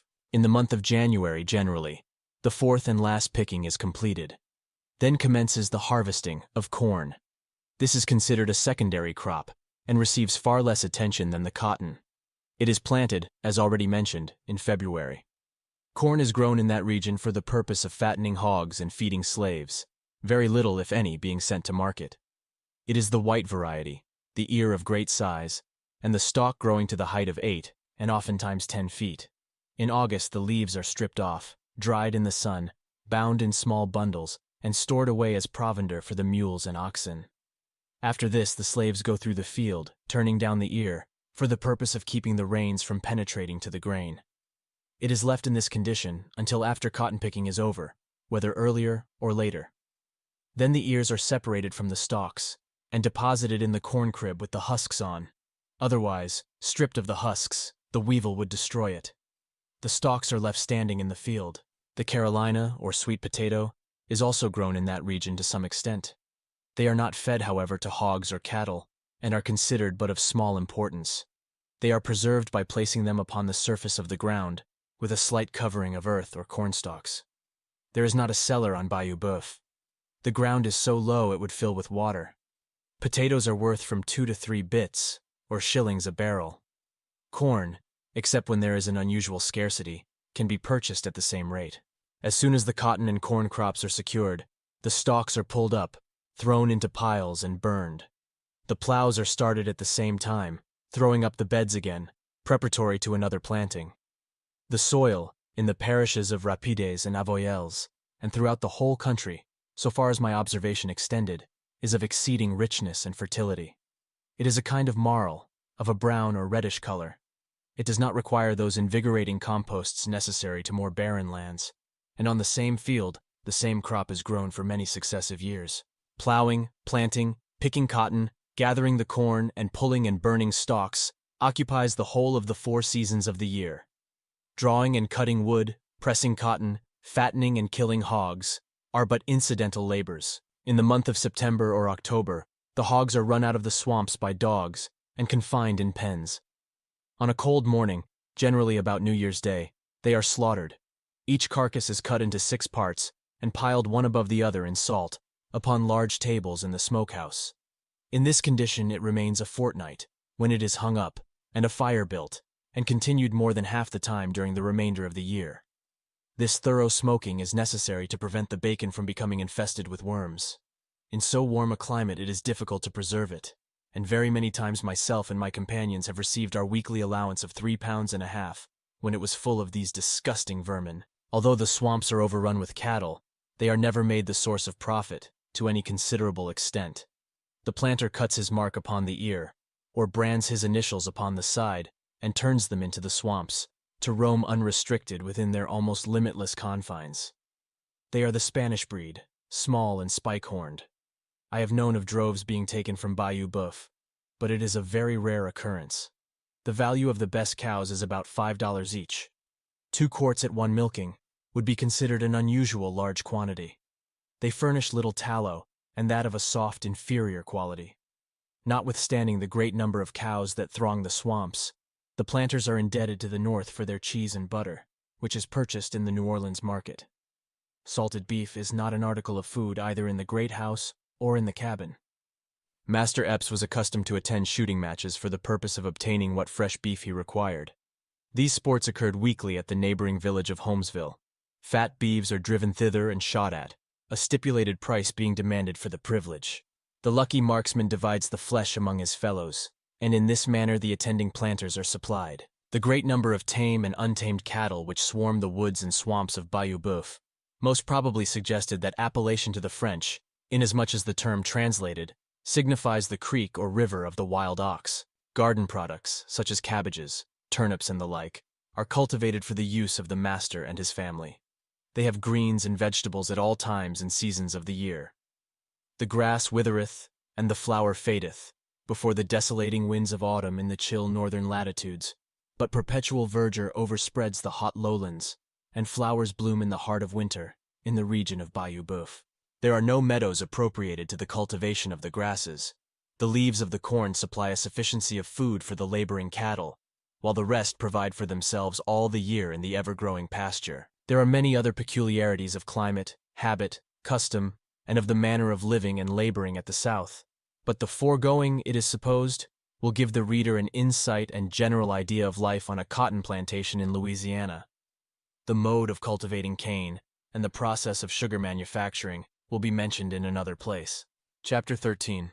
On my arrival at Master Epps's, in obedience to his order, the first business upon which I entered was the making of an axe-have. The handles in use there are simply a round, straight stick. I made a crooked one, shaped like those to which I had been accustomed at the North.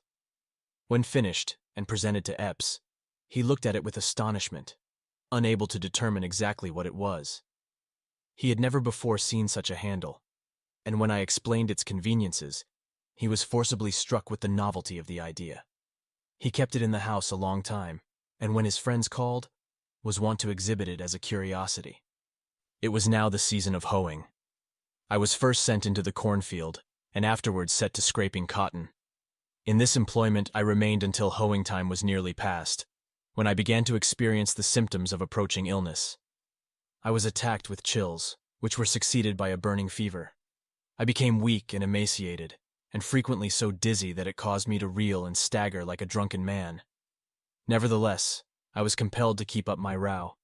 When in health I found little difficulty in keeping pace with my fellow laborers, but now it seemed to be an utter impossibility.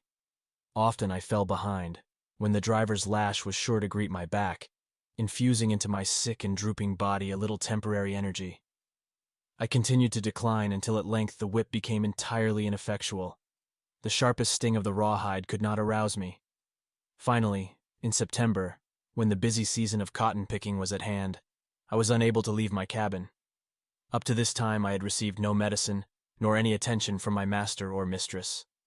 The old cook visited me occasionally, preparing me corn coffee, and sometimes boiling a bit of bacon, when I had grown too feeble to accomplish it myself.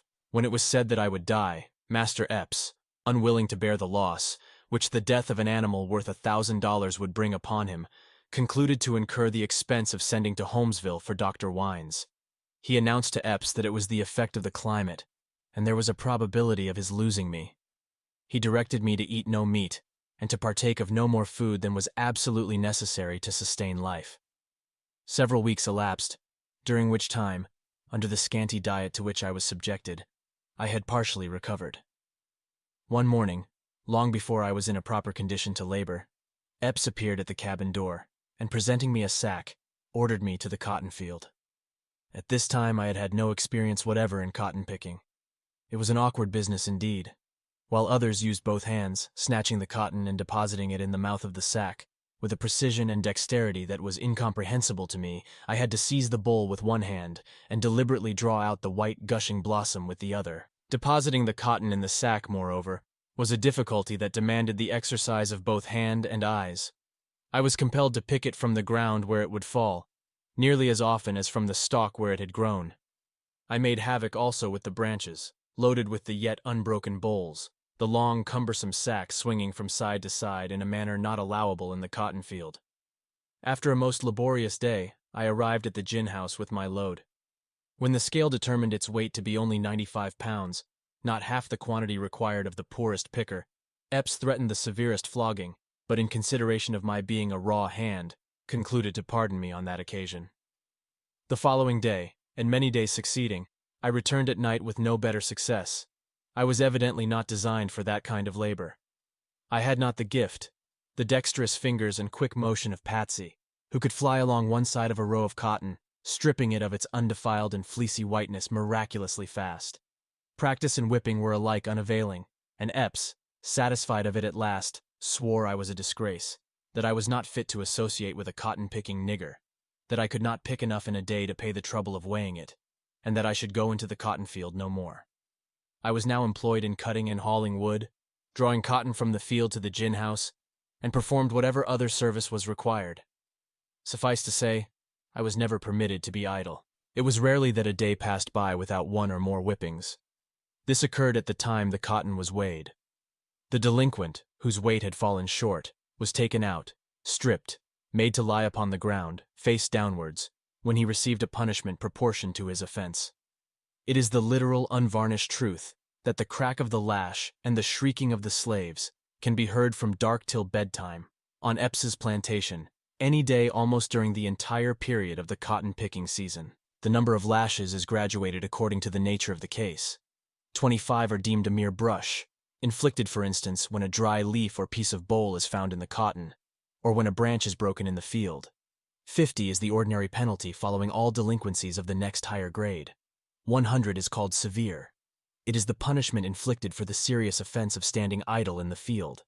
From 150 to 200 is bestowed upon him who quarrels with his cabin mates, and 500, well laid on, besides the mangling of the dogs, perhaps, is certain to consign the poor, unpitied runaway to weeks of pain and agony. During the 2 years Epps remained on the plantation at Bayou Huff Power, he was in the habit, as often as once in a fortnight at least, of coming home intoxicated from Holmesville.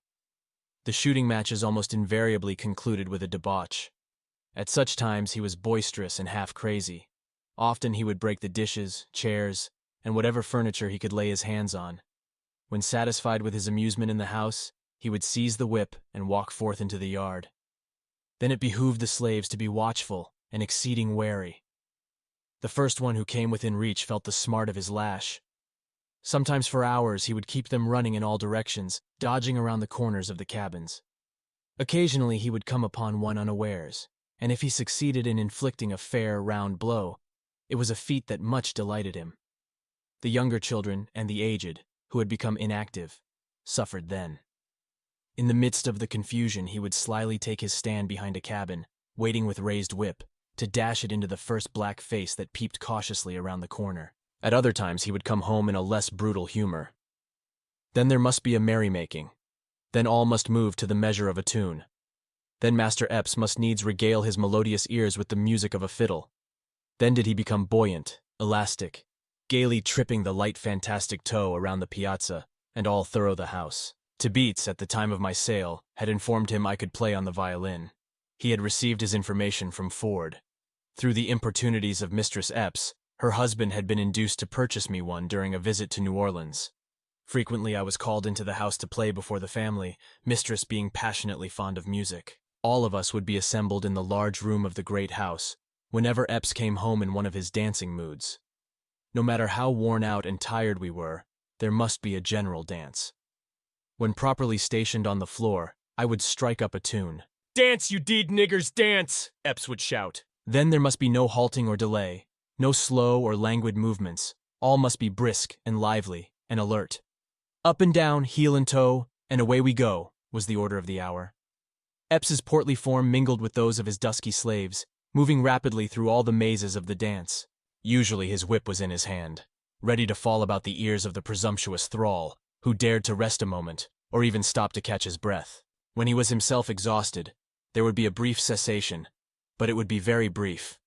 With a slash and crack and flourish of the whip, he would shout again, "Dance, niggers, dance!" and away they would go once more, pell-mell, while I, spurred by an occasional sharp touch of the lash, sat in a corner, extracting from my violin a marvelous, quick-stepping tune. The mistress often upbraided him, declaring she would return to her father's house at Cheneyville. Nevertheless, there were times she could not restrain a burst of laughter on witnessing his uproarious pranks. Frequently, we were thus detained until almost morning, bent with excessive toil, actually suffering for a little refreshing rest, and feeling rather as if we could cast ourselves upon the earth and weep. Many a night in the house of Edwin Epps have his unhappy slaves been made to dance and laugh. Notwithstanding these deprivations, in order to gratify the whim of an unreasonable master, we had to be in the field as soon as it was light, and during the day perform the ordinary and accustomed task. Such deprivations could not be urged at the scales in extenuation of any lack of weight, or in the cornfield for not hoeing with the usual rapidity. The whippings were just as severe as if we had gone forth in the morning, strengthened and invigorated by a night's repose. Indeed, after such frantic revels, he was always more sour and savage than before, punishing for slighter causes, and using the whip with increased and more vindictive energy. 10 years I toiled for that man without reward. 10 years of my incessant labor has contributed to increase the bulk of his possessions. 10 years I was compelled to address him with downcast eyes and uncovered head, in the attitude and language of a slave. I am indebted to him for nothing save undeserved abuse and stripes. Beyond the reach of his inhuman thong, and standing on the soil of the free state where I was born, thanks be to heaven, I can raise my head once more among men. I can speak of the wrongs I have suffered, and of those who inflicted them, with upraised eyes. But I have no desire to speak of him, or any other one otherwise than truthfully. Yet to speak truthfully of Edwin Epps would be to say, he is a man in whose heart the quality of kindness or of justice is not found. A rough, rude energy, united with an uncultivated mind and an avaricious spirit, are his prominent characteristics. He is known as a nigger breaker, distinguished for his faculty of subduing the spirit of the slave, and priding himself upon his reputation in this respect, as a jockey boasts of his skill in managing a refractory horse. He looked upon a colored man, not as a human being, responsible to his creator for the small talent entrusted to him, but as a chattel personal, as mere live property, no better, except in value, than his mule or dog. When the evidence, clear and indisputable, was laid before him that I was a free man, and as much entitled to my liberty as he, when on the day I left, he was informed that I had a wife and children, as dear to me as his own babes to him, he only raved and swore, denouncing the law that tore me from him, and declaring he would find out the man who had forwarded the letter that disclosed the place of my captivity, if there was any virtue or power in money, and would take his life. He thought of nothing but his loss, and cursed me for having been born free. He could have stood unmoved and seen the tongues of his poor slaves torn out by the roots. He could have seen them burned to ashes over a slow fire, or gnawed to death by dogs, if it only brought him profit. Such a hard, cruel, unjust man is Edwin Epps. There was but one greater savage on Bayou Boeuf than he. Jim Burns' plantation was cultivated, as already mentioned, exclusively by women. That barbarian kept their backs so sore and raw that they could not perform the customary labor demanded daily of the slave. He boasted of his cruelty, and through all the country round was accounted a more thoroughgoing, energetic man than even Epps. A brute himself, Jim Burns had not a particle of mercy for his subject brutes, and like a fool, whipped and scourged away the very strength upon which depended his amount of gain. Epps remained on Huff Power 2 years, when, having accumulated a considerable sum of money, he expended it in the purchase of the plantation on the east bank of Bayou Boeuf, where he still continues to reside. He took possession of it in 1845, after the holidays were past.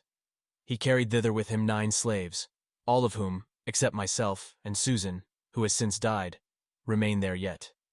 He made no addition to this force, and for 8 years the following were my companions in his quarters, viz., Abram, Wiley, Phoebe, Bob, Henry, Edward, and Patsy. All these, except Edward, born since, were purchased out of a drove by Epps during the time he was overseer for Archie B. Williams, whose plantation is situated on the shore of Red River, not far from Alexandria. Abram was tall, standing a full head above any common man. He is 60 years of age, and was born in Tennessee. 20 years ago, he was purchased by a trader, carried into South Carolina, and sold to James Buford of Williamsburg County, in that state. In his youth he was renowned for his great strength, but age and unremitting toil have somewhat shattered his powerful frame and enfeebled his mental faculties. Wiley is 48. He was born on the estate of William Tassel, and for many years took charge of that gentleman's ferry over the Big Black River in South Carolina. Phoebe was a slave of Buford, Tassel's neighbor, and having married Wiley, he bought the latter at her instigation. Buford was a kind master, sheriff of the county, and in those days a man of wealth. Bob and Henry are Phoebe's children, by a former husband, their father having been abandoned to give place to Wiley. That seductive youth had insinuated himself into Phoebe's affections, and therefore the faithless spouse had gently kicked her first husband out of her cabin door. Edward had been born to them on Bayou Huff Power. Patsy is 23, also from Buford's plantation.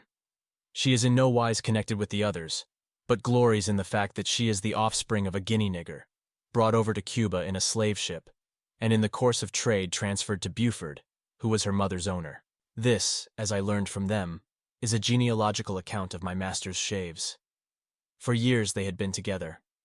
Often they recalled the memories of other days, and sighed to retrace their steps to the old home in Carolina. Troubles came upon their master Buford, which brought far greater troubles upon them. He became involved in debt, and unable to bear up against his failing fortunes, was compelled to sell these and others of his slaves. In a chain gang, they had been driven from beyond the Mississippi to the plantation of Archie B. Williams.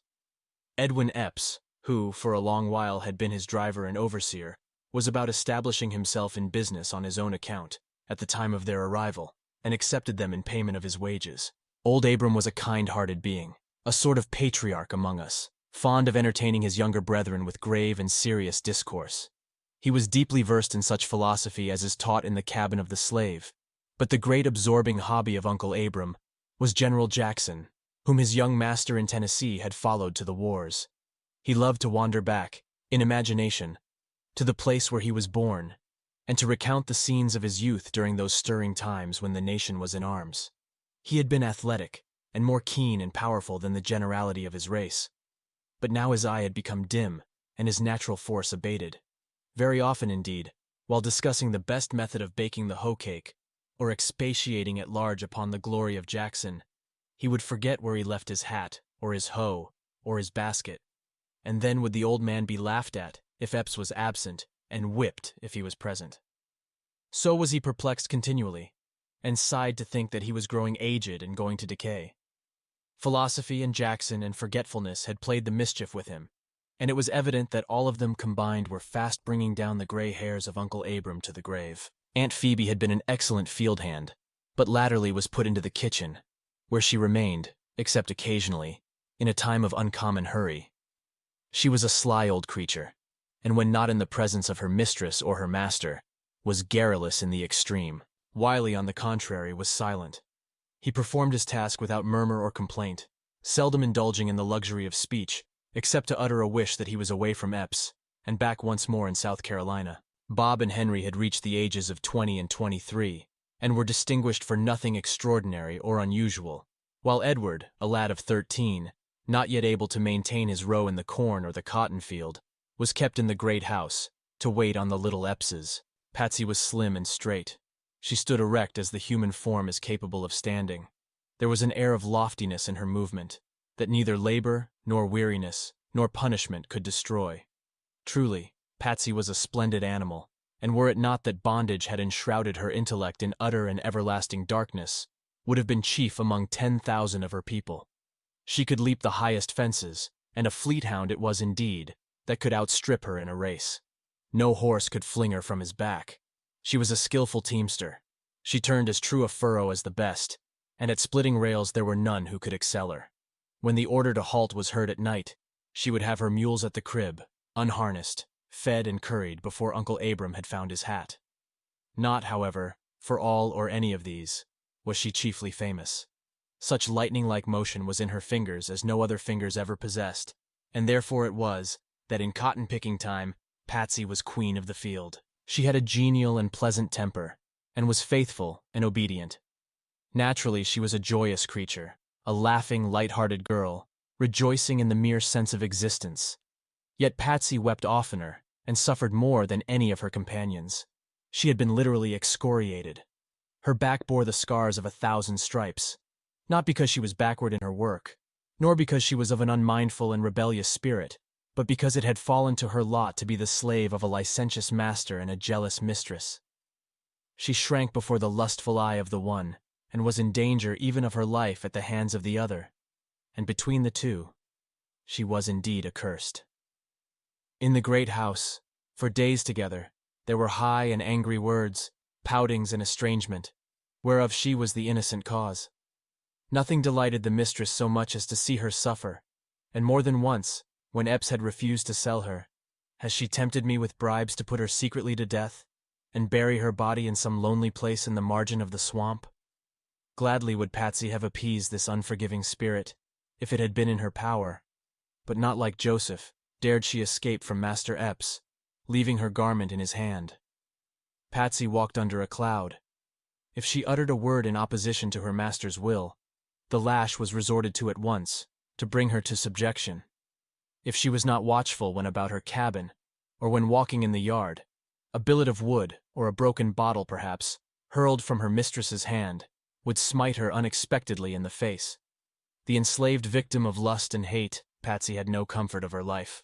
These were my companions and fellow slaves, with whom I was accustomed to be driven to the field, and with whom it has been my lot to dwell for 10 years in the log cabins of Edwin Epps.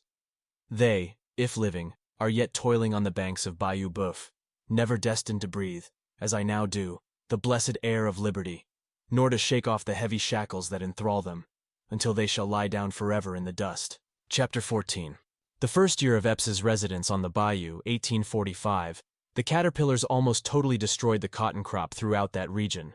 There was little to be done, so that the slaves were necessarily idle half the time. However, there came a rumor to Bayou Boeuf that wages were high and laborers in great demand on the sugar plantations in St. Mary's Parish. This parish is situated on the coast of the Gulf of Mexico, about 140 miles from Avoyelles.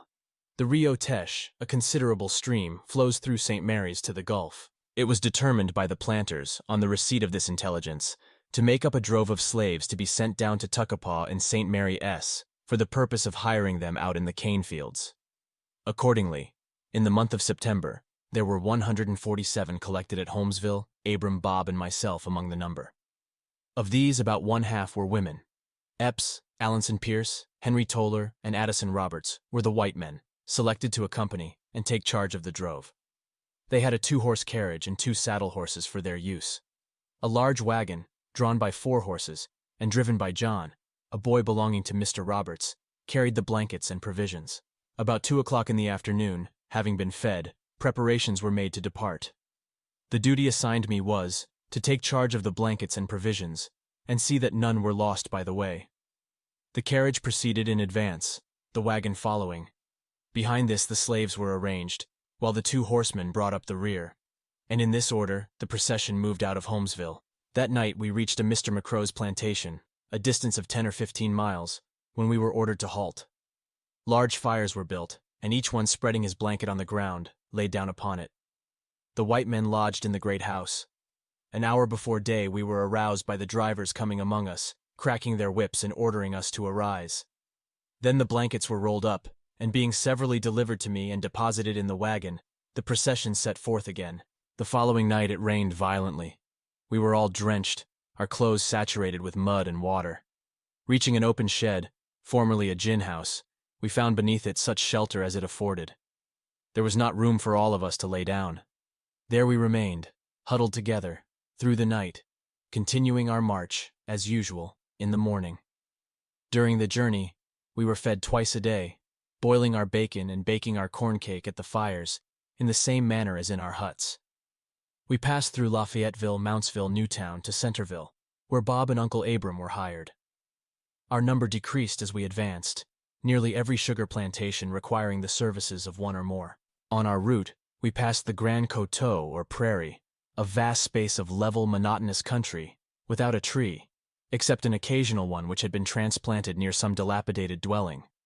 It was once thickly populated, and under cultivation, but for some cause had been abandoned.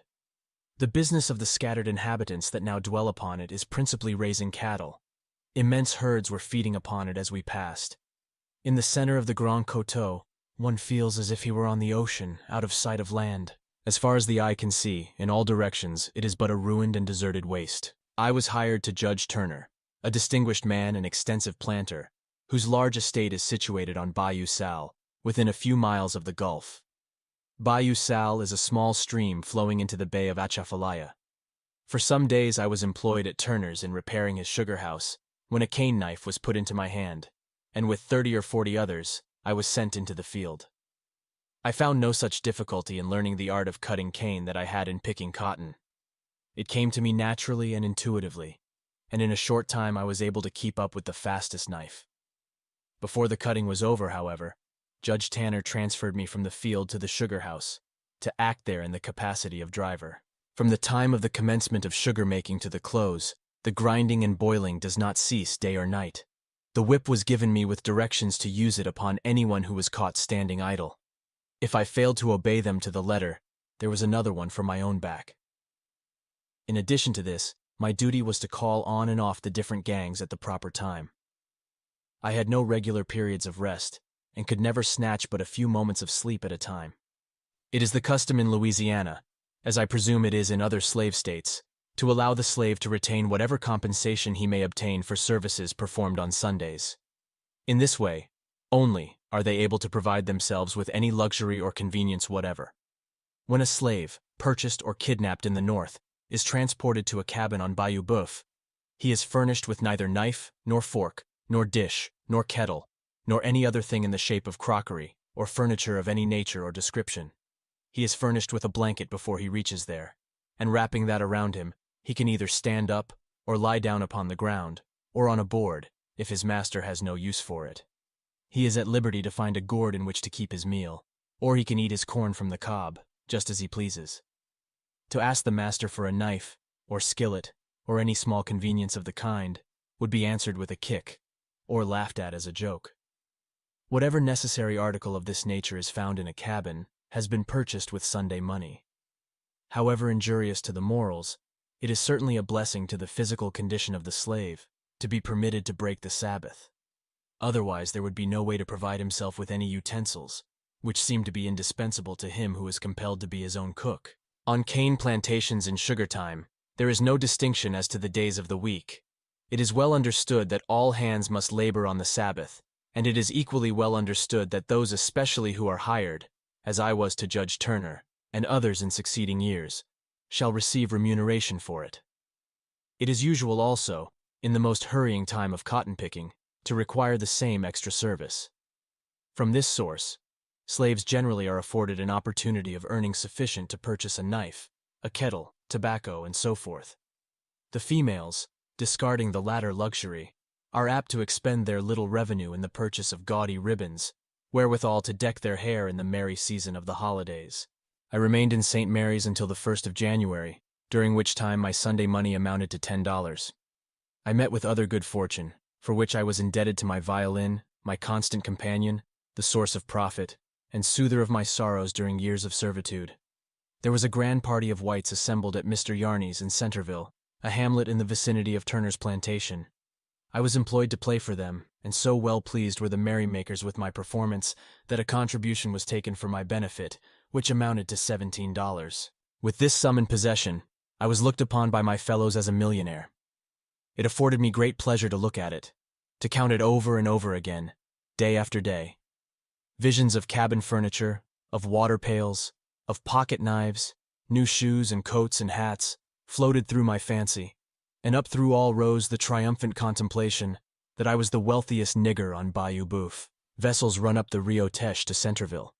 While there, I was bold enough one day to present myself before the captain of a steamer and beg permission to hide myself among the freight. I was emboldened to risk the hazard of such a step from overhearing a conversation, in the course of which I ascertained he was a native of Tile North. I did not relate to him the particulars of my history, but only expressed an ardent desire to escape from slavery to a free state. He pitied me, but said it would be impossible to avoid the vigilant custom-house officers in New Orleans, and that detection would subject him to punishment, and his vessel to confiscation. My earnest entreaties evidently excited his sympathies, and doubtless he would have yielded to them, could he have done so with any kind of safety. I was compelled to smother the sudden flame that lighted up my bosom with sweet hopes of liberation, and turn my steps once more towards the increasing darkness of despair. Immediately after this event the drove assembled at Centerville, and several of the owners having arrived and collected the monies due for our services, we were driven back to Bayou Boeuf. It was on our return, while passing through a small village, that I caught sight of Tibeats, seated in the door of a dirty grocery, looking somewhat seedy and out of repair. Passion and poor whiskey, I doubt not, have ere this laid him on the shelf. During our absence I learned from Aunt Phoebe and Patsy that the latter had been getting deeper and deeper into trouble. The poor girl was truly an object of pity. Old Hogjaw, the name by which Epps was called, when the slaves were by themselves, had beaten her more severely and frequently than ever. As surely as he came from Holmesville elated with liquor, and it was often in those days, he would whip her, merely to gratify the mistress, would punish her to an extent almost beyond endurance, for an offense of which he himself was the sole and irresistible cause. In his sober moments he could not always be prevailed upon to indulge his wife's insatiable thirst for vengeance, to be rid of Patsy, to place her beyond sight or reach by sale or death, or in any other manner of late years, seemed to be the ruling thought and passion of my mistress. Patsy had been a favorite when a child, even in the great house. She had been petted and admired for her uncommon sprightliness and pleasant disposition.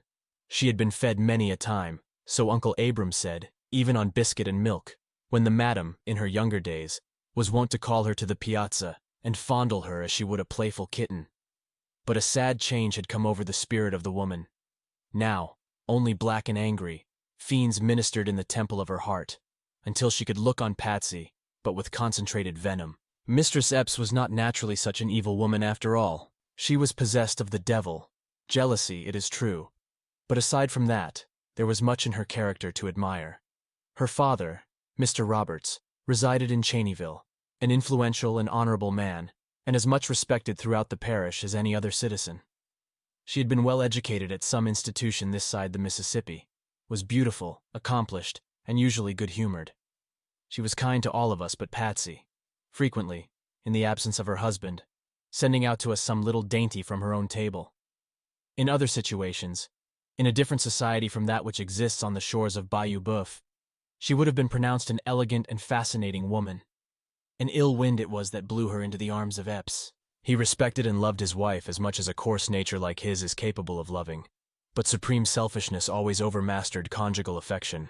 He loved as well as baser natures can, but a mean heart and soul were in that man. He was ready to gratify any whim, to grant any request she made, provided it did not cost too much. Patsy was equal to any two of his slaves in the cotton field. He could not replace her with the same money she would bring. The idea of disposing of her, therefore, could not be entertained. The mistress did not regard her at all in that light. The pride of the haughty woman was aroused. The blood of the fiery Southern boiled at the sight of Patsy, and nothing less than trampling out the life of the helpless bondwoman would satisfy her. Sometimes the current of her wrath turned upon him whom she had just cause to hate, but the storm of angry words would pass over at length, and there would be a season of calm again. At such times Patsy trembled with fear and cried as if her heart would break, for she knew from painful experience that if mistress should work herself to the red-hot pitch of rage, Epps would quiet her at last with a promise that Patsy should be flogged, a promise he was sure to keep. Thus did pride and jealousy and vengeance war with avarice and brute passion in the mansion of my master, filling it with daily tumult and contention. Thus, upon the head of Patsy, the simple-minded slave, in whose heart God had implanted the seeds of virtue, the force of all these domestic tempests spent itself at last. During the summer succeeding my return from St. Mary's Parish, I conceived a plan of providing myself with food, which, though simple, succeeded beyond expectation. It has been followed by many others in my condition, up and down the bayou, and of such benefit has it become that I am almost persuaded to look upon myself as a benefactor. That summer the worms got into the bacon. Nothing but ravenous hunger could induce us to swallow it. The weekly allowance of meals scarcely sufficed to satisfy us. It was customary with us, as it is with all in that region, where the allowance is exhausted before Saturday night, or is in such a state as to render it nauseous and disgusting, to hunt in the swamps for coon and opossum. This, however, must be done at night, after the day's work is accomplished. There are planters whose slaves, for months at a time, have no other meat than such as is obtained in this manner. No objections are made to hunting, inasmuch as it dispenses with drafts upon the smokehouse, and because every marauding coon that is killed is so much saved from the standing corn. They are hunted with dogs and clubs, slaves not being allowed the use of firearms. The flesh of the coon is palatable, but verily there is nothing in all butcherdom so delicious as a roasted possum. They are a round, rather long-bodied little animal, of a whitish color, with nose like a pig, and caudal extremity like a rat. They burrow among the roots and in the hollows of the gum tree, and are clumsy and slow of motion. They are deceitful and cunning creatures. On receiving the slightest tap of a stick, they will roll over on the ground and feign death. If the hunter leaves him, in pursuit of another, without first taking particular pains to break his neck, the chances are, on his return, he is not to be found. The little animal has outwitted the enemy, has played possum, and is off. But after a long and hard day's work, the weary slave feels little like going to the swamp for his supper, and half the time prefers throwing himself on the cabin floor without it. It is for the interest of the master that the servant should not suffer in health from starvation, and it is also for his interest that he should not become gross from overfeeding.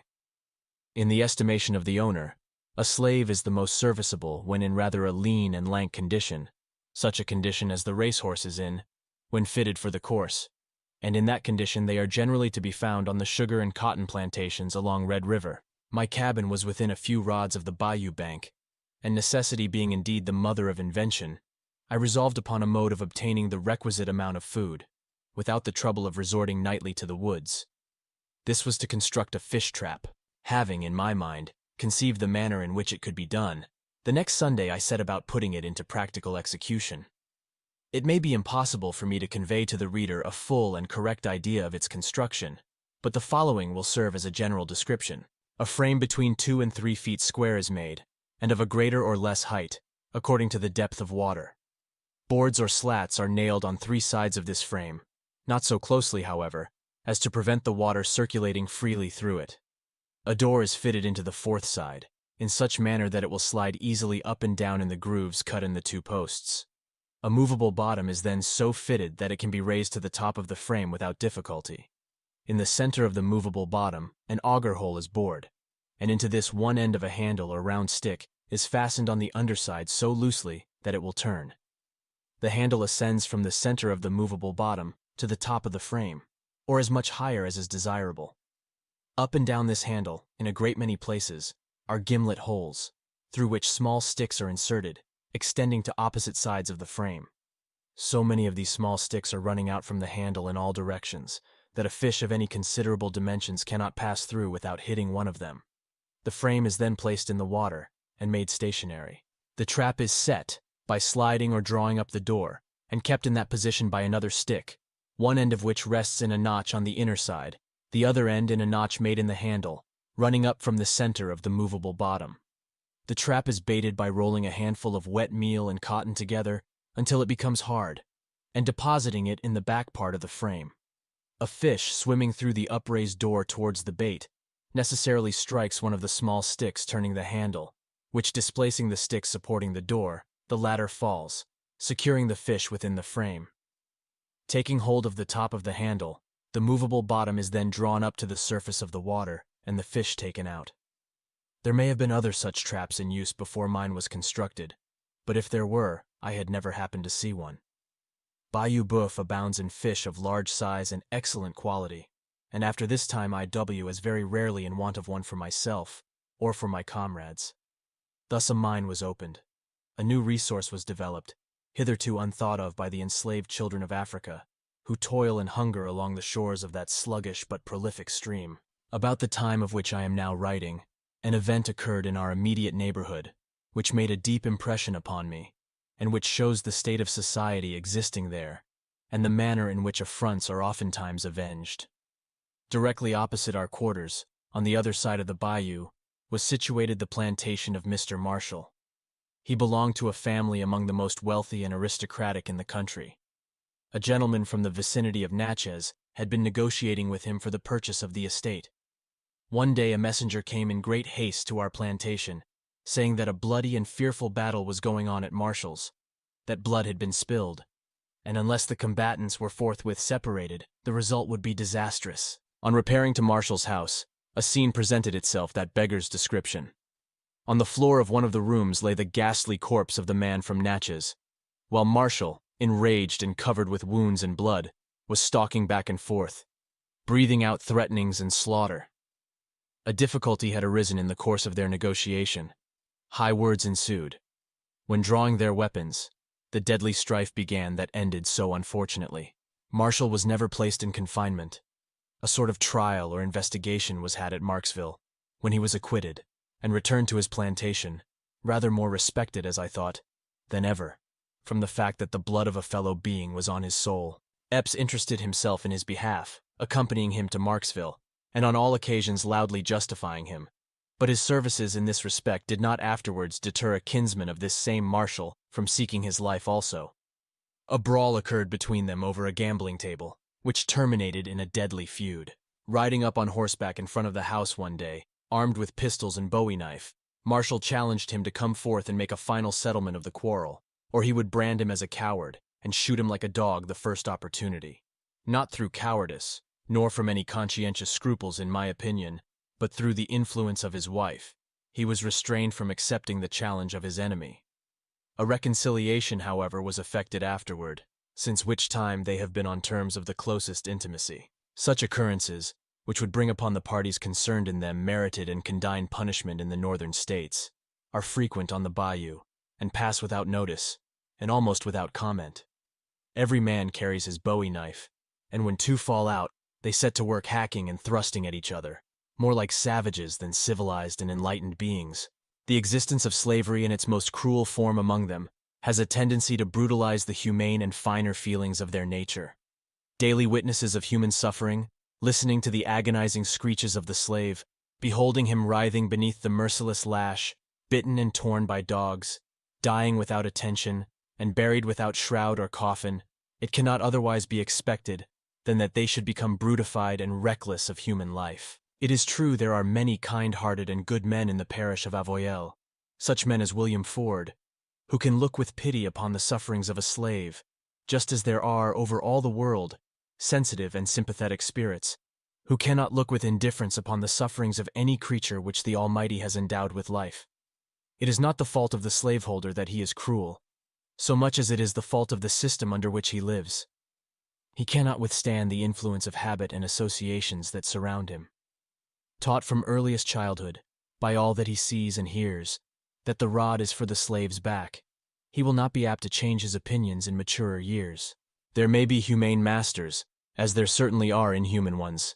There may be slaves well-clothed, well-fed, and happy, as there surely are those half-clad, half-starved, and miserable. Nevertheless, the institution that tolerates such wrong and inhumanity as I have witnessed is a cruel, unjust, and barbarous one. Men may write fictions portraying lowly life as it is, or as it is not, may expatiate with owlish gravity upon the bliss of ignorance, discourse flippantly from armchairs of the pleasures of slave life. But let them toil with him in the field, sleep with him in the cabin, feed with him on husks. Let them behold him scourged, hunted, trampled on, and they will come back with another story in their mouths. Let them know the heart of the poor slave, learn his secret thoughts, thoughts he dare not utter in the hearing of the white man. Let them sit by him in the silent watches of the night, converse with him in trustful confidence of life, liberty, and the pursuit of happiness, and they will find that 99 out of every 100 are intelligent enough to understand their situation and to cherish in their bosoms the love of freedom as passionately as themselves. Less than, continue, greater than. Chapter 15. In consequence of my inability in cotton picking, Epps was in the habit of hiring me out on sugar plantations during the season of cane cutting and sugar making. He received for my services $1 a day, with the money supplying my place on his cotton plantation. Cutting cane was an employment that suited me, and for 3 successive years I held the lead row at Hawkins, leading a gang of from 50 to 100 hands. In a previous chapter, the mode of cultivating cotton is described. This may be the proper place to speak of the manner of cultivating cane. The ground is prepared in beds, the same as it is prepared for the reception of the cotton seed, except it is plowed deeper. Drills are made in the same manner. Planting commences in January and continues until April. It is necessary to plant a sugar field only once in 3 years. 3 crops are taken before the seed or plant is exhausted. 3 gangs are employed in the operation. One draws the cane from the rick or stack, cutting the top and flags from the stalk, leaving only that part which is sound and healthy. Each joint of the cane has an eye, like the eye of a potato, which sends forth a sprout when buried in the soil. Another gang lays the cane in the drill, placing 2 stalks side by side in such manner that joints will occur once in 4 or 6 inches. The third gang follows with hoes, drawing earth upon the stalks and covering them to the depth of 3 inches. In 4 weeks, at the farthest, the sprouts appear above the ground, and from this time forward grow with great rapidity. A sugar field is hoed 3 times, the same as cotton, save that a greater quantity of earth is drawn to the roots. By the 1st of August, hoeing is usually over. About the middle of September, whatever is required for seed is cut and tacked in ricks, as they are termed. In October, it is ready for the mill or sugar house, and then the general cutting begins. The blade of a cane knife is 15 inches long, 3 inches wide in the middle, and tapering towards the point and handle. The blade is thin, and in order to be at all serviceable, must be kept very sharp. Every third hand takes the lead of 2 others, one of whom is on each side of him. The lead hand, in the first place, with a blow of his knife shears the flags from the stalk. He next cuts off the top down as far as it is green. He must be careful to sever all the green from the ripe part, inasmuch as the juice of the former sours the molasses and renders it unsaleable. Then he severs the stalk at the root and lays it directly behind him. His right and left hand companions lay their stalks, when cut in the same manner, upon his. To every 3 hands there is a cart, which follows, and the stalks are thrown into it by the younger slaves, when it is drawn to the sugar house and ground. If the planter apprehends a frost, the cane is windrowed. Windrowing is the cutting the stalks at an early period, and throwing them lengthwise in the water furrow in such a manner that the tops will cover the butts of the stalks. They will remain in this condition 3 weeks or a month without souring and secure from frost. When the proper time arrives, they are taken up, trimmed, and carted to the sugar house. In the month of January, the slaves enter the field again to prepare for another crop. The ground is now strewn with the tops, and flags cut from the past year's cane. On a dry day, fire is set to this combustible refuse, which sweeps over the field, leaving it bare and clean, and ready for the hoes. The earth is loosened about the roots of the old stubble, and in process of time another crop springs up from the last year's seed. It is the same the year following, but the 3rd year the seed has exhausted its strength, and the field must be plowed and planted again. The 2nd year the cane is sweeter and yields more than the 1st, and the 3rd year more than the 2nd. During the 3 seasons I labored on Hawkins's plantation, I was employed a considerable portion of the time in the sugar house. He is celebrated as the producer of the finest variety of white sugar. The following is a general description of his sugar house and the process of manufacture. The mill is an immense brick building, standing on the shore of the bayou. Running out from the building is an open shed, at least 100 feet in length and 40 or 50 feet in width. The boiler in which the steam is generated is situated outside the main building. The machinery and engine rest on a brick pier, 15 feet above the floor, within the body of the building. The machinery turns 2 great iron rollers, between 2 and 3 feet in diameter and 6 or 8 feet in length. They are elevated above the brick pier and roll in towards each other. An endless carrier, made of chain and wood, like leathern belts used in small mills, extends from the iron rollers out of the main building and through the entire length of the open shed. The carts in which the cane is brought from the field as fast as it is cut are unloaded at the sides of the shed. All along the endless carrier are ranged slave children, whose business it is to place the cane upon it when it is conveyed through the shed into the main building, where it falls between the rollers, is crushed, and drops upon another carrier that conveys it out of the main building in an opposite direction, depositing it in the top of a chimney upon a fire beneath, which consumes it. It is necessary to burn it in this manner, because otherwise it would soon fill the building, and more especially because it would soon sour and engender disease. The juice of the cane falls into a conductor underneath the iron rollers, and is carried into a reservoir. Pipes convey it from thence into 5 filterers, holding several hogsheads each. These filterers are filled with bone black, a substance resembling pulverized charcoal. It is made of bones calcinated in close vessels, and is used for the purpose of decolorizing, by filtration, the cane juice before boiling. Through these 5 filterers it passes in succession, and then runs into a large reservoir underneath the ground floor, from whence it is carried up, by means of a steam pump, into a clarifier made of sheet iron, where it is heated by steam until it boils. From the first clarifier it is carried in pipes to a second and a third, and thence into close iron pans, through which tubes pass, filled with steam. While in a boiling state it flows through 3 pans in succession, and is then carried in other pipes down to the coolers on the ground floor.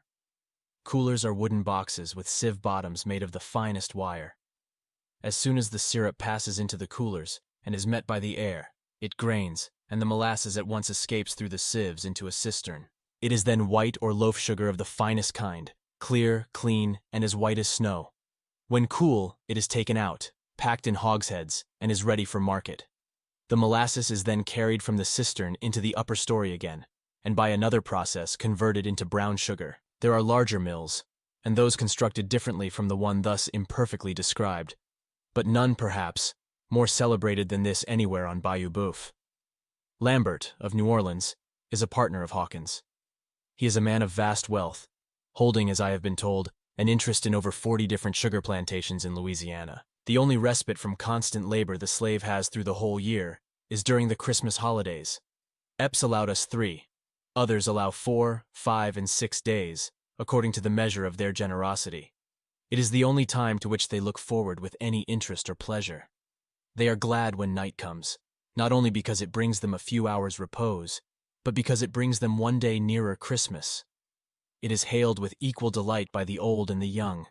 Even Uncle Abram ceases to glorify Andrew Jackson, and Patsy forgets her many sorrows amid the general hilarity of the holidays. It is the time of feasting and frolicking and fiddling, the carnival season with the children of bondage. They are the only days when they are allowed a little restricted liberty, and heartily indeed do they enjoy it. It is the custom for one planter to give a Christmas supper, inviting the shaves from neighboring plantations to join his own on the occasion. For instance, one year it is given by Epps, the next by Marshall, the next by Hawkins, and so on. Usually from 300 to 500 are assembled, coming together on foot, in carts, on horseback, on mules, riding double and triple, sometimes a boy and girl, at others a girl and 2 boys, and at others again a boy, a girl, and an old woman. Uncle Abram astride a mule, with Aunt Phoebe and Patsy behind him, trotting towards a Christmas supper, would be no uncommon sight on Bayou Boeuf. Then, too, of all days of the year, they array themselves in their best attire. The cotton coat has been washed clean, the stump of a tallow candle has been applied to the shoes, and if so fortunate as to possess a rimless or a crownless hat, it is placed jauntily on the head. They are welcomed with equal cordiality, however, if they come bareheaded and barefooted to the feast. As a general thing, the women wear handkerchiefs tied about their heads, but if chance has thrown in their way a fiery red ribbon, or a cast-off bonnet of their mistress's grandmother, it is sure to be worn on such occasions. Red, the deep blood red, is decidedly the favorite color among the enslaved damsels of my acquaintance. If a red ribbon does not encircle the neck, you will be certain to find all the hair of their woolly heads tied up with red strings of one sort or another. The table is spread in the open air, and loaded with varieties of meat and piles of vegetables. Bacon and cornmeal at such times are dispensed with. Sometimes the cooking is performed in the kitchen on the plantation, at others in the shade of wide branching trees. In the latter case, a ditch is dug in the ground, and wood laid in and burned until it is filled with glowing coals, over which chickens, ducks, turkeys, pigs, and not unfrequently the entire body of a wild ox, are roasted. They are furnished also with flour, of which biscuits are made, and often with peach and other preserves, with tarts, and every manner and description of pies, except the mince, that being an article of pastry as yet unknown among them. Only the slave who has lived all the years on his scanty allowance of meal and bacon can appreciate such suppers. White people in great numbers assemble to witness the gastronomical enjoyments. They seat themselves at the rustic table, the males on one side, the females on the other. The 2 between whom there may have been an exchange of tenderness invariably manage to sit opposite, for the omnipresent Cupid disdains not to hurl his arrows into the simple hearts of slaves. Unalloyed and exulting happiness lights up the dark faces of them all. The ivory teeth, contrasting with their black complexions, exhibit 2 long white streaks the whole extent of the table. All round the bountiful board a multitude of eyes roll in ecstasy. Giggling and laughter and the clattering of cutlery and crockery succeed. Cuffy's elbow hunches his neighbor's side, impelled by an involuntary impulse of delight. Nellie shakes her finger at Sambo and laughs. She knows not why, and so the fun and merriment flows on. When the viands have disappeared, and the hungry maws of the children of toil are satisfied, then, next in the order of amusement, is the Christmas dance. My business on these gala days always was to play on the violin. The African race is a music-loving one, proverbially, and many there were among my fellow, bondsmen whose organs of tune were strikingly developed, and who could thumb the banjo with dexterity. But at the expense of appearing egotistical, I must nevertheless declare that I was considered the old bull of Bayou Boeuf. My master often received letters, sometimes from a distance of 10 miles, requesting him to send me to play at a ball or festival of the whites. He received his compensation, and usually I also returned with many picayunes jingling in my pockets, the extra contributions of those to whose delight I had administered. In this manner I became more acquainted than I otherwise would, up and down the bayou. The young men and maidens of Holmesville always knew there was to be a jollification somewhere, whenever Platt Epps was seen passing through the town with his fiddle in his hand. "Where are you going now, Platt? And what is coming off tonight, Platt?" would be interrogatories issuing from every door and window, and many a time when there was no special hurry, yielding to pressing importunities, Platt would draw his bow, and sitting astride his mule perhaps, discourse musically to a crowd of delighted children, gathered around him in the street. Alas, had it not been for my beloved violin, I scarcely can conceive how I could have endured the long years of bondage. It introduced me to great houses, relieved me of many days' labor in the field, supplied me with conveniences for my cabin, with pipes and tobacco, and extra pairs of shoes, and oftentimes led me away from the presence of a hard master, to witness scenes of jollity and mirth. It was my companion, the friend of my bosom, triumphing loudly when I was joyful, and uttering its soft, melodious consolations when I was sad. Often at midnight, when sleep had fled affrighted from the cabin, and my soul was disturbed and troubled with the contemplation of my fate, it would sing me a song of peace. On holy Sabbath days, when an hour or two of leisure was allowed, it would accompany me to some quiet place on the bayou bank, and lifting up its voice, discourse kindly and pleasantly indeed. It heralded my name round the country, made me friends, who otherwise would not have noticed me, gave me an honored seat at the yearly feasts, and secured the loudest and heartiest welcome of them all at the Christmas dance. The Christmas dance! O ye pleasure-seeking sons and daughters of idleness, who move with measured step, listless and snail-like, through the slow-winding cotillon, if you wish to look upon the celerity, if not the poetry of motion, upon genuine happiness, rampant and unrestrained, go down to Louisiana, and see the slaves dancing in the starlight of a Christmas night. On that particular Christmas I have now in my mind, a description whereof will serve as a description of the day generally. Miss Lively and Mr. Sam, the first belonging to Stewart, the latter to Roberts, started the ball. It was well known that Sam cherished an ardent passion for Lively, as also did one of Marshall's and another of Carey's boys. For Lively was lively indeed, and a heartbreaking coquette withal. It was a victory for Sam Roberts, when rising from the repast, she gave him her hand for the first figure, in preference to either of his rivals. They were somewhat crestfallen, and shaking their heads angrily, rather intimated they would like to pitch into Mr. Sam and hurt him badly. But not an emotion of wrath ruffled the placid bosom of Samuel as his legs flew like drumsticks down the outside and up the middle by the side of his bewitching partner. The whole company cheered them vociferously, and excited with the applause, they continued tearing down, after all the others had become exhausted, and halted a moment to recover breath. But Sam's superhuman exertions overcame him finally, leaving Lively alone, yet whirling like a top. Thereupon one of Sam's rivals, Pete Marshall, dashed in, and with might and main, leaped and shuffled and threw himself into every conceivable shape, as if determined to show Miss Lively and all the world that Sam Roberts was of no account. Pete's affection, however, was greater than his discretion. Such violent exercise took the breath out of him directly, and he dropped like an empty bag. Then was the time for Harry Carey to try his hand. But Lively also soon outwinded him, amidst hurrahs and shouts, fully sustaining her well-earned reputation of being the fastest gal on the bayou. One set off, another takes its place, he or she remaining longest on the floor receiving the most uproarious commendation, and so the dancing continues until broad daylight. It does not cease with the sound of the fiddle, but in that case they set up a music peculiar to themselves. This is called padding, accompanied with one of those unmeaning songs, composed rather for its adaptation to a certain tune or measure, than for the purpose of expressing any distinct idea. The padding is performed by striking the hands on the knees, then striking the hands together, then striking the right shoulder with one hand, the left with the other, all the while keeping time with the feet, and singing, perhaps, this song. Harper's Creek and Roarin' River, thar, my dear, we'll live forever. Den we'll go to de Ingan nation, all I walls in dis creation, is pretty little wife and big plantation. Chorus. Up dat oak and down dat river, 2 overseers and 1 little nigger. Or, if these words are not adapted to the tune called for, it may be that Old Hog Eye is a rather solemn and startling specimen of versification, not however to be appreciated unless heard at the South. It runneth as follows. Who's been here since I've been gone? Pretty little gal with a Josie on. Hog-eye. Old hog-eye. And hosey, too. Never seed alike since I was born. Here come a little gal with a Josie on. Hog-eye. Old hog-eye. And hosey, too. Or maybe the following, perhaps, equally nonsensical, but full of melody, nevertheless, as it flows from the Negro's mouth. Ebo Dick and Jordan's Joe. Them two niggers stole my yo. Chorus. Hop Jim along. Walk Jim along.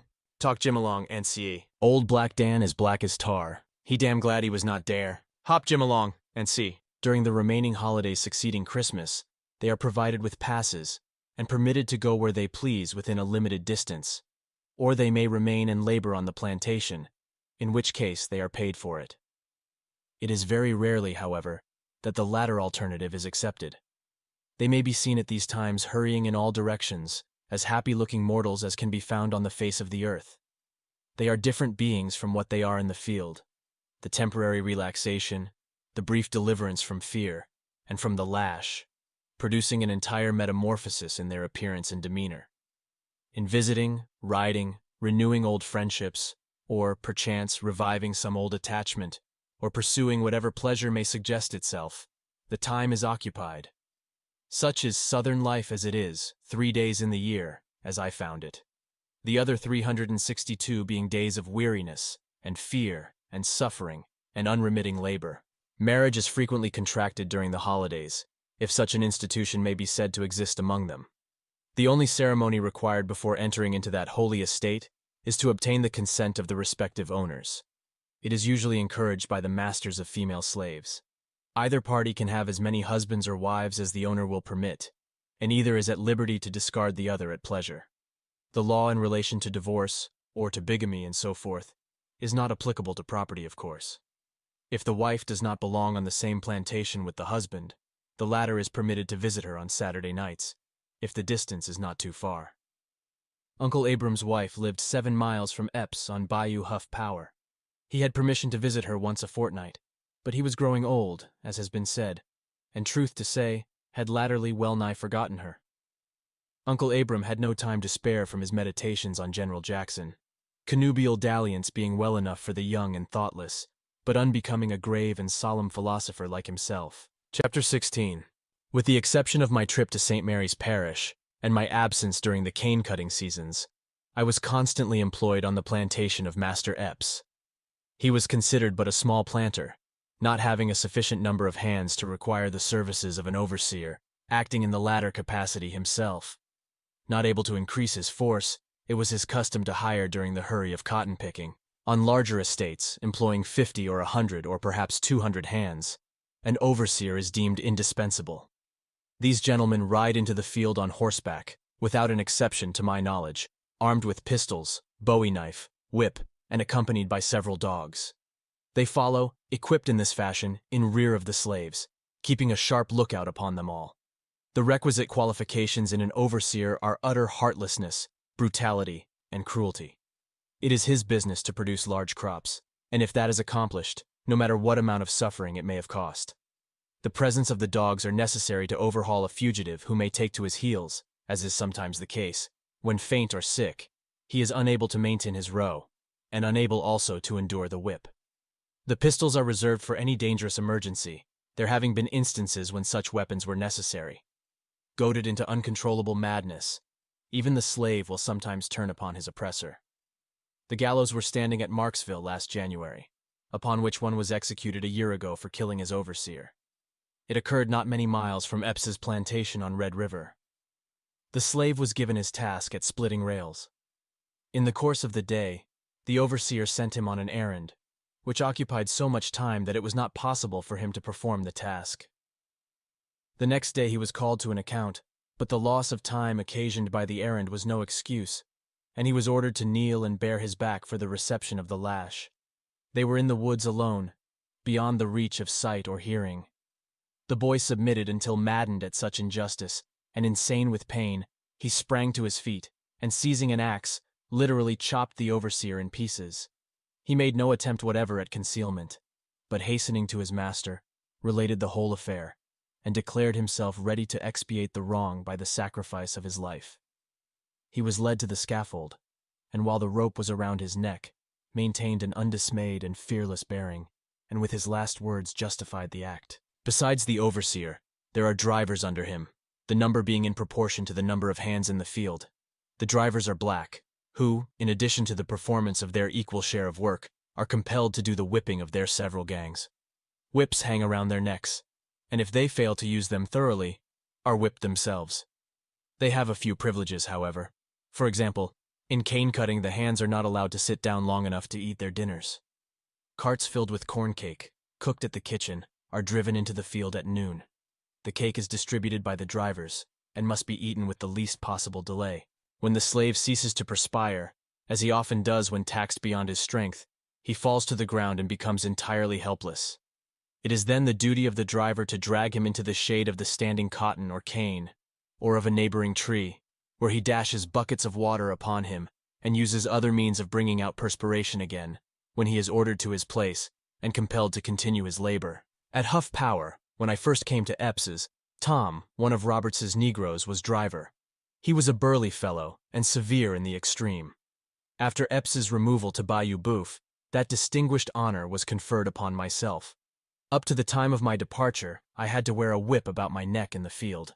If Epps was present, I dared not show any lenity, not having the Christian fortitude of a certain well-known Uncle Tom sufficiently to brave his wrath, by refusing to perform the office. In that way only I escaped the immediate martyrdom he suffered, and withal saved my companions much suffering, as it proved in the end. Epps, I soon found, whether actually in the field or not, had his eyes pretty generally upon us. From the piazza, from behind some adjacent tree, or other concealed point of observation, he was perpetually on the watch. If one of us had been backward or idle through the day, we were apt to be told all about it on returning to the quarters, and as it was a matter of principle with him to reprove every offense of that kind that came within his knowledge, the offender not only was certain of receiving a castigation for his tardiness, but I likewise was punished for permitting it. If, on the other hand, he had seen me use the lash freely, the man was satisfied. Practice makes perfect, truly, and during my 8 years' experience as a driver, I learned to handle the whip with marvelous dexterity and precision, throwing the lash within a hair's breadth of the back, the ear, the nose, without, however, touching either of them. If Epps was observed at a distance, or we had reason to apprehend he was sneaking somewhere in the vicinity, I would commence plying the lash vigorously, when, according to arrangement, they would squirm and screech as if in agony, although not one of them had in fact been even grazed. Patsy would take occasion, if he made his appearance presently, to mumble in his hearing some complaints that Platt was lashing them the whole time, and Uncle Abram, with an appearance of honesty peculiar to himself, would declare roundly I had just whipped them worse than General Jackson whipped the enemy at New Orleans. If Epps was not drunk, and in one of his beastly humors, this was, in general, satisfactory. If he was, someone or more of us must suffer, as a matter of course. Sometimes his violence assumed a dangerous form, placing the lives of his human stock in jeopardy. On one occasion, the drunken madman thought to amuse himself by cutting my throat. He had been absent at Holmesville, in attendance at a shooting match, and none of us were aware of his return. While hoeing by the side of Patsy, she exclaimed in a low voice, suddenly, "Platt, do you see old Hogjaw beckoning me to come to him?" Glancing sideways, I discovered him in the edge of the field, motioning and grimacing, as was his habit when half intoxicated. Aware of his lewd intentions, Patsy began to cry. I whispered her not to look up, and to continue at her work, as if she had not observed him. Suspecting the truth of the matter, however, he soon staggered up to me in a great rage. "What did you say to Pats?" he demanded with an oath. I made him some evasive answer, which only had the effect of increasing his violence. "How long have you owned this plantation, say, you did nigger?" he inquired with a malicious sneer, at the same time taking hold of my shirt collar with one hand and thrusting the other into his pocket. "Now I'll cut your black throat. That's what I'll do," drawing his knife from his pocket as he said it. But with one hand he was unable to open it, until finally seizing the blade in his teeth, I saw he was about to succeed, and felt the necessity of escaping from him, for in his present reckless state, it was evident he was not joking, by any means. My shirt was open in front, and as I turned round quickly and sprang from him, while he still retained his gripe, it was stripped entirely from my back. There was no difficulty now in eluding him. He would chase me until out of breath, then stop until it was recovered, swear, and renew the chase again. Now he would command me to come to him, now endeavor to coax me, but I was careful to keep at a respectful distance. In this manner we made the circuit of the field several times, he making desperate plunges, and I always dodging them, more amused than frightened, well knowing that when his sober senses returned, he would laugh at his own drunken folly. At length I observed the mistress standing by the yard fence, watching our half-serious, half-comical maneuvers. Shooting past him, I ran directly to her. Epps, on discovering her, did not follow. He remained about the field an hour or more, during which time I stood by the mistress, having related the particulars of what had taken place. Now, she was aroused again, denouncing her husband and Patsy about equally. Finally Epps came towards the house, by this time nearly sober, walking demurely, with his hands behind his back, and attempting to look as innocent as a child. As he approached, nevertheless, Mistress Epps began to berate him roundly, heaping upon him many rather disrespectful epithets, and demanding for what reason he had attempted to cut my throat. Epps made wondrous strange of it all, and to my surprise, swore by all the saints in the calendar he had not spoken to me that day. "Platt, you lying nigger, have I?" was his brazen appeal to me. It is not safe to contradict a master, even by the assertion of a truth. So I was silent, and when he entered the house, I returned to the field, and the affair was never after alluded to. Shortly after this time a circumstance occurred that came nigh divulging the secret of my real name and history, which I had so long and carefully concealed, and upon which I was convinced depended my final escape. Soon after he purchased me, Epps asked me if I could write and read, and on being informed that I had received some instruction in those branches of education, he assured me with emphasis, if he ever caught me with a book, or with pen and ink, he would give me 100 lashes. He said he wanted me to understand that he bought niggers to work and not to educate. He never inquired a word of my past life, or from whence I came. The mistress, however, cross-examined me frequently about Washington, which she supposed was my native city, and more than once remarked that I did not talk nor act like the other niggers, and she was sure I had seen more of the world than I admitted. My great object always was to invent means of getting a letter secretly into the post office, directed to some of my friends or family at the North.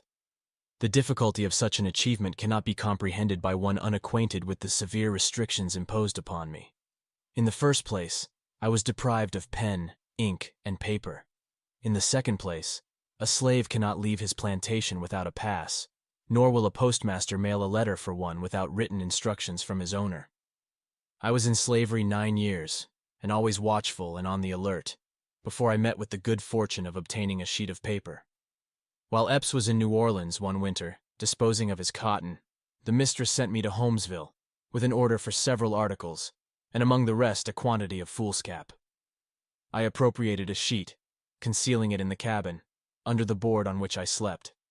After various experiments I succeeded in making ink, by boiling white maple bark, and with a feather plucked from the wing of a duck, manufactured a pen. When all were asleep in the cabin, by the light of the coals, lying upon my plank couch, I managed to complete a somewhat lengthy epistle. It was directed to an old acquaintance at Sandy Hill, stating my condition and urging him to take measures to restore me to liberty. This letter I kept a long time, contriving measures by which it could be safely deposited in the post office. At length, a low fellow, by the name of Armsby, hitherto a stranger, came into the neighborhood, seeking a situation as overseer. He applied to Epps, and was about the plantation for several days. He next went over to Shaw's nearby, and remained with him several weeks. Shaw was generally surrounded by such worthless characters, being himself noted as a gambler and unprincipled man. He had made a wife of his slave Charlotte, and a brood of young mulattoes were growing up in his house. Armsby became so much reduced at last that he was compelled to labor with the slaves. A white man working in the field is a rare and unusual spectacle on Bayou Boeuf. I improved every opportunity of cultivating his acquaintance privately, desiring to obtain his confidence so far as to be willing to entrust the letter to his keeping. He visited Marksville repeatedly, he informed me, a town some 20 miles distant, and there, I proposed to myself, the letter should be mailed. Carefully deliberating on the most proper manner of approaching him on the subject, I concluded finally to ask him simply if he would deposit a letter for me in the Marksville post office the next time he visited that place, without disclosing to him that the letter was written, or any of the particulars it contained, for I had fears that he might betray me, and knew that some inducement must be held out to him of a pecuniary nature, before it would be safe to confide in him. As late as 1 o'clock one night, I stole noiselessly from my cabin, and crossing the field to Shaw's, found him sleeping on the piazza. I had but a few picayunes, the proceeds of my fiddling performances, but all I had in the world I promised him if he would do me the favor required. I begged him not to expose me if he could not grant the request. He assured me, upon his honor, he would deposit it in the Marksville post office, and that he would keep it an inviolable secret forever. Though the letter was in my pocket at the time, I dared not then deliver it to him, but stating I would have it written in a day or two, bade him good night, and returned to my cabin. It was impossible for me to expel the suspicions I entertained, and all night I lay awake, revolving in my mind the safest course to pursue. I was willing to risk a great deal to accomplish my purpose, but should the letter by any means fall into the hands of Epps, it would be a death blow to my aspirations. I was perplexed in the extreme. My suspicions were well-founded, as the sequel demonstrated. The next day but one, while scraping cotton in the field, Epps seated himself on the line fence between Shaw's plantation and his own, in such a position as to overlook the scene of our labors. Presently Armsby made his appearance, and mounting the fence, took a seat beside him. They remained 2 or 3 hours, all of which time I was in an agony of apprehension. That night, while broiling my bacon, Epps entered the cabin with his rawhide in his hand. "Well, boy," said he, "I understand I've got a larn nigger that writes letters and tries to get white fellows to mail 'em. Wonder if you know who he is?" My worst fears were realized, and although it may not be considered entirely creditable, even under the circumstances, yet a resort to duplicity and downright falsehood was the only refuge that presented itself. "Don't know nothing about it, Master Epps," I answered him, assuming an air of ignorance and surprise. "Don't know nothing at all about it, sir." "Want you over to Shaw's night before last?" he inquired. "No, master," was the reply. "Haven't you asked that fellow Armsby to mail a letter for you at Marksville?" "Why, Lord, master, I never spoke 3 words to him in all my life. I don't know what you mean." "Well," he continued, "Armsby told me today the devil was among my niggers, that I had one that needed close watching or he would run away, and when I axed him why, he said you come over to Shaw's, and waked him up in the night, and wanted him to carry a letter to Marksville. What have you got to say to that, huh?" "All I've got to say, master," I replied, is, there is no truth in it. How could I write a letter without any ink or paper? There is nobody I want to write to, 'cause I hain't got no friends living as I know of. That Armsby is a lying, drunken fellow, they say, and nobody believes him anyway. You know I always tell the truth, and that I never go off the plantation without a pass. Now, master, I can see what that Armsby is after plain enough. Didn't he want you to hire him for an overseer?" "Yes, he wanted me to hire him," answered Epps. "That's it," said I. "He wants to make you believe we're all going to run away, and then he thinks you'll hire an overseer to watch us. He just made that story out of whole cloth, 'cause he wants to get a situation. It's all a lie, master, you may depend on't." Epps mused a while, evidently impressed with the plausibility of my theory, and exclaimed, "I'm d Platt, if I don't believe you tell the truth. He must take me for a soft, to think he can come it over me with them kind of yarns, mustn't he? Maybe he thinks he can fool me. Maybe he thinks I don't know nothing. Can't take care of my own niggers, eh? Soft soap old Epps, eh? Ha ha ha. D and Armsby. Set the dogs on him, Platt." And with many other comments descriptive of Armsby's general character, and his capability of taking care of his own business and attending to his own niggers, Master Epps left the cabin. As soon as he was gone, I threw the letter in the fire, and with a desponding and despairing heart, beheld the epistle which had cost me so much anxiety and thought, and which I fondly hoped would have been my forerunner to the land of freedom, writhe and shrivel on its bed of coals, and dissolve into smoke and ashes. Armsby, the treacherous wretch, was driven from Shaw's plantation not long subsequently, much to my relief, for I feared he might renew his conversation, and perhaps induce Epps to credit him. I knew not now whither to look for deliverance. Hope sprang up in my heart only to be crushed and blighted. The summer of my life was passing away. I felt I was growing prematurely old, that a few years more, and toil, and grief, and the poisonous miasma of the swamps would accomplish their work on me, would consign me to the grave's embrace, to molder and be forgotten. Repelled, betrayed, cut off. From the hope of succor, I could only prostrate myself upon the earth, and groan in unutterable anguish. The hope of rescue was the only light that cast a ray of comfort on my heart. That was now flickering, faint and low. Another breath of disappointment would extinguish it altogether, leaving me to grope in midnight darkness to the end of life. Chapter 17. The year 1850, down to which time I have now arrived, omitting many occurrences uninteresting to the reader, was an unlucky year for my companion Wiley, the husband of Phoebe, whose taciturn and retiring nature has thus far kept him in the background. Notwithstanding, Wiley seldom opened his mouth, and revolved in his obscure and unpretending orbit without a grumble. Nevertheless, the warm elements of sociality were strong in the bosom of that silent nigger. In the exuberance of his self-reliance, disregarding the philosophy of Uncle Abram, and setting the counsels of Aunt Phoebe utterly at naught, he had the foolhardiness to essay a nocturnal visit to a neighboring cabin without a pass. So attractive was the society in which he found himself, that Wiley took little note of the passing hours, and the light began to break in the east before he was aware. Speeding homeward as fast as he could run, he hoped to reach the quarters before the horn would sound. But unhappily, he was spied on the way by a company of patrollers. How it is in other dark places of slavery, I do not know. But on Bayou Boeuf, there is an organization of patrollers, as they are styled, whose business it is to seize and whip any slave they may find wandering from the plantation. They ride on horseback, headed by a captain, armed, and accompanied by dogs. They have the right, either by law or by general consent, to inflict discretionary chastisement upon a black man caught beyond the boundaries of his master's estate without a pass, and even to shoot him if he attempts to escape. Each company has a certain distance to ride up and down the bayou. They are compensated by the planters, who contribute in proportion to the number of slaves they own. The clatter of their horses' hooves dashing by can be heard at all hours of the light, and frequently they may be seen driving a slave before them, or leading him by a rope fastened around his neck to his owner's plantation. Wiley fled before one of these companies, thinking he could reach his cabin before they could overtake him. But one of their dogs, a great ravenous hound, griped him by the leg and held him fast. The patrollers whipped him severely and brought him, a prisoner, to Epps. From him he received another flagellation still more severe, so that the cuts of the lash and the bites of the dog rendered him sore, stiff, and miserable, insomuch he was scarcely able to move.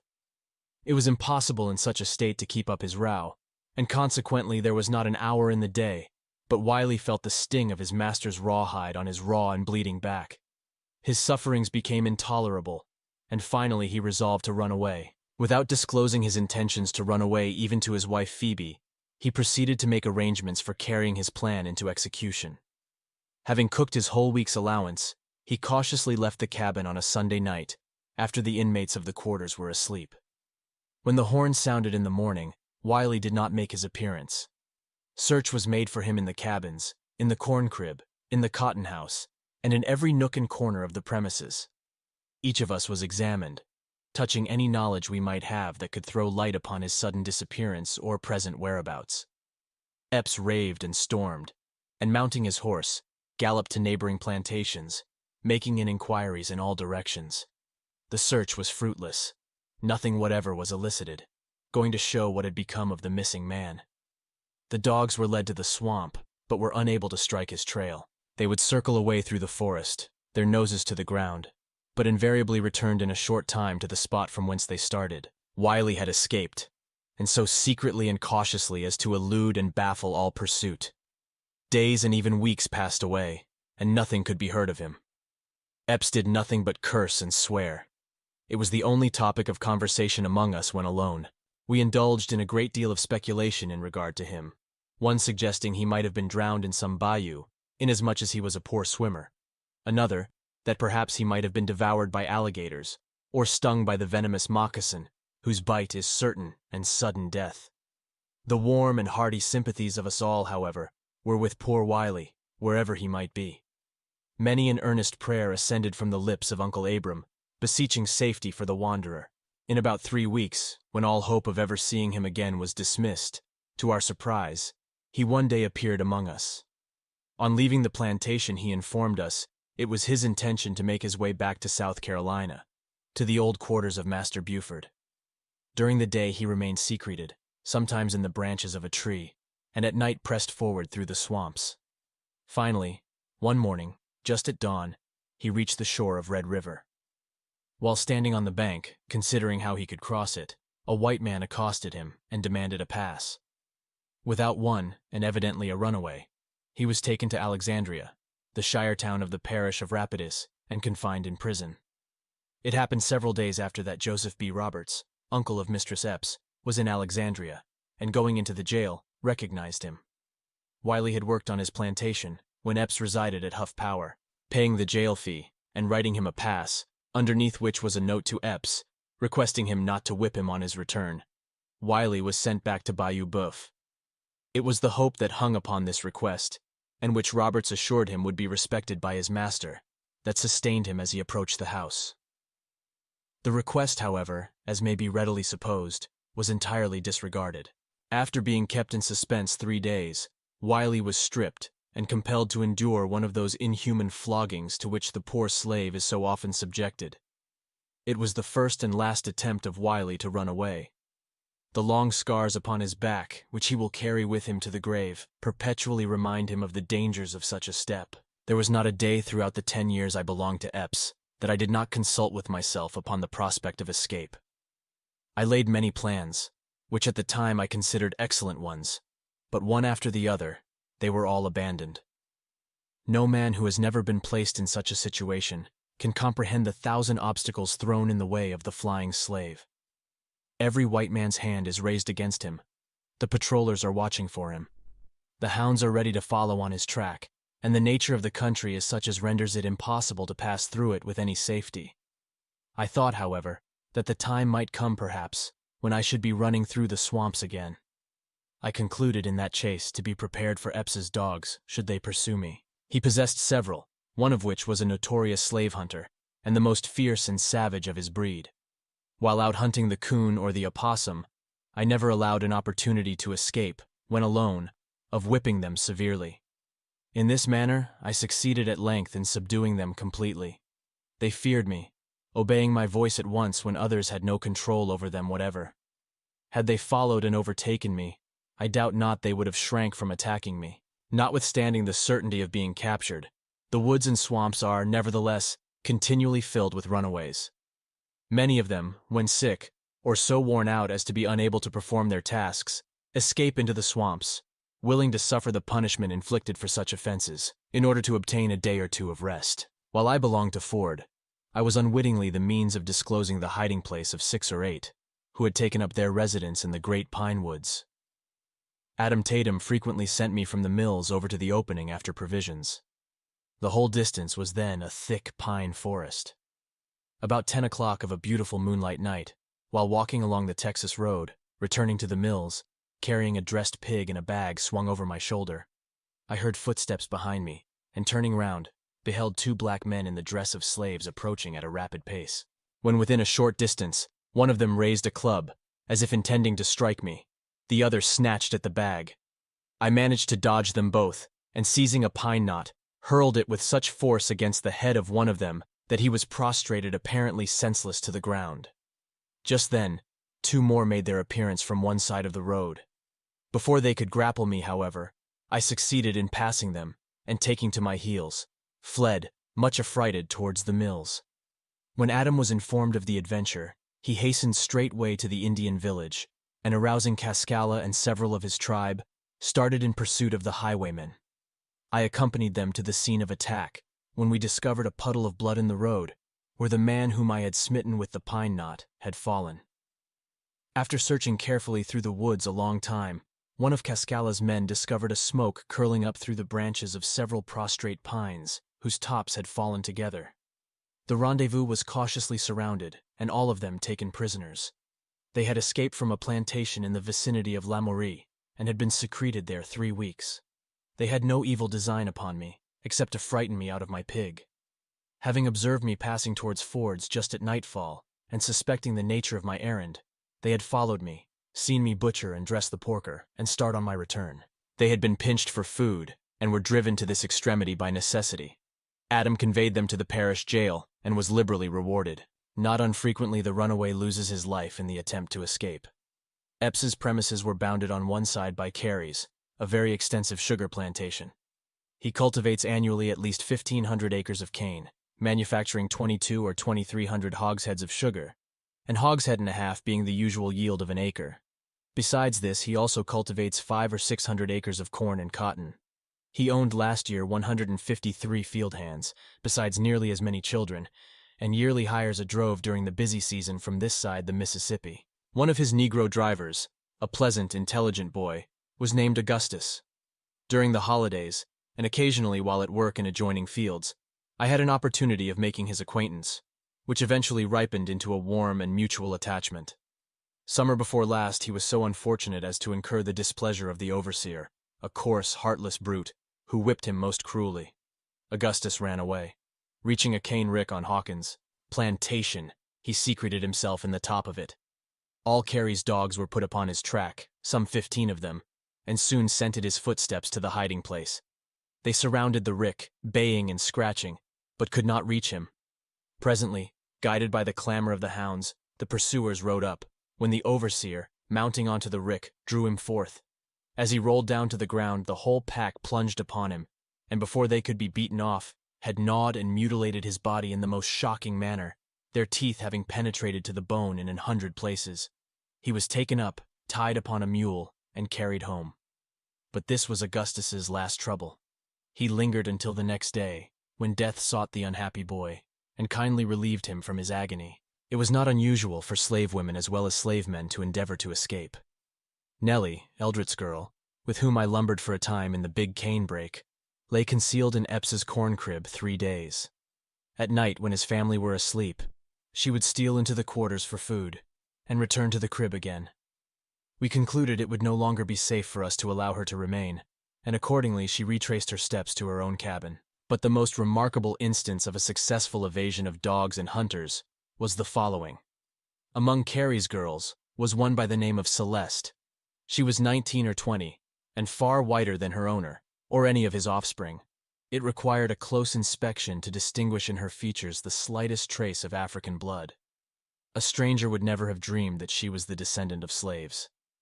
I was sitting in my cabin late at night, playing a low air on my violin, when the door opened carefully, and Celeste stood before me. She was pale and haggard. Had an apparition arisen from the earth, I could not have been more startled. "Who are you?" I demanded after gazing at her a moment. "I'm hungry. Give me some bacon," was her reply. My first impression was that she was some deranged young mistress, who, escaping from home, was wandering, she knew not whither, and had been attracted to my cabin by the sound of the violin. The coarse cotton slave dress she wore, however, soon dispelled such a supposition. "What is your name?" I again interrogated. "My name is Celeste," she answered. "I belong to Carey, and have been 2 days among the palmettos. I am sick and can't work, and would rather die in the swamp than be whipped to death by the overseer. Carey's dogs won't follow me. They have tried to set them on. There's a secret between them and Celeste, and they won't mind the devilish orders of the overseer. Give me some meat. I'm starving." I divided my scanty allowance with her, and while partaking of it, she related how she had managed to escape, and described the place of her concealment. In the edge of the swamp, not half a mile from Epps's house, was as a large space, thousands of acres in extent, thickly covered with palmetto. Tall trees, whose long arms interlocked each other, formed a canopy above them, so dense as to exclude the beams of the sun. It was like twilight always, even in the middle of the brightest day. In the center of this great space, which nothing but serpents very often explore, a somber and solitary spot, Celeste had erected a rude hut of dead branches that had fallen to the ground, and covered it with the leaves of the palmetto. This was the abode she had selected. She had no fear of Carey's dogs, any more than I had of Epps. It is a fact, which I have never been able to explain, that there are those whose tracks the hounds will absolutely refuse to follow. Celeste was one of them. For several nights she came to my cabin for food. On one occasion our dogs barked as she approached, which aroused Epps, and induced him to reconnoiter the premises. He did not discover her, but after that it was not deemed prudent for her to come to the yard. When all was silent, I carried provisions to a certain spot agreed upon, where she would find them. In this manner Celeste passed the greater part of the summer. She regained her health and became strong and hardy. At all seasons of the year, the howlings of wild animals can be heard at night along the borders of the swamps. Several times they had made her a midnight call, awakening her from slumbers with a growl. Terrified by such unpleasant salutations, she finally concluded to abandon her lonely dwelling, and accordingly, returning to her master, was scourged, her neck meanwhile being fastened in the stocks and sent into the field again. The year before my arrival in the country, there was a concerted movement among a number of slaves on Bayou Boeuf that terminated tragically indeed. It was, I presume, a matter of newspaper notoriety at the time, but all the knowledge I have of it has been derived from the relation of those living at that period in the immediate vicinity of the excitement. It has become a subject of general and unfailing interest in every slave hut on the bayou, and will doubtless go down to succeeding generations as their chief tradition. Lew Cheney, with whom I became acquainted, a shrewd, cunning Negro, more intelligent than the generality of his race, but unscrupulous and full of treachery, conceived the project of organizing a company sufficiently strong to fight their way against all opposition to the neighboring territory of Mexico. A remote spot, far within the depths of the swamp, back of Hawkins' plantation, was selected as the rallying point. Lew flitted from one plantation to another in the dead of night, preaching a crusade to Mexico and, like Peter the Hermit, creating a furor of excitement wherever he appeared. At length a large number of runaways were assembled, stolen mules and corn gathered from the fields, and bacon escaped from smokehouses had been conveyed into the woods. The expedition was about ready to proceed when their hiding place was discovered. Lew Cheney, becoming convinced of the ultimate failure of his project, in order to curry favor with his master and avoid the consequences which he foresaw would follow, deliberately determined to sacrifice all his companions. Departing secretly from the encampment, he proclaimed among the planters the number collected in the swamp, and instead of stating truly the object they had in view, asserted their intention was to emerge from their seclusion the first favorable opportunity and murder every white person along the bayou. Such an announcement, exaggerated as it passed from mouth to mouth, filled the whole country with terror. The fugitives were surrounded and taken prisoners, carried in chains to Alexandria, and hung by the populace. Not only those, but many who were suspected, though entirely innocent, were taken from the field and from the cabin, and without the shadow of process or form of trial, hurried to the scaffold. The planters on Bayou Boeuf finally rebelled against such reckless destruction of property, but it was not until a regiment of soldiers had arrived from some fort on the Texan frontier, demolished the gallows, and opened the doors of the Alexandria prison, that the indiscriminate slaughter was stayed. Lew Cheney escaped, and was even rewarded for his treachery. He is still living, but his name is despised and execrated by all his race throughout the parishes of Rapides and Avoyelles. Such an idea as insurrection, however, is not new among the enslaved population of Bayou Boeuf. More than once I have joined in serious consultation when the subject has been discussed, and there have been times when a word from me would have placed hundreds of my fellow bondsmen in an attitude of defiance. Without arms or ammunition, or even with them, I saw such a step would result in certain defeat, disaster, and death, and always raised my voice against it. During the Mexican War, I well remember the extravagant hopes that were excited. The news of victory filled the great house with rejoicing, but produced only sorrow and disappointment in the cabin. In my opinion, and I have had opportunity to know something of the feeling of which I speak, there are not 50 slaves on the shores of Bayou Boeuf, but would hail with unmeasured delight the approach of an invading army. They are deceived who flatter themselves that the ignorant and debased slave has no conception of the magnitude of his wrongs. They are deceived who imagine that he arises from his knees, with back lacerated and bleeding, cherishing only a spirit of meekness and forgiveness. A day may come, it will come if his prayer is heard, a terrible day of vengeance when the master in his turn will cry in vain for mercy. Chapter 18. Wiley suffered severely at the hands of Master Epps, as has been related in the preceding chapter, but in this respect he fared no worse than his unfortunate companions. Spare the rod was an idea scouted by our master. He was constitutionally subject to periods of ill humor, and at such times, however little provocation there might be, a certain amount of punishment was inflicted. The circumstances attending the last flogging, but one that I received, will show how trivial a cause was sufficient with him for resorting to the whip. A Mr. O'Neill, residing in the vicinity of the Big Pine Woods, called upon Epps for the purpose of purchasing me. He was a tanner and currier by occupation, transacting an extensive business, and intended to place me at service in some department of his establishment, provided he bought me. Aunt Phoebe, while preparing the dinner table in the great house, overheard their conversation. On returning to the yard at night, the old woman ran to meet me, designing, of course, to overwhelm me with the news. She entered into a minute repetition of all she had heard, and Aunt Phoebe was one whose ears never failed to drink in every word of conversation uttered in her hearing. She enlarged upon the fact that Massa Epps was going to sell me to a tanner Ober in Pine Woods, so long and loudly as to attract the attention of the mistress, who, standing unobserved on the piazza at the time, was listening to our conversation. "Well, Aunt Phoebe," said I, "I'm glad of it. I'm tired of scraping cotton and would rather be a tanner. I hope he'll buy me." O'Neill did not effect a purchase, however, the parties differing as to price, and the morning following his arrival, departed homewards. He had been gone but a short time when Epps made his appearance in the field. Now nothing will more violently enrage a master, especially Epps, than the intimation of one of his servants that he would like to leave him. Mistress Epps had repeated to him my expressions to Aunt Phoebe the evening previous, as I learned from the latter afterwards, the mistress having mentioned to her that she'd overheard us. On entering the field, Epps walked directly to me. "So, Platt, you're tired of scraping cotton, are you? You would like to change your master, eh? You're fond of moving round, traveler, ain't you?" "Ah, yes. Like to travel for your health, maybe. Feel above cotton scraping, I suppose. So you're going into the tanning business? Good business. Devilish fine business. Enterprising nigger. Believe I'll go into that business myself. Down on your knees and strip that rag off your back. I'll try my hand at tanning." I begged earnestly, and endeavored to soften him with excuses, but in vain. There was no other alternative, so kneeling down, I presented my bare back for the application of the lash. "How do you like tanning?" he exclaimed as the rawhide descended upon my flesh. "How do you like tanning?" he repeated at every blow.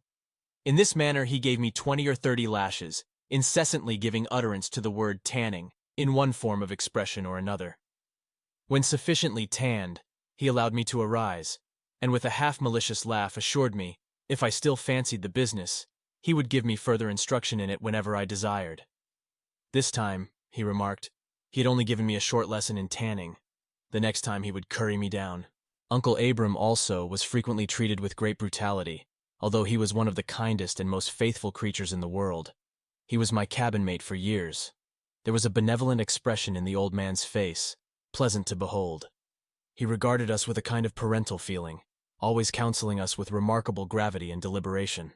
Returning from Marshall's plantation one afternoon, whither I had been sent on some errand of the mistress, I found him lying on the cabin floor, his clothes saturated with blood. He informed me that he had been stabbed. While spreading cotton on the scaffold, Epps came home intoxicated from Holmesville. He found fault with everything, giving many orders so directly contrary that it was impossible to execute any of them. Uncle Abram, whose faculties were growing dull, became confused, and committed some blunder of no particular consequence. Epps was so enraged thereat, that with drunken recklessness, he flew upon the old man, and stabbed him in the back. It was a long, ugly wound, but did not happen to penetrate far enough to result fatally.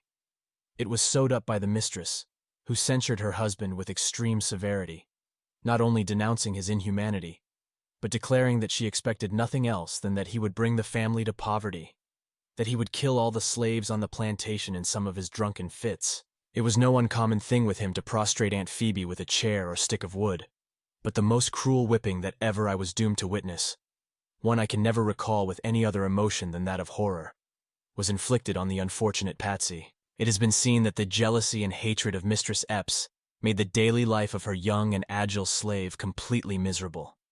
I am happy in the belief that on numerous occasions I was the means of averting punishment from the inoffensive girl. In Epps's absence, the mistress often ordered me to whip her without the remotest provocation. I would refuse, saying that I feared my master's displeasure, and several times ventured to remonstrate with her against the treatment Patsy received. I endeavored to impress her with the truth that the latter was not responsible for the acts of which she complained, but that she being a slave, and subject entirely to her master's will, he alone was answerable. At length, the green-eyed monster crept into the soul of Epps also, and then it was that he joined with his wrathful wife in an infernal jubilee over the girl's miseries.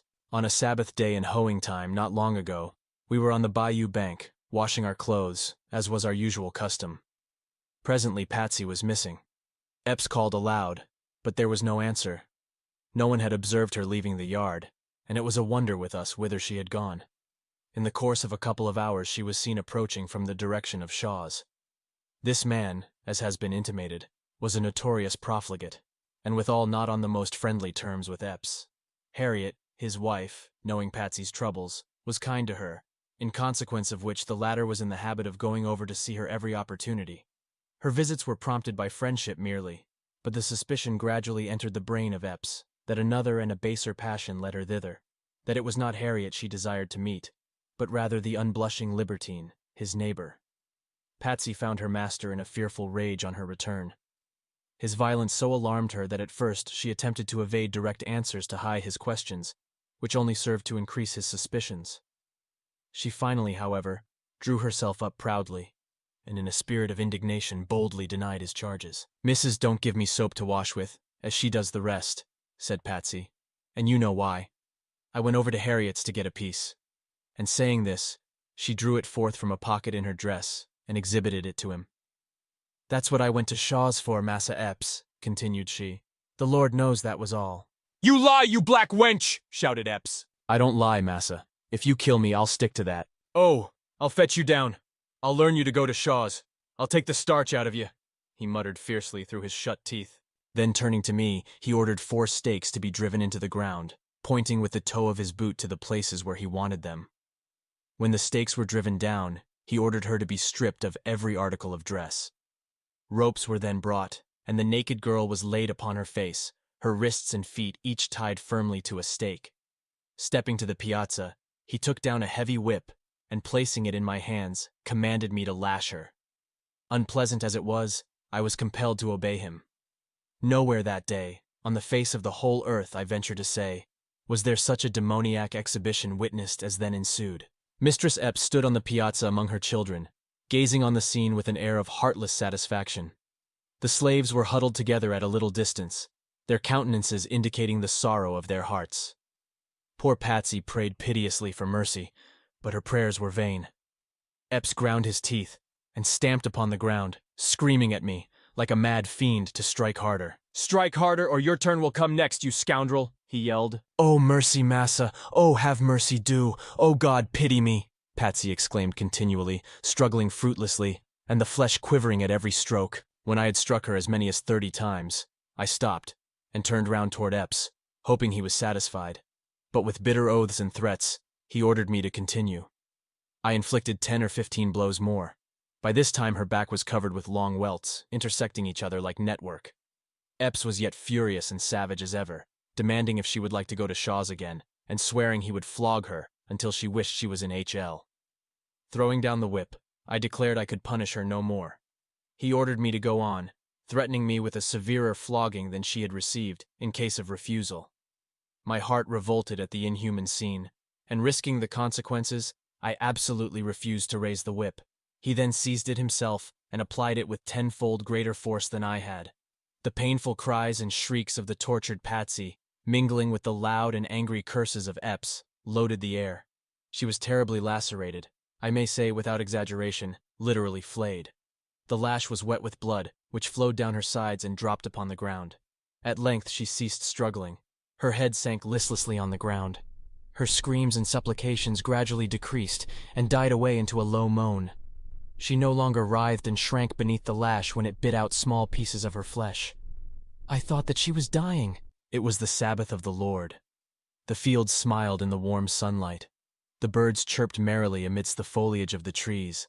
Peace and happiness seemed to reign everywhere, save in the bosoms of Epps and his panting victim and the silent witnesses around him.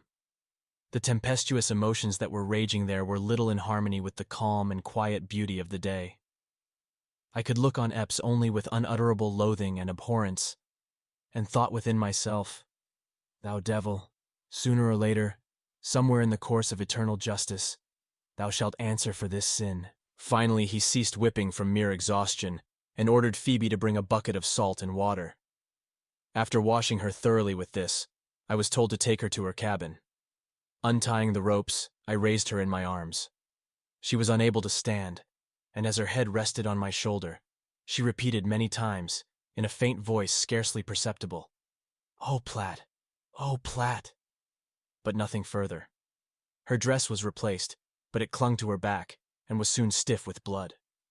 We laid her on some boards in the hut, where she remained a long time, with eyes closed and groaning in agony. At night, Phoebe applied melted tallow to her wounds, and so far as we were able, all endeavored to assist and console her. Day after day she lay in her cabin upon her face, the sores preventing her resting in any other position. A blessed thing it would have been for her.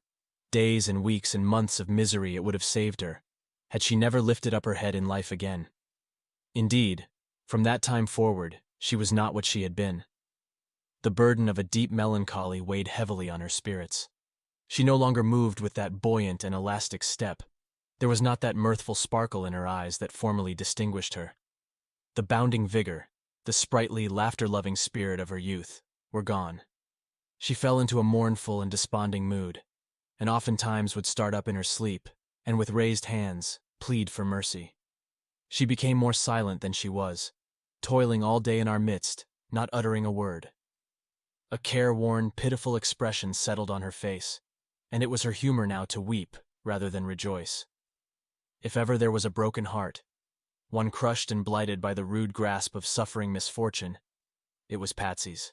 She had been reared no better than her master's beast, looked upon merely as a valuable and handsome animal, and consequently possessed but a limited amount of knowledge, and yet a faint light cast its rays over her intellect, so that it was not wholly dark. She had a dim perception of God and of eternity, and a still more dim perception of a Savior who had died even for such as her. She entertained but confused notions of a future life, not comprehending the distinction between the corporeal and spiritual existence. Happiness, in her mind, was exemption from stripes, from labor, from the cruelty of masters and overseers.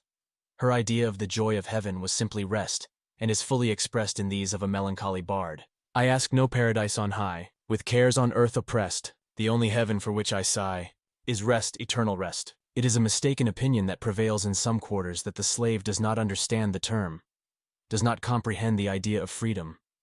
Even on Bayou Boeuf, where I conceive slavery exists in its most abject and cruel form, where it exhibits features altogether unknown in more northern states, the most ignorant of them generally know full well its meaning. They understand the privileges and exemptions that belong to it, that it would bestow upon them the fruits of their own labors, and that it would secure to them the enjoyment of domestic happiness. They do not fail to observe the difference between their own condition and the meanest white man's, and to realize the injustice of the laws which place it in his power not only to appropriate the profits of their industry, but to subject them to unmerited and unprovoked punishment, without remedy, or the right to resist or to remonstrate. Patsy's life, especially after her whipping, was one long dream of liberty. Far away, to her fancy an immeasurable distance, she knew there was a land of freedom. 1,000 times she had heard that somewhere in the distant north there were no slaves, no masters. In her imagination it was an enchanted region, the paradise of the earth. To dwell where the black man may work for himself, live in his own cabin, till his own soil, was a blissful dream of Patsy's. A dream, alas, the fulfillment of which she can never realize. The effect of these exhibitions of brutality on the household of the slaveholder is apparent. Epps's oldest son is an intelligent lad of 10 or 12 years of age. It is pitiable sometimes to see him chastising, for instance, the venerable Uncle Abram. He will call the old man to account, and if in his childish judgment it is necessary, sentence him to a certain number of lashes, which he proceeds to inflict with much gravity and deliberation. Mounted on his pony, he often rides into the field with his whip, playing the overseer, greatly to his father's delight. Without discrimination at such times, he applies the rawhide, urging the slaves forward with shouts and occasional expressions of profanity, while the old man laughs and commends him as a thoroughgoing boy. The child is father to the man, and with such training, whatever may be his natural disposition, it cannot well be otherwise than that, on arriving at maturity, the sufferings and miseries of the slave will be looked upon with entire indifference. The influence of the iniquitous system necessarily fosters an unfeeling and cruel spirit, even in the bosoms of those who, among their equals, are regarded as humane and generous. Young Master Epps possessed some noble qualities, yet no process of reasoning could lead him to comprehend that in the eye of the Almighty there is no distinction of color. He looked upon the black man simply as an animal, differing in no respect from any other animal, save in the gift of speech and the possession of somewhat higher instincts, and therefore the more valuable. To work like his father's mules, to be whipped and kicked and scourged through life, to address the white man with hat in hand and eyes bent servilely on the earth, in his mind, was the natural and proper destiny of the slave. Brought up with such ideas, in the notion that we stand without the pale of humanity, no wonder the oppressors of my people are a pitiless and unrelenting race. Chapter 19. In the month of June 1852, in pursuance of a previous contract, Mr. Avery, a carpenter of Bayou Rouge, commenced the erection of a house for Master Epps. It has previously been stated that there are no cellars on Bayou Boeuf. On the other hand, such is the low and swampy nature of the ground, the great houses are usually built upon spiles. Another peculiarity is, the rooms are not plastered, but the ceiling and sides are covered with matched cypress boards, painted such color as most pleases the owner's taste. Generally, the plank and boards are sawed by slaves with whipsaws, there being no water power upon which mills might be built within many miles. When the planter erects for himself a dwelling, therefore, there is plenty of extra work for his slaves. Having had some experience under Tibeats as a carpenter, I was taken from the field altogether on the arrival of Avery and his hands. Among them was one to whom I owe an immeasurable debt of gratitude. Only for him, in all probability, I should have ended my days in slavery. He was my deliverer, a man whose true heart overflowed with noble and generous emotions. To the last moment of my existence, I shall remember him with feelings of thankfulness. His name was Bass, and at that time he resided in Marksville. It will be difficult to convey a correct impression of his appearance or character. He was a large man, between 40 and 50 years old, of light complexion and light hair. He was very cool and self-possessed, fond of argument, but always speaking with extreme deliberation. He was that kind of person whose peculiarity of manner was such that nothing he uttered ever gave offense. What would be intolerable, coming from the lips of another, could be said by him with impunity. There was not a man on Red River, perhaps, that agreed with him on the subject of politics or religion, and not a man, I venture to say, who discussed either of those subjects half as much. It seemed to be taken for granted that he would espouse the unpopular side of every local question, and it always created amusement rather than displeasure among his auditors to listen to the ingenious and original manner in which he maintained the controversy. He was a bachelor, an old bachelor, according to the true acceptation of the term, having no kindred living, as he knew of, in the world. Neither had he any permanent abiding place, wandering from one state to another, as his fancy dictated. He had lived in Marksville 3 or 4 years, and in the prosecution of his business as a carpenter, and in consequence, likewise, of his peculiarities, was quite extensively known throughout the parish of Avoyelles. He was liberal to a fault, and his many acts of kindness and transparent goodness of heart rendered him popular in the community, the sentiment of which he unceasingly combated. He was a native of Canada, from whence he had wandered in early life, and after visiting all the principal localities in the northern and western states, in the course of his peregrinations, arrived in the unhealthy region of the Red River. His last removal was from Illinois. Whither he has now gone, I regret to be obliged to say, is unknown to me. He gathered up his effects, and departed quietly from Marksville the day before I did, the suspicions of his instrumentality in procuring my liberation rendering such a step necessary. For the commission of a just and righteous act, he would undoubtedly have suffered death, had he remained within reach of the slave-whipping tribe on Bayou Boeuf. One day, while working on the new house, Bass and Epps became engaged in a controversy, to which, as will be readily supposed, I listened with absorbing interest. They were discussing the subject of slavery. "I tell you what it is, Epps," said Bass. "It's all wrong. All wrong, sir. There's no justice nor righteousness in it. I wouldn't own a slave if I was rich as Croesus, which I am not, as is perfectly well understood, more particularly among my creditors.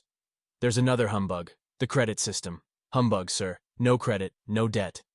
Credit leads a man into temptation. Cash down is the only thing that will deliver him from evil. But this question of slavery, what right have you to your niggers when you come down to the point?" "What right?" said Epps, laughing. "Why, I bought 'em and paid for 'em." "Of course you did. The law says you have the right to hold a nigger, but begging the law's pardon, it lies." "Yes, Epps, when the law says that it's a liar, and the truth is not in it. Is everything right because the law allows it? Suppose they'd pass a law taking away your liberty and making you a slave." "Oh, that ain't a supposable case," said Epps, still laughing. "Hope you don't compare me to a nigger, Bass." "Well," Bass answered gravely, "no, not exactly. But I have seen niggers before now as good as I am. and I have no acquaintance with any white man in these parts that I consider a whit better than myself.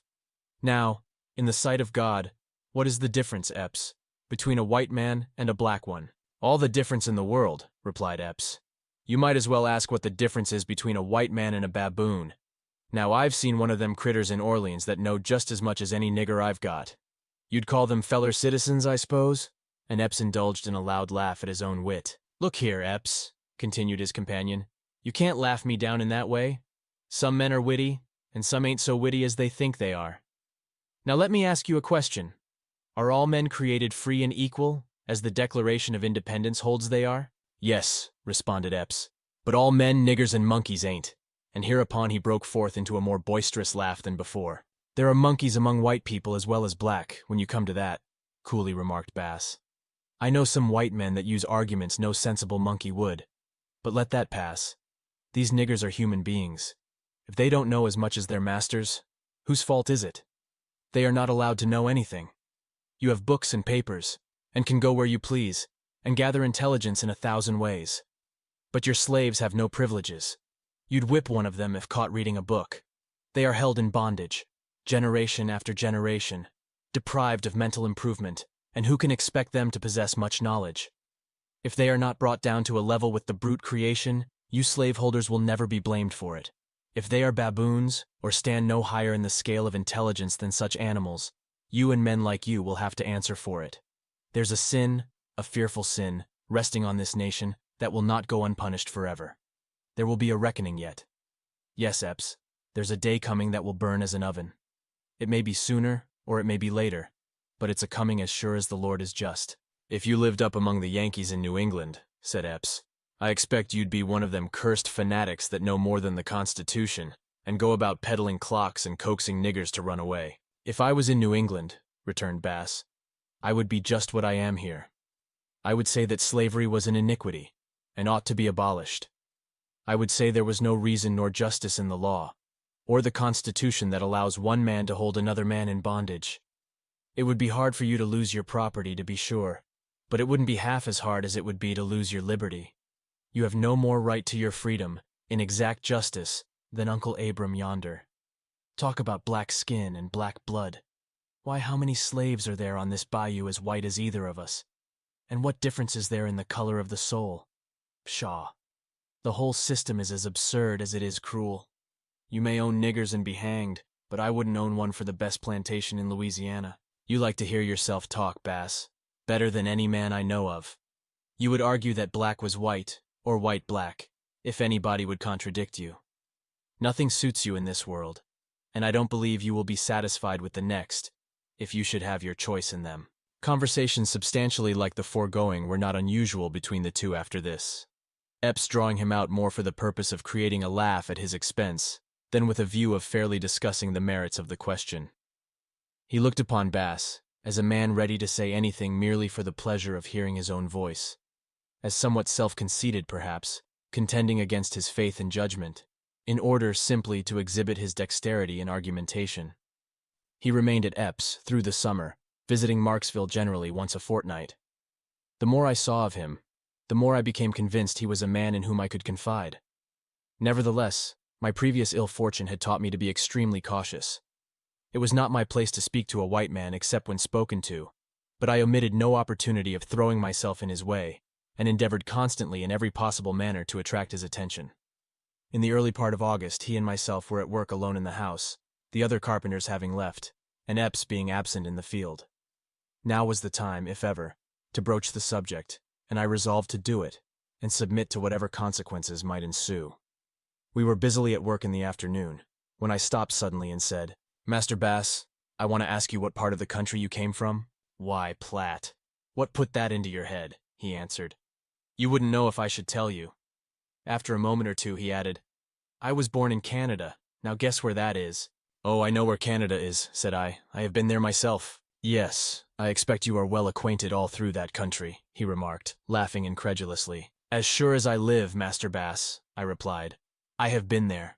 I have been in Montreal and Kingston and Queenston, and a great many places in Canada, and I have been in York State too, in Buffalo and Rochester and Albany, and can tell you the names of the villages on the Erie Canal and the Champlain Canal. Bass turned round and gazed at me a long time without uttering a syllable. "How came you here?"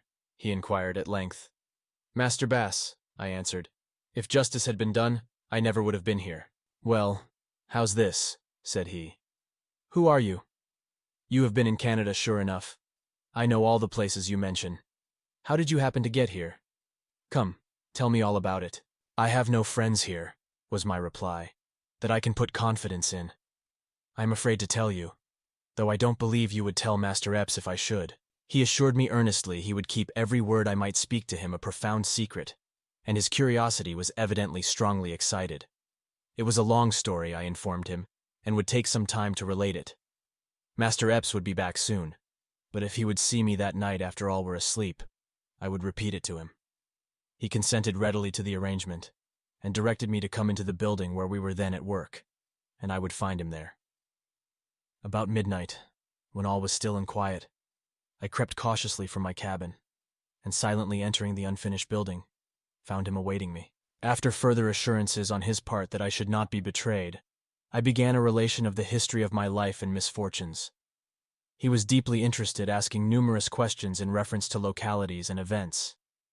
Having ended my story, I besought him to write to some of my friends at the North, acquainting them with my situation, and begging them to forward free papers, or take such steps as they might consider proper to secure my release. He promised to do so, but dwelt upon the danger of such an act in case of detection, and now impressed upon me the great necessity of strict silence and secrecy. Before we parted, our plan of operation was arranged. We agreed to meet the next night at a specified place among the high weeds on the bank of the bayou, some distance from Master's dwelling. There he was write down on paper the names and address of several persons, old friends in the North, to whom he would direct letters during his next visit to Marksville. It was not deemed prudent to meet in the new house, inasmuch as the light it would be necessary to use might possibly be discovered. In the course of the day, I managed to obtain a few matches and a piece of candle, unperceived, from the kitchen, during a temporary absence of Aunt Phoebe. Bass had pencil and paper in his tool chest. At the appointed hour, we met on the bayou bank, and creeping among the high weeds, I lighted the candle, while he drew forth pencil and paper and prepared for business. I gave him the names of William Perry, Cephas Parker, and Judge Marvin, all of Saratoga Springs, Saratoga County, New York. I had been employed by the latter in the United States Hotel, and had transacted business with the former to a considerable extent, and trusted that at least one of them would be still living at that place. He carefully wrote the names, and then remarked thoughtfully, "It is so many years since you left Saratoga. All these men may be dead, or may have removed. You say you obtained papers at the Custom House in New York. Probably there is a record of them there, and I think it would be well to write and ascertain." I agreed with him, and again repeated the circumstances related heretofore, connected with my visit to the Custom House with Brown and Hamilton. We lingered on the bank of the bayou an hour or more, conversing upon the subject which now engrossed our thoughts. I could no longer doubt his fidelity, and freely spoke to him of the many sorrows I had borne in silence, and so long. I spoke of my wife and children, mentioning their names and ages, and dwelling upon the unspeakable happiness it would be to clasp them to my heart once more before I died. I caught him by the hand, and with tears and passionate entreaties implored him to befriend me, to restore me to my kindred and to liberty, promising I would weary heaven the remainder of my life with prayers that it would bless and prosper him. In the enjoyment of freedom, surrounded by the associations of youth, and restored to the bosom of my family, that promise is not yet forgotten, nor shall it ever be so long as I have strength to raise my imploring eyes on high. Oh, blessings on his kindly voice and on his silver hair, and blessings on his whole life long, until he meet me there. He overwhelmed me with assurances of friendship and faithfulness, saying he had never before taken so deep an interest in the fate of anyone.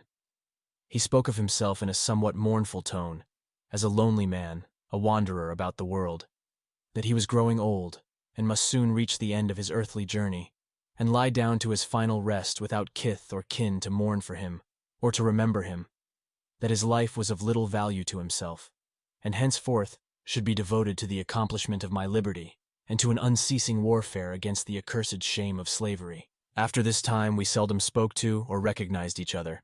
He was, moreover, less free in his conversation with Epps on the subject of slavery. The remotest suspicion that there was any unusual intimacy, any secret understanding between us, never once entered the mind of Epps or any other person, white or black, on the plantation. I am often asked, with an air of incredulity, how I succeeded so many years in keeping from my daily and constant companions the knowledge of my true name and history. The terrible lesson Birch taught me impressed indelibly upon my mind the danger and uselessness of asserting I was a freeman. There was no possibility of any slave being able to assist me, while, on the other hand, there was a possibility of his exposing me.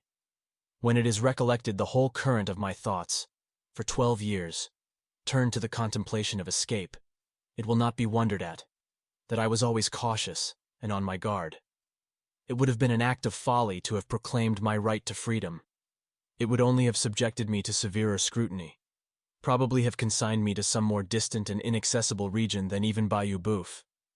Edwin Epps was a person utterly regardless of a black man's rights or wrongs, utterly destitute of any natural sense of justice, as I well knew. It was important, therefore, not only as regarded my hope of deliverance, but also as regarded the few personal privileges I was as permitted to enjoy, to keep from him the history of my life. The Saturday night subsequent to our interview at the water's edge, Bass went home to Marksville. The next day, being Sunday, he employed himself in his own room writing letters. One he directed to the Collector of Customs at New York, another to Judge Marvin, and another to Messrs. Parker and Perry jointly. The latter was the one which led to my recovery. He subscribed my true name, but in the postscript intimated I was not the writer. The letter itself shows that he considered himself engaged in a dangerous undertaking, no less than running the risk of his life if detected. I did not see the letter before it was mailed, but have since obtained a copy, which is here inserted. Bayou Boeuf, August 15th, 1852. Mr. William Perry or Mr. Cephas Parker. Gentlemen, it having been a long time since I have seen or heard from you, and not knowing that you are living, it is with uncertainty that I write to you. But the necessity of the case must be my excuse. Having been born free, just across the river from you, I am certain you must know me, and I am here now a slave. I wish you to obtain free papers for me, and forward them to me at Marksville, Louisiana, parish of Avoyelles, and oblige. Yours, Solomon Northup. The way I came to be a slave, I was taken sick in Washington City, and was insensible for some time. When I recovered my reason, I was robbed of my free papers, and in irons on my way to this state, and have never been able to get anyone to write for me until now, and he that is writing for me runs the risk of his life if detected. The allusion to myself in the work recently issued, entitled A Key to Uncle Tom's Cabin, contains the first part of this letter, omitting the postscript. Neither are the full names of the gentlemen to whom it is directed correctly stated, there being a slight discrepancy, probably a typographical error. To the postscript more than to the body of the communication am I indebted for my liberation, as will presently be seen. When Bass returned from Marksville, he informed me of what he had done. We continued our midnight consultations, never speaking to each other through the day, excepting as it was necessary about the work. As nearly as he was able to ascertain, it would require 2 weeks for the letter to reach Saratoga in due course of mail, and the same length of time for an answer to return. Within 6 weeks, at the farthest, we concluded, an answer would arrive, if it arrived at all. A great many suggestions were now made, and a great deal of conversation took place between us, as to the most safe and proper course to pursue on receipt of the free papers. They would stand between him and harm, in case we were overtaken and arrested leaving the country altogether. It would be no infringement of law, however much it might provoke individual hostility, to assist a freeman to regain his freedom. At the end of 4 weeks, he was again at Marksville, but no answer had arrived. I was sorely disappointed, but still reconciled myself with the reflection that sufficient length of time had not yet elapsed, that there might have been delays, and that I could not reasonably expect one so soon. 6, 7, 8, and 10 weeks passed by, however, and nothing came. I was in a fever of suspense whenever Bass visited Marksville, and could scarcely close my eyes until his return. Finally, my master's house was finished, and the time came when Bass must leave me. The night before his departure, I was wholly given up to despair. I had clung to him as a drowning man clings to the floating spar, knowing if it ships from his grasp, he must forever sink beneath the waves. The all-glorious hope, upon which I had laid such eager hold, was crumbling to ashes in my hands. I felt as if sinking down, amidst the bitter waters of slavery, from the unfathomable depths of which I should never rise again. The generous heart of my friend and benefactor was touched with pity at the sight of my distress. He endeavored to cheer me up, promising to return the day before Christmas, and if no intelligence was received in the meantime, some further step would be undertaken to effect our design. He exhorted me to keep up my spirits, to rely upon his continued efforts in my behalf, assuring me, in most earnest and impressive language, that my liberation should, from thenceforth, be the chief object of his thoughts. In his absence, the time passed slowly indeed. I looked forward to Christmas with intense anxiety and impatience. I had about given up the expectation of receiving any answer to the letters. They might have miscarried, or might have been misdirected. Perhaps those at Saratoga, to whom they had been addressed, were all dead. Perhaps, engaged in their pursuits, they did not consider the fate of an obscure, unhappy black man of sufficient importance to be noticed. My whole reliance was in Bass. The faith I had in him was continually reassuring me, and enabled me to stand up against the tide of disappointment that had overwhelmed me. So wholly was I absorbed in reflecting upon my situation and prospects, that the hands with whom I labored in the field often observed it. Patsy would ask me if I was sick, and Uncle Abram and Bob and Wiley frequently expressed a curiosity to know what I could be thinking about so steadily. But I evaded their inquiries with some light remark, and kept my thoughts locked closely in my breast. Chapter 20. Faithful to his word, the day before Christmas, just at nightfall, Bass came riding into the yard. "How are you?" said Epps, shaking him by the hand. "Glad to see you." He would not have been very glad had he known the object of his errand. Quite well, answered Bass. "Had some business out on the bayou, and concluded to call and see you, and stay overnight."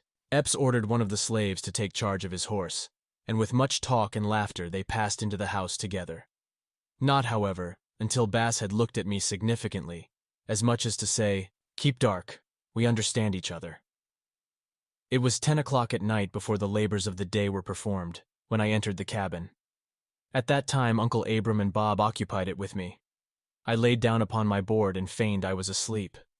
When my companions had fallen into a profound slumber, I moved stealthily out of the door, and watched and listened attentively for some sign or sound from Bass. There I stood until long after midnight, but nothing could be seen or heard. As I suspected, he dared not leave the house, through fear of exciting the suspicion of some of the family.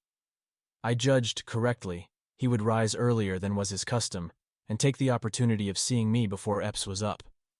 Accordingly, I aroused Uncle Abram an hour sooner than usual, and sent him into the house to build a fire, which, at that season of the year, is a part of Uncle Abram's duties. I also gave Bob a violent shake, and asked him if he intended to sleep till noon, saying Master would be up before the mules were fed. He knew right well the consequence that would follow such an event, and jumping to his feet, was at the horse pasture in a twinkling. Presently, when both were gone, Bass slipped into the cabin. "No letter yet, Platt," said he.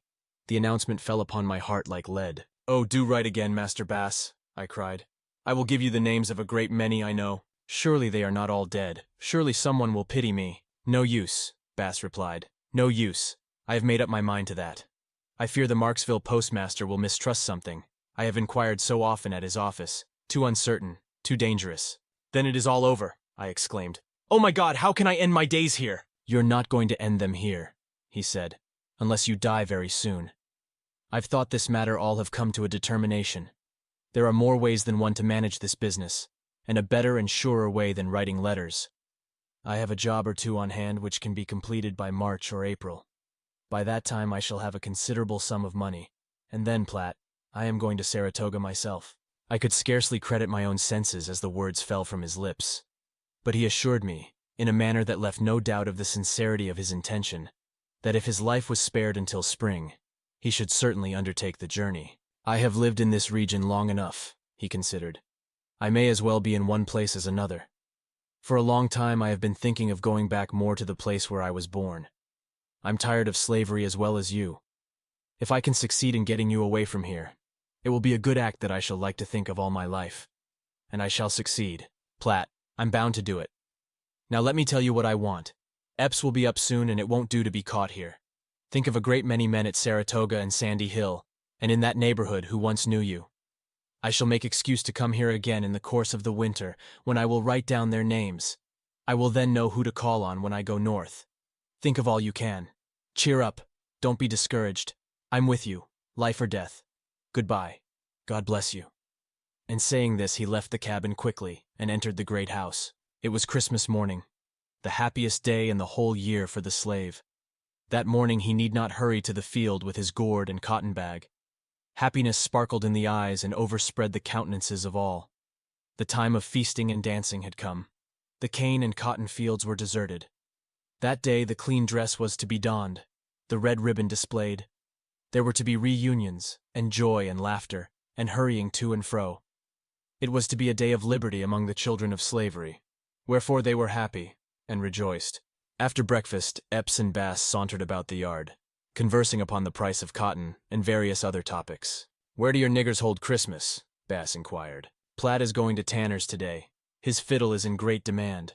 They want him at Marshall's Monday, and Miss Mary McCoy, on the old Norwood plantation, writes me a note that she wants him to play for her niggers Tuesday. He is rather a smart boy, ain't he?" said Bass. "Come here, Platt," he added, looking at me as I walked up to them, as if he had never thought before to take any special notice of me. "Yes," replied Epps, taking hold of my arm and feeling it. "There isn't a bad joint in him. There ain't a boy on the bayou worth more than he is. Perfectly sound, and no bad tricks. D and him, he isn't like other niggers. Doesn't look like 'em, don't act like 'em. I was offered $1,700 for him last week." "And didn't take it?" Bass inquired with an air of surprise. "Take it? No. Devilish clear of it.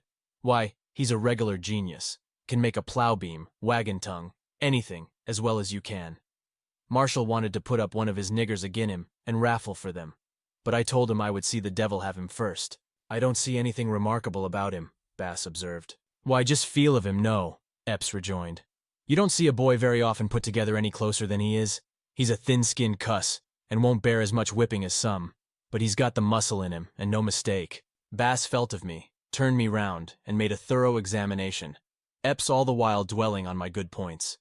But his visitor seemed to take but little interest finally in the subject, and consequently it was dropped. Bass soon departed, giving me another sly look of recognition and significance as he trotted out of the yard. When he was gone, I obtained a pass, and started for Tanner's, not Peter Tanner's, of whom mention has previously been made, but a relative of his. I played during the day and most of the night, spending the next day, Sunday, in my cabin. Monday I crossed the bayou to Douglas Marshall's, all Epps' slaves accompanying me, and on Tuesday went to the old Norwood place, which is the third plantation above Marshall's, on the same side of the water. This estate is now owned by Miss Mary McCoy, a lovely girl, some 20 years of age. She is the beauty and the glory of Bayou Buef. She owns about 100 working hands, besides a great many house servants, yard boys, and young children. Her brother-in-law, who resides on the adjoining estate, is her general agent. She is beloved by all her slaves, and good reason indeed have they to be thankful that they have fallen into such gentle hands. Nowhere on the bayou are there such feasts, such merrymaking as at young Madam McCoy's. Thither, more than to any other place, do the old and the young for miles around love to repair in the time of the Christmas holiday, for nowhere else can they find such delicious repasts. Nowhere else can they hear a voice speaking to them so pleasantly. No one is so well beloved. No one fills so large a space in the hearts of 1,000 slaves as young Madam McCoy, the orphan mistress of the old Norwood estate. On my arrival at her place, I found 200 or 300 had assembled. The table was prepared in a long building, which she had erected expressly for her slaves to dance in. It was covered with every variety of food the country afforded, and was pronounced by general acclamation to be the rarest of dinners. Roast turkey, pig, chicken, duck, and all kinds of meat, baked, boiled, and broiled, formed a line the whole length of the extended table, while the vacant spaces were filled with tarts, jellies, and frosted cake, and pastry of many kinds. The young mistress walked around the table, smiling and saying a kind word to each one, and seemed to enjoy the scene exceedingly. When the dinner was over, the tables were removed to make room for the dancers. I tuned my violin and struck up a lively air, while some joined in a nimble reel, others patted and sang their simple but melodious songs, filling the great room with music mingled with the sound of human voices and the clatter of many feet. In the evening the mistress returned, and stood in the door a long time looking at us. She was magnificently arrayed. Her dark hair and eyes contrasted strongly with her clear and delicate complexion. Her form was slender but commanding, and her movement was a combination of unaffected dignity and grace. As she stood there, clad in her rich apparel, her face animated with pleasure. I thought I had never looked upon a human being half so beautiful. I dwell with delight upon the description of this fair and gentle lady, not only because she inspired me with emotions of gratitude and admiration, but because I would have the reader understand that all slave owners on Bayou Boeuf are not like Epps, or Tibeats, or Jim Burns. Occasionally can be found, rarely it may be indeed, a good man like William Ford, or an angel of kindness like young Mistress McCoy. Tuesday concluded the 3 holidays Epps yearly allowed us. On my way home, Wednesday morning, while passing the plantation of William Pierce, that gentleman hailed me, saying he had received a line from Epps, brought down by William Varnell, permitting him to detain me for the purpose of playing for his slaves that night. It was the last time I was destined to witness a slave dance on the shores of Bayou Boeuf. The party at Pierce's continued their jollification until broad daylight, when I returned to my master's house, somewhat wearied with the loss of rest, but rejoicing in the possession of numerous bits and picayunes, which the whites, who were pleased with my musical performances, had contributed.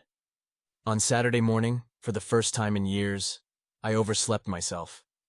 I was frightened on coming out of the cabin to find the slaves were already in the field.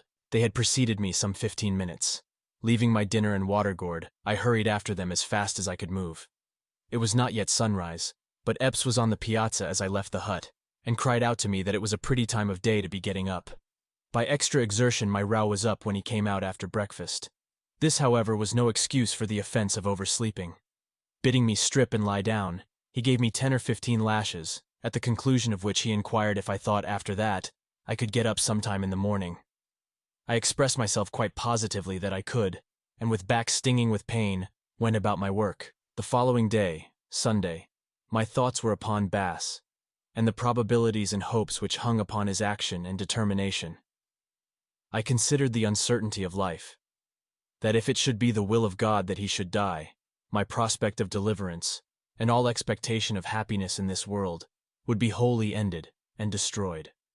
My sore back, perhaps, did not have a tendency to render me unusually cheerful.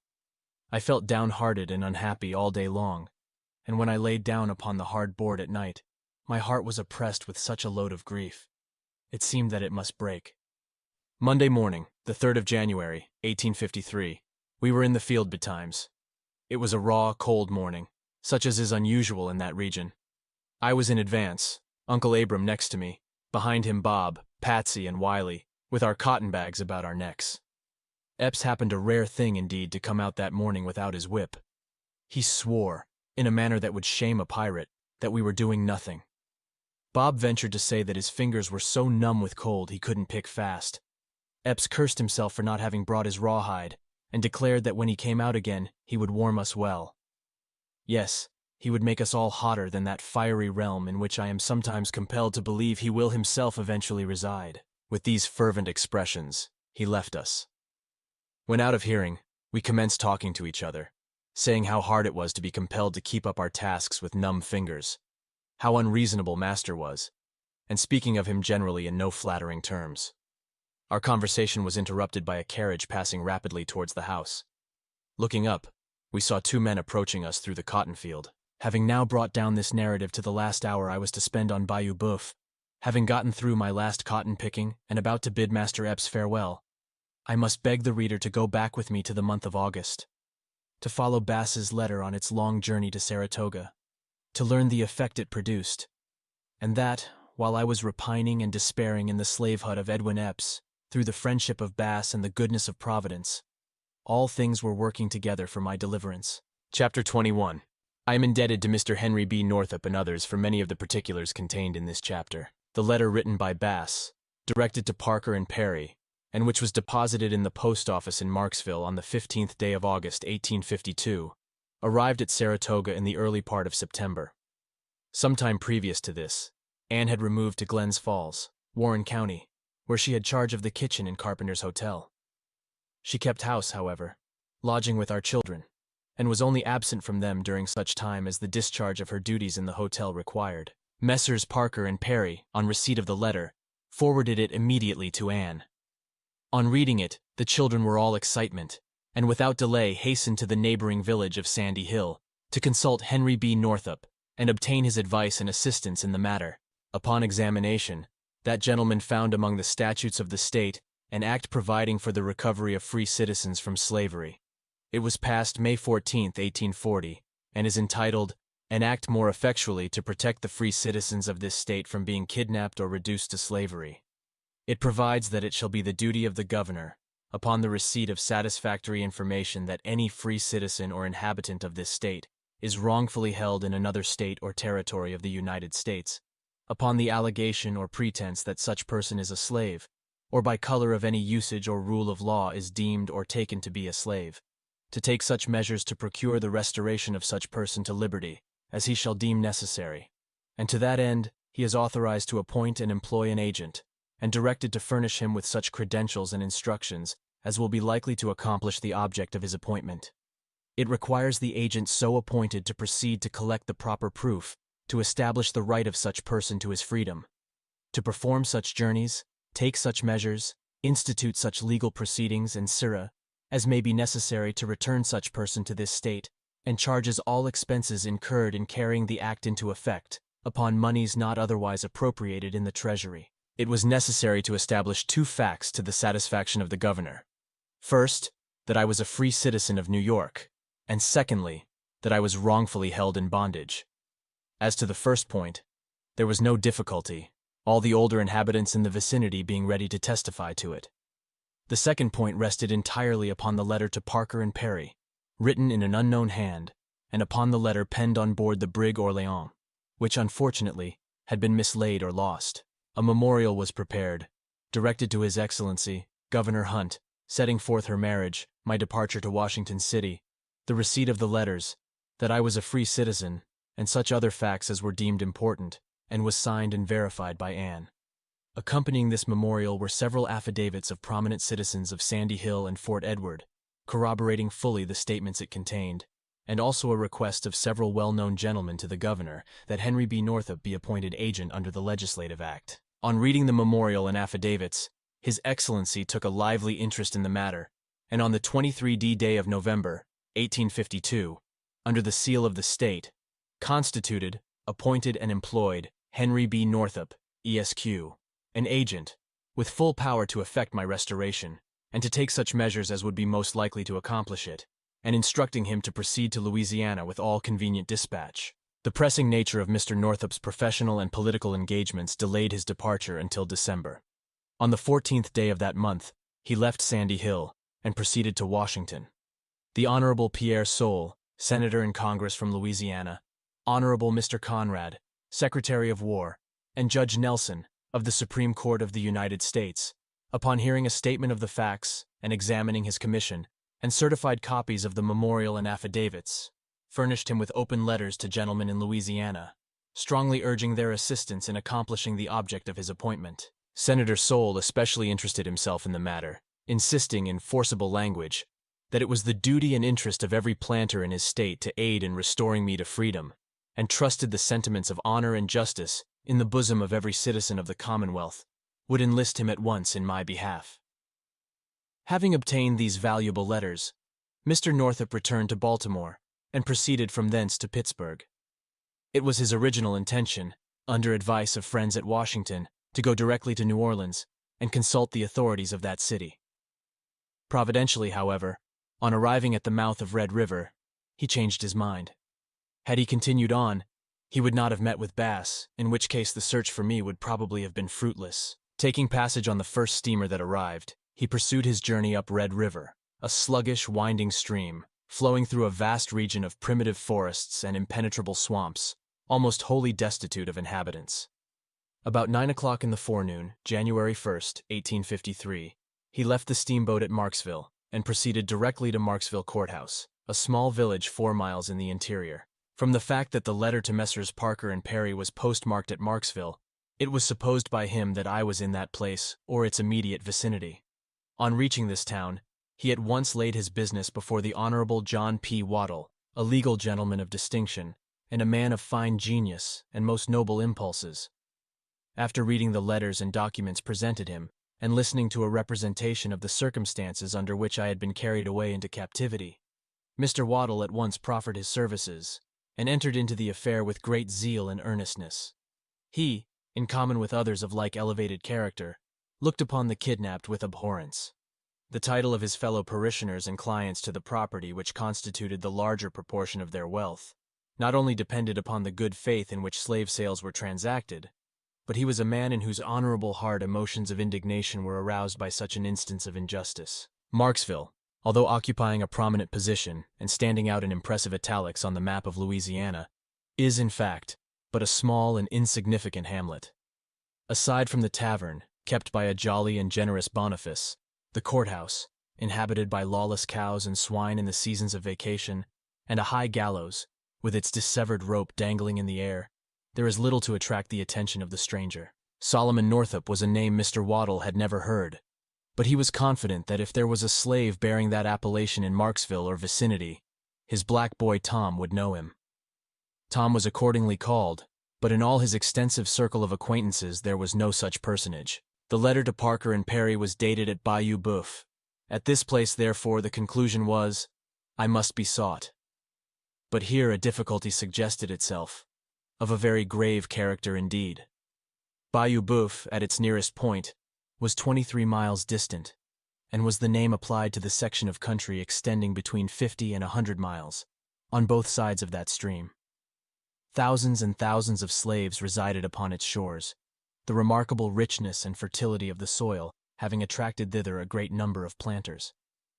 The information in the letter was so vague and indefinite as to render it difficult to conclude upon any specific course of proceeding. It was finally determined, however, as the only plan that presented any prospect of success, that Northup and the brother of Waddle, a student in the office of the latter, should repair to the bayou, and traveling up one side and down the other its whole length, inquire at each plantation for me. Mr. Waddle tendered the use of his carriage, and it was definitely arranged that they should start upon the excursion early Monday morning. It will be seen at once that this course, in all probability, would have resulted unsuccessfully. It would have been impossible for them to have gone into the fields and examine all the gangs at work. They were not aware that I was known only as Platt, and had they inquired of Epps himself, he would have stated truly that he knew nothing of Solomon Northup. The arrangement being adopted, however, there was nothing further to be done until Sunday had elapsed. The conversation between Messrs. Northup and Waddle, in the course of the afternoon, turned upon New York politics. I can scarcely comprehend the nice distinctions and shades of political parties in your state, observed Mr. Waddle. I read of soft shells and hard shells, hunkers and barn burners, woolly heads and silver grays, and am unable to understand the precise difference between them. Pray, what is it? What? Mr. Northup, refilling his pipe, entered into quite an elaborate narrative of the origin of the various reactions of parties, and concluded by saying there was another party in New York, known as Free Soilers or Abolitionists. You have seen none of those in this part of the country, I presume, Mr. Northup remarked. Never but one, answered Waddle laughingly. We have one here in Marksville, an eccentric creature, who preaches abolitionism as vehemently as any fanatic at the North. He is a generous, inoffensive man, but always maintaining the wrong side of an argument. It affords us a deal of amusement. He is an excellent mechanic, and almost indispensable in this community. He is a carpenter. His name is Bass. Some further good-natured conversation was had at the expense of Bass's peculiarities, when Waddle all at once fell into a reflective mood, and asked for the mysterious letter again. Let me see. Le to mem e, he repeated thoughtfully to himself, running his eyes over the letter once more. Bayou Boeuf, August 15th. August 15th. Postmarked here. He that is writing for me. Where did Bass work last summer? He inquired, turning suddenly to his brother. His brother was unable to inform him, but rising, left the office, and soon returned with the intelligence that Bass worked last summer somewhere on Bayou Boeuf. He is the man, bringing down his hand emphatically on the table. Who can tell us all about Solomon Northup? Exclaimed Waddle. Bass was immediately searched for, but could not be found. After some inquiry, it was ascertained he was at the landing on Red River. Procuring a conveyance, young Waddle and Northup were not long in traversing the few miles to the latter place. On their arrival, Bass was found, just on the point of leaving, to be absent a fortnight or more. After an introduction, Northup begged the privilege of speaking to him privately a moment. They walked together towards the river, when the following conversation ensued. Mr. Bass, said Northup, allow me to ask you if you were on Bayou Boeuf last August? Yes, sir, I was there in August, was the reply. Did you write a letter for a colored man as that place to some gentleman in Saratoga Springs? Excuse me, sir, if I say that is none of your business, answered Bass, stopping and looking his interrogator searchingly in the face. Perhaps I am rather hasty, Mr. Bass. I beg your pardon. But I have come from the state of New York to accomplish the purpose the writer of a letter dated the 15th of August, postmarked at Marksville, had in view. Circumstances have led me to think that you are perhaps the man who wrote it. I am in search of Solomon Northup. If you know him, I beg you to inform me frankly where he is, and I assure you the source of any information you may give me shall not be divulged, if you desire it not to be. A long time Bass looked his new acquaintance steadily in the eyes, without opening his lips. He seemed to be doubting in his own mind if there was not an attempt to practice some deception upon him. Finally he said deliberately, "I have done nothing to be ashamed of. I am the man who wrote the letter. If you have come to rescue Solomon Northup, I am glad to see you." "When did you last see him, and where is he?" Northup inquired. "I last saw him Christmas, a week ago today. He is the slave of Edwin Epps, a planter on Bayou Boeuf, near Holmesville. He is not known as Solomon Northup. He is called Platt. The secret was out. The mystery was unraveled. Through the thick black cloud, amid whose dark and dismal shadows I had walked 12 years, broke the star that was to light me back to liberty. All mistrust and hesitation were soon thrown aside, and the two men conversed long and freely upon the subject uppermost in their thoughts. Bass expressed the interest he had taken in my behalf, his intention of going north in the spring, and declaring that he had resolved to accomplish my emancipation if it were in his power. He described the commencement and progress of his acquaintance with me, and listened with eager curiosity to the account given him of my family and the history of my early life. Before separating, he drew a map of the bayou on a strip of paper with a piece of red chalk, showing the locality of Epps's plantation and the road leading most directly to it. Northup and his young companion returned to Marksville, where it was determined to commence legal proceedings to test the question of my right to freedom. I was made plaintiff, Mr. Northup acting as my guardian, and Edwin Epps defendant. The process to be issued was in the nature of replevin, directed to the sheriff of the parish, commanding him to take me into custody and detain me until the decision of the court. By the time the papers were duly drawn up, it was 12 o'clock at night, too late to obtain the necessary signature of the judge, who resided some distance out of town. Further business was therefore suspended until Monday morning. Everything apparently was moving along swimmingly, until Sunday afternoon, when Waddle called at Northup's room to express his apprehension of difficulties they had not expected to encounter. Bass had become alarmed, and had placed his affairs in the hands of a person at the landing, communicating to him his intention of leaving the state. This person had betrayed the confidence reposed in him to a certain extent, and a rumor began to float about the town that the stranger at the hotel, who had been observed in the company of Lawyer Waddle, was after one of old Epps' slaves over on the bayou. Epps was known at Marksville, having frequent occasion to visit that place during the session of the courts, and the fear entertained by Mr. Northup's adviser was that intelligence would be conveyed to him in the night, giving him an opportunity of secreting me before the arrival of the sheriff. This apprehension had the effect of expediting matters considerably. The sheriff, who lived in one direction from the village, was requested to hold himself in readiness immediately after midnight, while the judge was informed he would be called upon at the same time. It is but justice to say that the authorities at Marksville cheerfully rendered all the assistance in their power. As soon after midnight as bail could be perfected, and the judge's signature obtained, a carriage containing Mr. Northup and the sheriff, driven by the landlord's son, rolled rapidly out of the village of Marksville on the road towards Bayou Boeuf. It was supposed that Epps would contest the issue involving my right to liberty, and it therefore suggested itself to Mr. Northup that the testimony of the sheriff, describing my first meeting with the former, might perhaps become material on the trial. It was accordingly arranged during the ride that before I had an opportunity of speaking to Mr. Northup, the sheriff should propound to me certain questions agreed upon, such as the number and names of my children, the name of my wife before marriage, of places I knew at the north, and so forth. If my answers corresponded with the statements given him, the evidence must necessarily be considered conclusive. At length, shortly after Epps had left the field, with the consoling assurance that he would soon return and warm us, as was stated in the conclusion of the preceding chapter, they came in sight of the plantation and discovered us at work. Alighting from the carriage and directing the driver to proceed to the great house, with instructions not to mention to anyone the object of their errand until they met again, Northup and the sheriff turned from the highway and came towards us across the cotton field. We observed them, on looking up at the carriage, one several rods in advance of the other.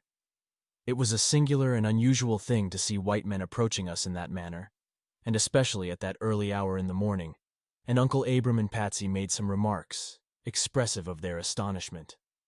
Walking up to Bob, the sheriff inquired, "Where's the boy they call Platt?" "Thar he is, massa," answered Bob, pointing to me and twitching off his hat. I wondered to myself what business he could possibly have with me, and turning round, gazed at him until he had approached within a step. During my long residence on the bayou, I had become familiar with the face of every planter within many miles, but this man was an utter stranger. Certainly I had never seen him before. "Your name is Platt, is it?" he asked. "Yes, master," I responded. Pointing towards Northup, standing a few rods distant, he demanded, "Do you know that man?"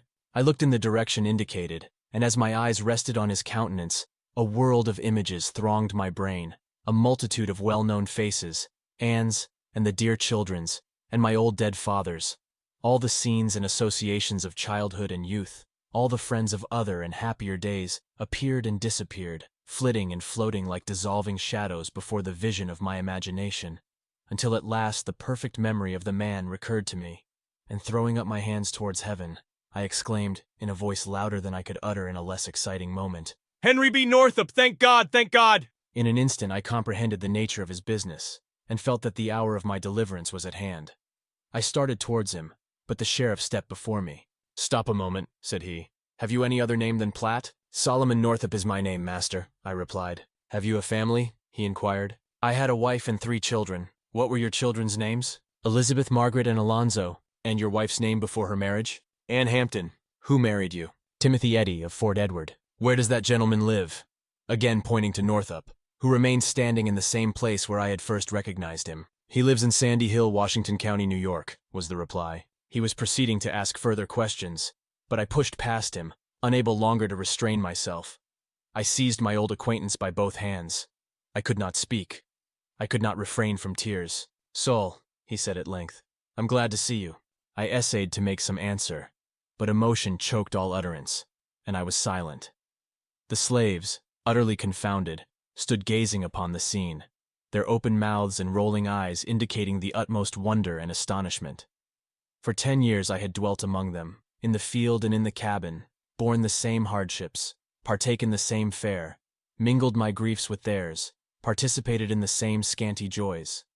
Nevertheless, not until this hour, the last I was to remain among them, had the remotest suspicion of my true name, or the slightest knowledge of my real history been entertained by any one of them. Not a word was spoken for several minutes, during which time I clung fast to Northup, looking up into his face, fearful I should awake and find it all a dream. "Throw down that sack," Northup added finally. "Your cotton-picking days are over. Come with us to the man you live with." I obeyed him, and walking between him and the sheriff, we moved towards the great house. It was not until we had proceeded some distance that I had recovered my voice sufficiently to ask if my family were all living. He informed me he had seen Anne, Margaret, and Elizabeth but a short time previously, that Alonzo was also living, and all were well. My mother, however, I could never see again. As I began to recover in some measure from the sudden and great excitement which so overwhelmed me, I grew faint and weak, insomuch it was with difficulty I could walk. The sheriff took hold of my arm and assisted me, or I think I should have fallen. As we entered the yard, Epps stood by the gate, conversing with the driver. That young man, faithful to his instructions, was entirely unable to give him the least information in answer to his repeated inquiries of what was going on. By the time we reached him, he was almost as much amazed and puzzled as Bob or Uncle Abram. Shaking hands with the sheriff and receiving an introduction to Mr. Northup, he invited them into house, ordering me, at the same time, to bring in some wood. It was some time before I succeeded in cutting an armful, having somehow, unaccountably lost the power of wielding the axe with any manner of precision. When I entered with it at last, the table was strewn with papers, from one of which Northup was reading. I was probably longer than necessity required in placing the sticks upon the fire, being particular as to the exact position of each individual one of them. I heard the words, "the said Solomon Northup," and the deponent further says, "and free citizen of New York," repeated frequently, and from these expressions understood that the secret I had so long retained from Master and Mistress Epps was finally developing. I lingered as long as prudence permitted, and was about leaving the room, when Epps inquired, "Platt, do you know this gentleman?" "Yes, master," I replied. "I have known him as long as I can remember." "Where does he live?" "He lives in New York. Did you ever live there?" "Yes, master, born and bred there." You was free then. Now you did a nigger, he exclaimed. Why did you not tell me that when I bought you? "Master Epps," I answered in a somewhat different tone than the one in which I had been accustomed to address him. "Master Epps, you did not take the trouble to ask me. Besides, I told one of my owners, the man that kidnapped me, that I was free, and was whipped almost to death for it." "It seems there has been a letter written for you by somebody. Now who is it?" he demanded authoritatively. I made no reply. "I say, who wrote that letter?" he demanded again. "Perhaps I wrote it myself," I said. "You haven't been to Marksville post office and back before light, I know." He insisted upon my informing him, and I insisted I would not. He made many vehement threats against the man, whoever he might be, and intimated the bloody and savage vengeance he would wreak upon him when he found him out. His whole manner and language exhibited a feeling of anger towards the unknown person who had written for me, and of fretfulness at the idea of losing so much property. Addressing Mr. Northup, he swore if he had only had an hour's notice of his coming, he would have saved him the trouble of taking me back to New York, that he would have run me into the swamp, or some other place out of the way, where all the sheriffs on earth couldn't have found me. I walked out into the yard, and was entering the kitchen door, when something struck me in the back. Aunt Phoebe, emerging from the back door of the great house with a pan of potatoes, had thrown one of them with unnecessary violence, thereby giving me to understand that she wished to speak to me a moment confidentially. Running up to me, she whispered in my ear with great earnestness, "Lord Almighty, Platt, what do you think? Dem 2 men come after you. Heard 'em tell Mass you free. Got wife and 3 children back there where you come from. Goin' with 'em? Fool if you don't. Wish I could go." And Aunt Phoebe ran on in this manner at a rapid rate. Presently Mistress Epps made her appearance in the kitchen. She said many things to me, and wondered why I had not told her who I was. She expressed her regret, complimenting me by saying she had rather lose any other servant on the plantation. Had Patsy that day stood in my place, the measure of my mistress's joy would have overflowed.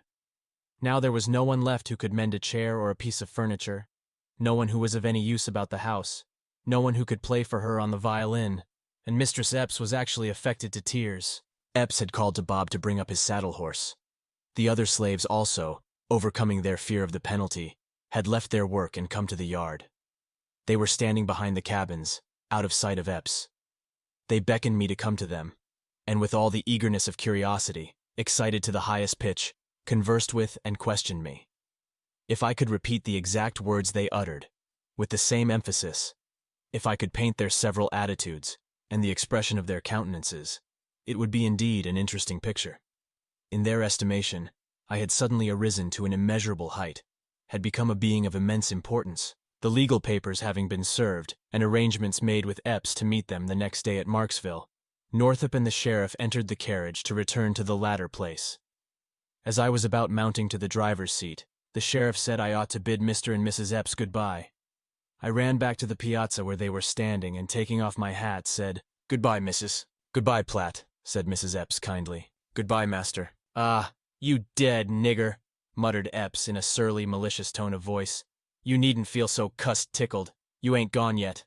I'll see about this business at Marksville tomorrow." I was only a nigger and knew my place, but felt as strongly as if I had been a white man, that it would have been an inward comfort had I dared to have given him a parting kick. On my way back toward the carriage, Patsy ran from behind a cabin and threw her arms about my neck. "Oh, Platt," she cried, tears streaming down her face. "You're going to be free. You're going way off yonder where we'll never see ye any more. You've saved me a good many whipping, Platt. I'm glad you're going to be free. But oh, de Lord, what'll become of me?" I disengaged myself from her and entered the carriage. The driver cracked his whip and away we rolled. I looked back and saw Patsy with drooping head, half reclining on the ground. Mrs. Epps was on the piazza. Uncle Abram and Bob and Wiley and Aunt Phoebe stood by the gate, gazing after me. I waved my hand, but the carriage turned a bend of the bayou, hiding them from my eyes forever. We stopped a moment at Carey's sugar house, where a great number of slaves were at work, such an establishment being a curiosity to a northern man. Epps dashed by us on horseback at full speed, on the way, as we learned next day, to the pine woods. to see William Ford, who had brought me into the country. Tuesday, the 4th of January, Epps and his counsel, the Honorable E. Taylor, Northup, Waddle, the judge and sheriff of Avoyelles, and myself, met in a room in the village of Marksville.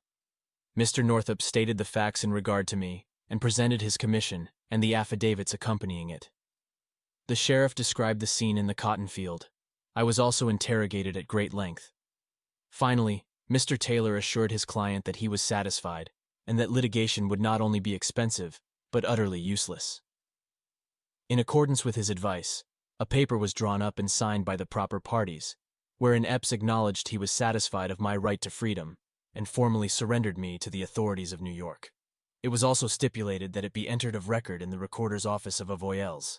Mr. Northup and myself immediately hastened to the landing, and taking passage on the first steamer that arrived, were soon floating down Red River, up which, with such desponding thoughts, I had been borne 12 years before. Chapter 22. As the steamer glided on its way towards New Orleans, perhaps I was not happy. Perhaps there was no difficulty in restraining myself from dancing around the deck. Perhaps I did not feel grateful to the man who had come so many 100 miles for me. Perhaps I did not light his pipe, and wait and watch his word, and run at his slightest bidding. If I didn't, well, no matter. We tarried at New Orleans 2 days. During that time I pointed out the locality of Freeman's slave pen, and the room in which Ford purchased me. We happened to meet Theophilus in the street, but I did not think it worth while to renew acquaintance with him. From respectable citizens we ascertained he had become a low, miserable rowdy, a broken-down, disreputable man. We also visited the recorder, Mr. Genois, to whom Senator Soule's letter was directed, and found him a man well deserving the wide and honorable reputation that he bears. He very generously furnished us with a sort of legal pass, over his signature and seal of office, and as it contains the recorder's description of my personal appearance, it may not be amiss to insert it here. The following is a copy. State of Louisiana, City of New Orleans, Recorder's Office, 2nd District. To all to whom these presents shall come. This is to certify that Henry B. Northup, Esquire, of the County of Washington, New York, has produced before me due evidence of the freedom of Solomon, a mulatto man, aged about 42 years, 5 feet 7 inches and 6 lines, woolly hair and chestnut eyes, who is a native born of the state of New York. That the said Northup, being about bringing the said Solomon to his native place, through the southern routes, the civil authorities are requested to let the aforesaid colored man Solomon pass unmolested, he demeaning well and properly. Given under my hand and the seal of the City of New Orleans this the 7th of January, 1853. L.S. Teeth Genois, Recorder. On the 8th, we came to Lake Pontchartrain, by railroad, and in due time, following the usual route, reached Charleston. After going on board the steamboat and paying our passage at this city, Mr. Northup was called upon by a custom-house officer to explain why he had not registered his servant. He replied that he had no servant, that as the agent of New York, he was accompanying a free citizen of that state from slavery to freedom, and did not desire nor intend to make any registry whatever. I conceived from his conversation and manner, though I may perhaps be entirely mistaken, that no great pains would be taken to avoid whatever difficulty the Charleston officials might deem proper to create. At length, however, we were permitted to proceed, and passing through Richmond, where I caught a glimpse of Gooden's pen, arrived in Washington January 17th, 1853. We ascertained that both Birch and Radburn were still residing in that city. Immediately a complaint was entered with a police magistrate of Washington against James H. Birch for kidnapping and selling me into slavery. He was arrested upon a warrant issued by Justice Goddard and returned before Justice Mansell and held to bail in the sum of $3,000. When first arrested, Birch was much excited, exhibiting the utmost fear and alarm, and before reaching the justice's office on Louisiana Avenue, and before knowing the precise nature of the complaint, begged the police to permit him to consult Benjamin O. Shekels, a slave trader of 17 years, standing, and his former partner. The latter became his bail. At 10 o'clock, the 18th of January, both parties appeared before the magistrate. Senator Chase of Ohio, Honorable Orville Clark of Sandy Hill, and Mr. Northup acted as counsel for the prosecution, and Joseph H. Bradley for the defense. General Orville Clark was called and sworn as a witness, and testified that he had known me from childhood, and that I was a free man, as was my father before me. Mr. Northup then testified to the same, and proved the facts connected with his mission to Avoyelles. Ebenezer Radburn was then sworn for the prosecution, and testified he was 48 years old, that he was a resident of Washington and had known Birch 14 years, that in 1841 he was keeper of Williams's slave pen, that he remembered the fact of my confinement in the pen that year. At this point it was admitted by the defendant's counsel that I had been placed in the pen by Birch in the spring of 1841, and hereupon the prosecution rested. Benjamin O. Shekels was then offered as a witness by the prisoner. Benjamin is a large, coarse-featured man, and the reader may perhaps get a somewhat correct conception of him by reading the exact language he used in answer to the first question of defendant's lawyer. He was asked the place of his nativity, and his reply, uttered in a sort of rowdyish way, was in these very words: "I was born in Ontario County, New York, and weighed 14 pounds. Benjamin was a prodigious baby." He further testified that he kept the Steamboat Hotel in Washington in 1841, and saw me there in the spring of that year. He was proceeding to state what he had heard two men say, when Senator Chase raised a legal objection, to wit, that the sayings of third persons, being hearsay, was improper evidence.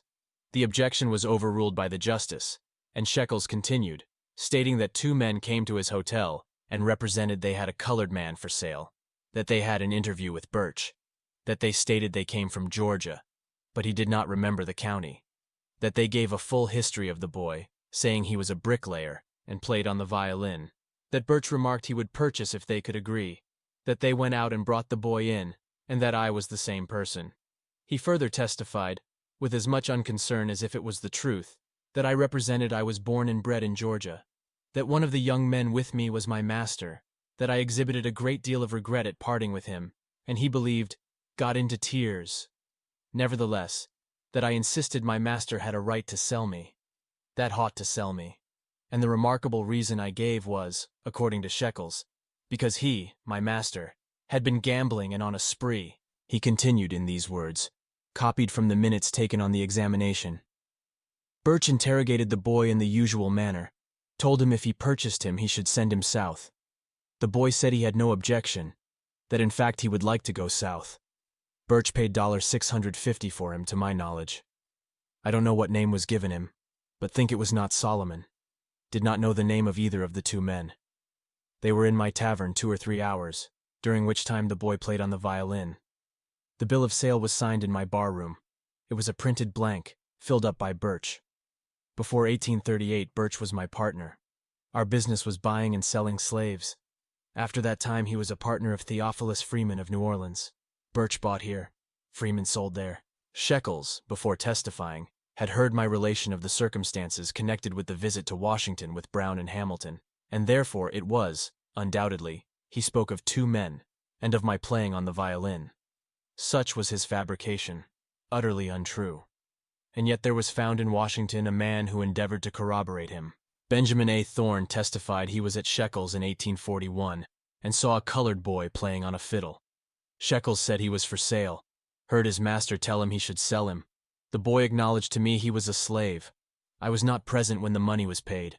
Will not swear positively this is the boy. The master came near shedding tears. I think the boy did. I have been engaged in the business of taking slaves south, off and on, for 20 years. When I can't do that, I do something else. I was then offered as a witness. But, objection being made, the court decided my evidence inadmissible. It was rejected solely on the ground that I was a colored man, the fact of my being a free citizen of New York not being disputed.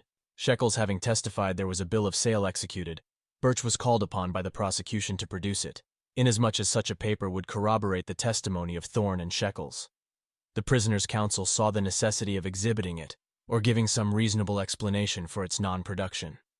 To effect the latter, Birch himself was offered as a witness in his own behalf. It was contended by counsel for the people that such testimony should not be allowed, that it was in contravention of every rule of evidence, and if permitted would defeat the ends of justice. His testimony, however, was received by the court. He made oath that such a bill of sale had been drawn up and signed, but he had lost it, and did not know what had become of it. Thereupon the magistrate was requested to dispatch a police officer to Birch's residence, with directions to bring his books, containing his bills of sales for the year 1841.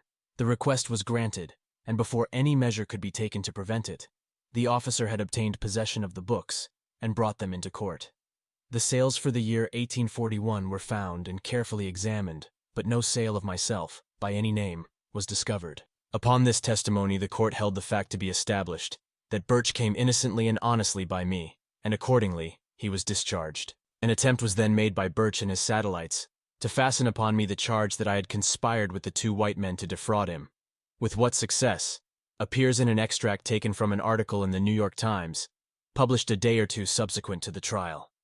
The counsel for the defendant had drawn up, before the defendant was discharged, an affidavit, signed by Birch, and had a warrant out against the colored man for a conspiracy with the two white men before referred to defraud Birch out of $625. The warrant was served, and the colored man arrested and brought before Officer Goddard. Birch and his witnesses appeared in court, and H.B. Northup appeared as counsel for the colored man, stating he was ready to proceed as counsel on the part of the defendant, and asking no delay whatever.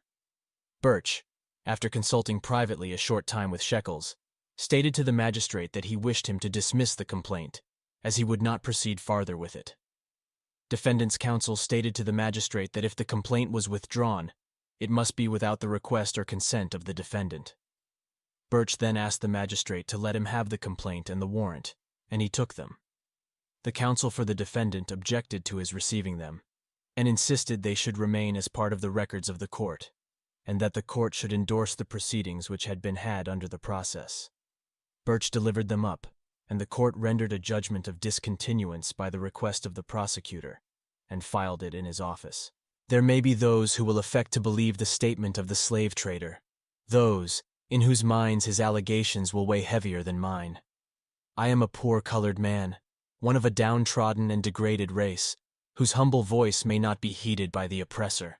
But knowing the truth, and with a full sense of my accountability, I do solemnly declare before men and before God that any charge or assertion that I conspired directly or indirectly with any person or persons to sell myself, that any other account of my visit to Washington, my capture and imprisonment in Williams' slave pen, shall as contained in these pages, is utterly and absolutely false. I never played on the violin in Washington. I never was in the Steamboat Hotel, and never saw Thorne or Shekels to my knowledge in my life until last January. The story of the trio of slave traders is a fabrication as absurd as it is base and unfounded. Were it true, I should not have turned aside on my way back to Liberty for the purpose of prosecuting Birch. I should have avoided rather than sought him. I should have known that such a step would have resulted in rendering me infamous. Under the circumstances, longing as I did to behold my family, and elated with the prospect of returning home, it is an outrage upon probability to suppose I would have run the hazard, not only of exposure, but of a criminal prosecution and conviction, by voluntarily placing myself in the position I did, if the statements of Birch and his confederates contain a particle of truth. I took pains to seek him out, to confront him in a court of law, charging him with the crime of kidnapping, and the only motive that impelled me to this step was a burning sense of the wrong he had inflicted upon me, and a desire to bring him to justice. He was acquitted, in the manner, and by such means as have been described. A human tribunal has permitted him to escape, but there is another and a higher tribunal, where false testimony will not prevail, and where I am willing, so far at least as these statements are concerned, to be judged at last. We left Washington on the 20th of January, and proceeding by the way of Philadelphia, New York, and Albany, reached Sandy Hill in the night of the 21st. My heart overflowed with happiness as I looked around upon old familiar scenes, and found myself in the midst of friends of other days. The following morning I started in company with several acquaintances for Glens Falls, the residence of Anne and our children. As I entered their comfortable cottage, Margaret was the first that met me. She did not recognize me. When I left her, she was but 7 years old, a little prattling girl, playing with her toys. Now she was grown to womanhood, was married, with a bright-eyed boy standing by her side. Not forgetful of his enslaved, unfortunate grandfather, she had named the child Solomon Northup Staunton.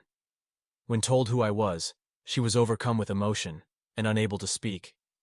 Presently Elizabeth entered the room, and Anne came running from the hotel, having been informed of my arrival. They embraced me, and with tears flowing down their cheeks, hung upon my neck. But I draw a veil over a scene which can better be imagined than described. When the violence of our emotions had subsided to a sacred joy, when the household gathered round the fire that sent out its warm and crackling comfort through the room, We conversed of the 1,000 events that had occurred, the hopes and fears, the joys and sorrows, the trials and troubles we had each experienced during the long separation. Alonzo was absent in the western part of the state. The boy had written to his mother a short time previous of the prospect of his obtaining sufficient money to purchase my freedom. From his earliest years, that had been the chief object of his thoughts and his ambition. They knew I was in bondage. The letter written on board the brig, and Clem Ray himself, had given them that information. But where I was, until the arrival of Bass's letter, was a matter of conjecture. Elizabeth and Margaret once returned from school, so Anne informed me, weeping bitterly. On inquiring the cause of the children's sorrow, it was found that, while studying geography, their attention had been attracted to the picture of slaves working in the cotton field, and an overseer following them with his whip. It reminded them of the sufferings father might be, and, as it happened, actually was, enduring in the South. Numerous incidents such as these were related, incidents showing they still held me in constant remembrance, but not perhaps of sufficient interest to the reader to be recounted. My narrative is at an end. I have no comments to make upon the subject of slavery. Those who read this book may form their own opinions of the peculiar institution. What it may be in other states, I do not profess to know. What it is in the region of Red River is truly and faithfully delineated in these pages. This is no fiction, no exaggeration. If I have failed in anything, it has been in presenting to the reader too prominently the bright side of the picture. I doubt not hundreds have been as unfortunate as myself, that hundreds of free citizens have been kidnapped and sold into slavery, and are at this moment wearing out their lives on plantations in Texas and Louisiana. But I forbear. Chastened and subdued in spirit by the sufferings I have borne, and thankful to that good being through whose mercy I have been restored to happiness and liberty, I hope henceforward to lead an upright though lowly life, and rest at last in the churchyard where my father sleeps. The end.